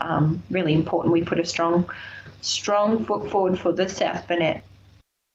Thank you, Mr. Mayor. Thank you, Councillor Shoemaker. Let's go to the vote. Those in favour? Carried unanimously. Thank you all. Committee, the next item on the agenda is 9.2. It's the Regional Development Tourism Monthly Update, and the recommendation is that the update it's for December 2021 and January 2022 be received for information. Do we have a mover? Yes, Councillor Jones, thank you. Councillor Shoemaker seconded. Sorry, Councillor Henson and Councillor Froloff, I'm trying to keep an eye on you there. We've got that there now. Let's go around the table. Any questions on the contents of the report? Councillor Henson? No questions, thanks, Mr. Mayor, but I'll just, and again, these statistics actually, need to be portrayed out there more, and they no doubt are, but I mean, in the month of December and January, when we had those extreme weather conditions, when you look at the sales in the visitor information centres, comparative to the months beforehand, that just speaks volumes for the South Burnett, our volunteers and our visitor information centres. I mean, to see December in Kingaroy, Mergen and Ango Wandai, all in fact up bar Wandai from July, that is an astounding result under the conditions with roads and things being absolutely devastated and the water that was getting about. So that is, they're great statistics, they really are.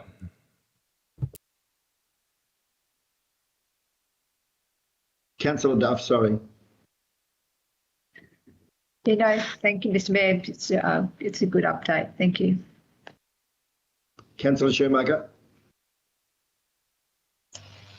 Yes, thank you, Mr. Mayor. I just wanted to bring to Council's attention, as you've all read in the report, that our Wandai Heritage Museum has sadly lost one of its volunteers, a very hardworking and dedicated volunteer, Kevin Dixon.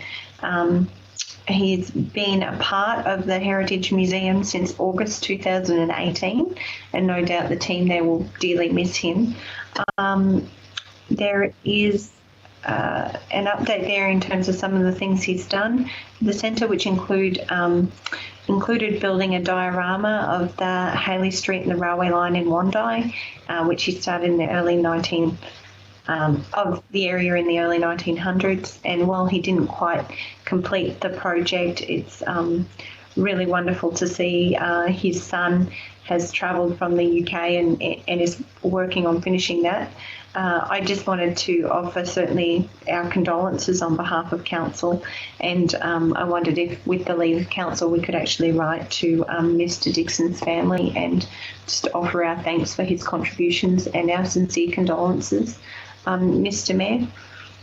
Thank you, Councillor Shoemaker. They're wonderfully said, spoken. And Mr CEO, would you mind following up on that for us? I'm sure we'd all agree that would be lovely to do that. Yeah. Yep, certainly, Mr Mayor. We'll follow it up with you. And just on another note, before closing out, I certainly just wanted to acknowledge our volunteers at our VICs. You know, very uncertain, unsettling time for some of our most vulnerable members of the community with the pandemic. And, you know, I know we're all looking ahead with great hope and aspiration for better days to come. Just reading the report about the accreditation of our VICs and how, you know, really that does come down to the volunteers and the opening hours of our VICs, and if we're unable to maintain certainly the criteria of 7 days a week, you know, there is an potential that accreditation may be unattainable. So it's good to see that there are conversations being had about that, and that you know, it's been taken further to explore Queensland. But just wanted to table that with Council. I know we all work really hard to work with VSB and other community groups to try to promote the opportunity in terms of volunteering in our centres, but I certainly understand the risk and apprehension of doing so at the moment, and yeah, just sort of wanted to give a shout out for our volunteers who are working really hard to keep the doors open at the moment, regardless of the situation. Thank you, Mr Mayor. Thank you, Councillor. Councillor Jones? No, good. Councillor Froloff? No, I'm all good. Thank you. Thank you. Thanks very much, CEO, you and your staff, for this report. Let's go to the vote. Those in favour? Yes, but everyone, carried unanimously. Thank you all. Committee, the last item on the agenda today is 9.3, the Federal Advocacy Action Plan for 2022. And Mr CEO, would you be so kind as to give us an introduction to the report? Thank you. Thanks, Mayor. So we, as per the report, we tabled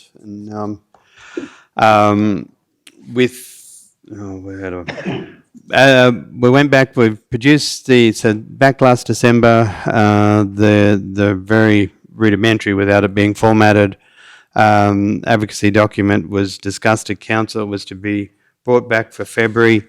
We produced a draft that was circulated, a hard copy to all councillors on 25th of January. The only I've got a little bit of feedback internally as far as grammar and a few bits and pieces, and then Councillor Shoemaker sent some feedback back. So we've got two done now that incorporates Councillor Shoemaker's feedback, and then also just the one that was sent out on the 25th. We produced hard copies today, but by accident and design, we've not got everyone here, so we'll certainly circulate the hard copy. The documents are quite large files, so I'm just thinking about how we best get it out.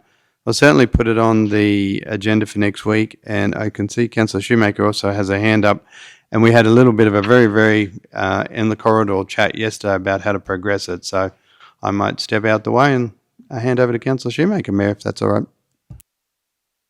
Thank you, Mr. CEO. Yeah, thank you. I'd certainly like to acknowledge the work, Mark, you've put into this. It's a really great start. It is a bit of a brain dump, and I guess I've read so many different advocacy documents. As I said to you yesterday, my head's almost a little bit scat with how to best put the South Burnett's best foot forward. And I think sometimes, and I know we'll have a discussion in the lead up to our budget discussions, that sometimes we know what we want or what the problems are, but we're not necessarily ready with the solution. It's not necessarily to a point where it's been designed and it's shovel ready, and we exactly know how much money we're looking for, how many jobs that's going to create, the GDP contribution to our region, and why a minister or why a government should invest in the solution we've got proposed. So I do think there's a little bit of work there as a council we need to do in crystallising our thinking. I think we're all very clear on what the problems are, but I think there is a bit of work that we can do in terms of some of the solutions, some of the existing federal and state government areas that we really want to target in our advocacy. And I know from the discussions we had with TSB last week, they have offered to give us some support in this area. And I guess what my suggestion was going to be to council was that we adopt the draft advocacy action plan, and we actually send a copy to TSB and set up a roundtable discussion where we can unpack some of these things and get a little bit clearer and work with them to review our advocacy document in the lead up to the election. So we've got a little bit of time. TSB's advice to us is the councillors who were able to attend the meeting know is, we will get out of our membership only what we put in. And I guess with that in mind, looking for council support, but taking our draft notes and actually sitting at a table with TSB, working through that and getting clearer in terms of what are the key things we're going to advocate for in the lead up to this federal election. What are your thoughts, team? That's my thinking. I think they're very aware of the issues regions like ours face and our neighbouring regions are advocating for, and I just think it's a wonderful opportunity to take them up on their advice and their support. Thanks, Councillor Shoemaker.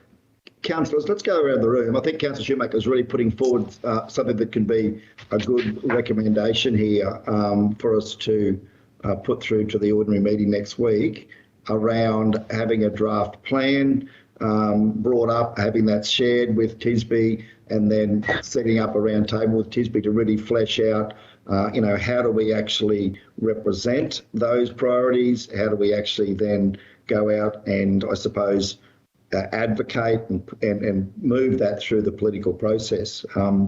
So yeah, councillors, let's go around the group. What are your thoughts on Councillor Shoemaker's suggestions? Councillor Froloff?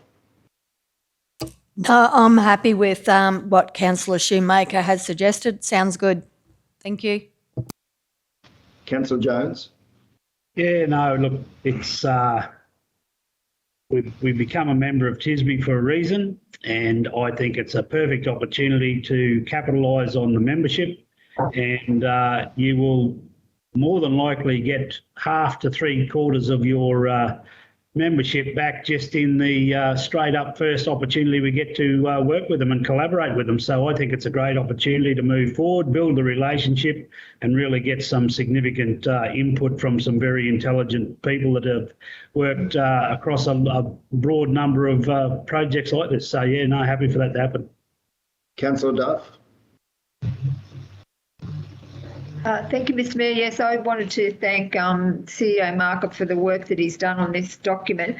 I think it's a great overview of what we actually are looking for. I just wonder about, like in some instances, we've drilled down and said, particular roads, but then we've just said expand mobile phone coverage across the South Burnett and things like that. Whether we should be, asking for specific areas or, and perhaps TSB could be the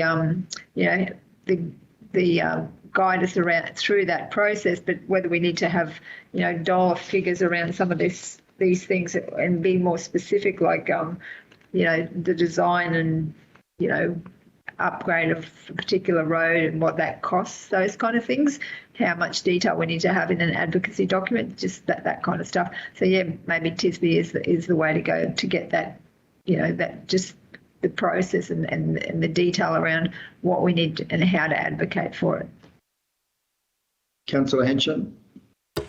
Thanks, Mr. Mayor. Yeah, certainly. Thanks, Councillor Shoemaker again. There'll be more discussions on this and look forward to that. And as Councillor Jones has alluded to, those conversations and hopefully will be with some very knowledgeable people. And as Councillor Duff has just touched on as well, in the process of advocating for certain things. And I think, yeah, great opportunity to bring to their attention and everyone's attention just exactly, we talk wants and needs, but and roads and infrastructure is certainly very important in that, and just exactly where the South Burnett is positioned in the scheme of things. So, yeah, be very beneficial discussions to be had. Thanks, councillors. In light of those positive comments of support, Councillor Shoemaker, would you be happy now just to put forward with Linnell a recommendation there that we could put through today's meeting? Mayor, if I can just jump in, we're just changing the draft to reflect the discussion about TSB. So it's review the draft Federal Advocacy Action Plan. What Linnell just suggested to me, which is very, very clever, and so where you collect your agendas from the folder, so we've just moved the two versions of the document into the end of the folder so councillors can access it, the electronic. We'll also put the hard copies in for the councillors that aren't here today in physically here, in their pigeonholes so they can share. They'll have both copies. So I mean, we can continue to progress it. If I could give it a plug, is one of the difficulty things with these is, and certainly taking the point, is developing them in isolation. So the feedback is absolutely more than welcome. And if we're on the right path or people want something in or out of it, let us know. Because happy to amend it. Certainly,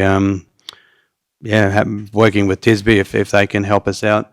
We will have a degree of, and I had the resolution to have it back by today, so we have. But we will have the federal government budget is actually in March, so she's just moving forward at pace. Thank you, Mr. CEO. So, Mr. CEO, just in terms of what we've got on the screen there as a recommendation, out of that recommendation, would we then see that you would then move to share the draft plan with TSB and then have and set up a roundtable forum between council and TSB where they can assist and facilitate and support us in that detailed conversation? Through you, Miss. Outcomes we'd see from this resolution, yeah. Through you, Mr. Mayor, everything you just said. Oh, good, thank you. Okay. Councillor Shoemaker, that being said, are you comfortable with that motion, with putting that forward as it stands? Yes, certainly, Mr. Mayor, I'd like to move that. I recognise that we are on a... Oh, sorry, I'll move it and I'll wait. Yeah, thank you. So we have that moved by Councillor Shoemaker. Do we have a seconder? There, yep, Councillor Fryloff, I think I can see your hand there. Thank you. Yes, we'll go to Councillor Shoemaker now to speak to the motion. Thank you. Yes, certainly, Mr. Mayor, I recognise we're on a timeline. I just also equally recognise the importance of getting this right and putting our best foot forward. And I just hope this conversation will really help us crystallise what our priorities are, what are the real, true, tangible opportunities in the upcoming election, and get something polished and finished, ready for the election. I do think TSB have offered also some graphic design support and advice in this area, so they've been very kind with the skill set that they've got, and I really do think we need to take them up on that in this instance. It's really important we get this document right.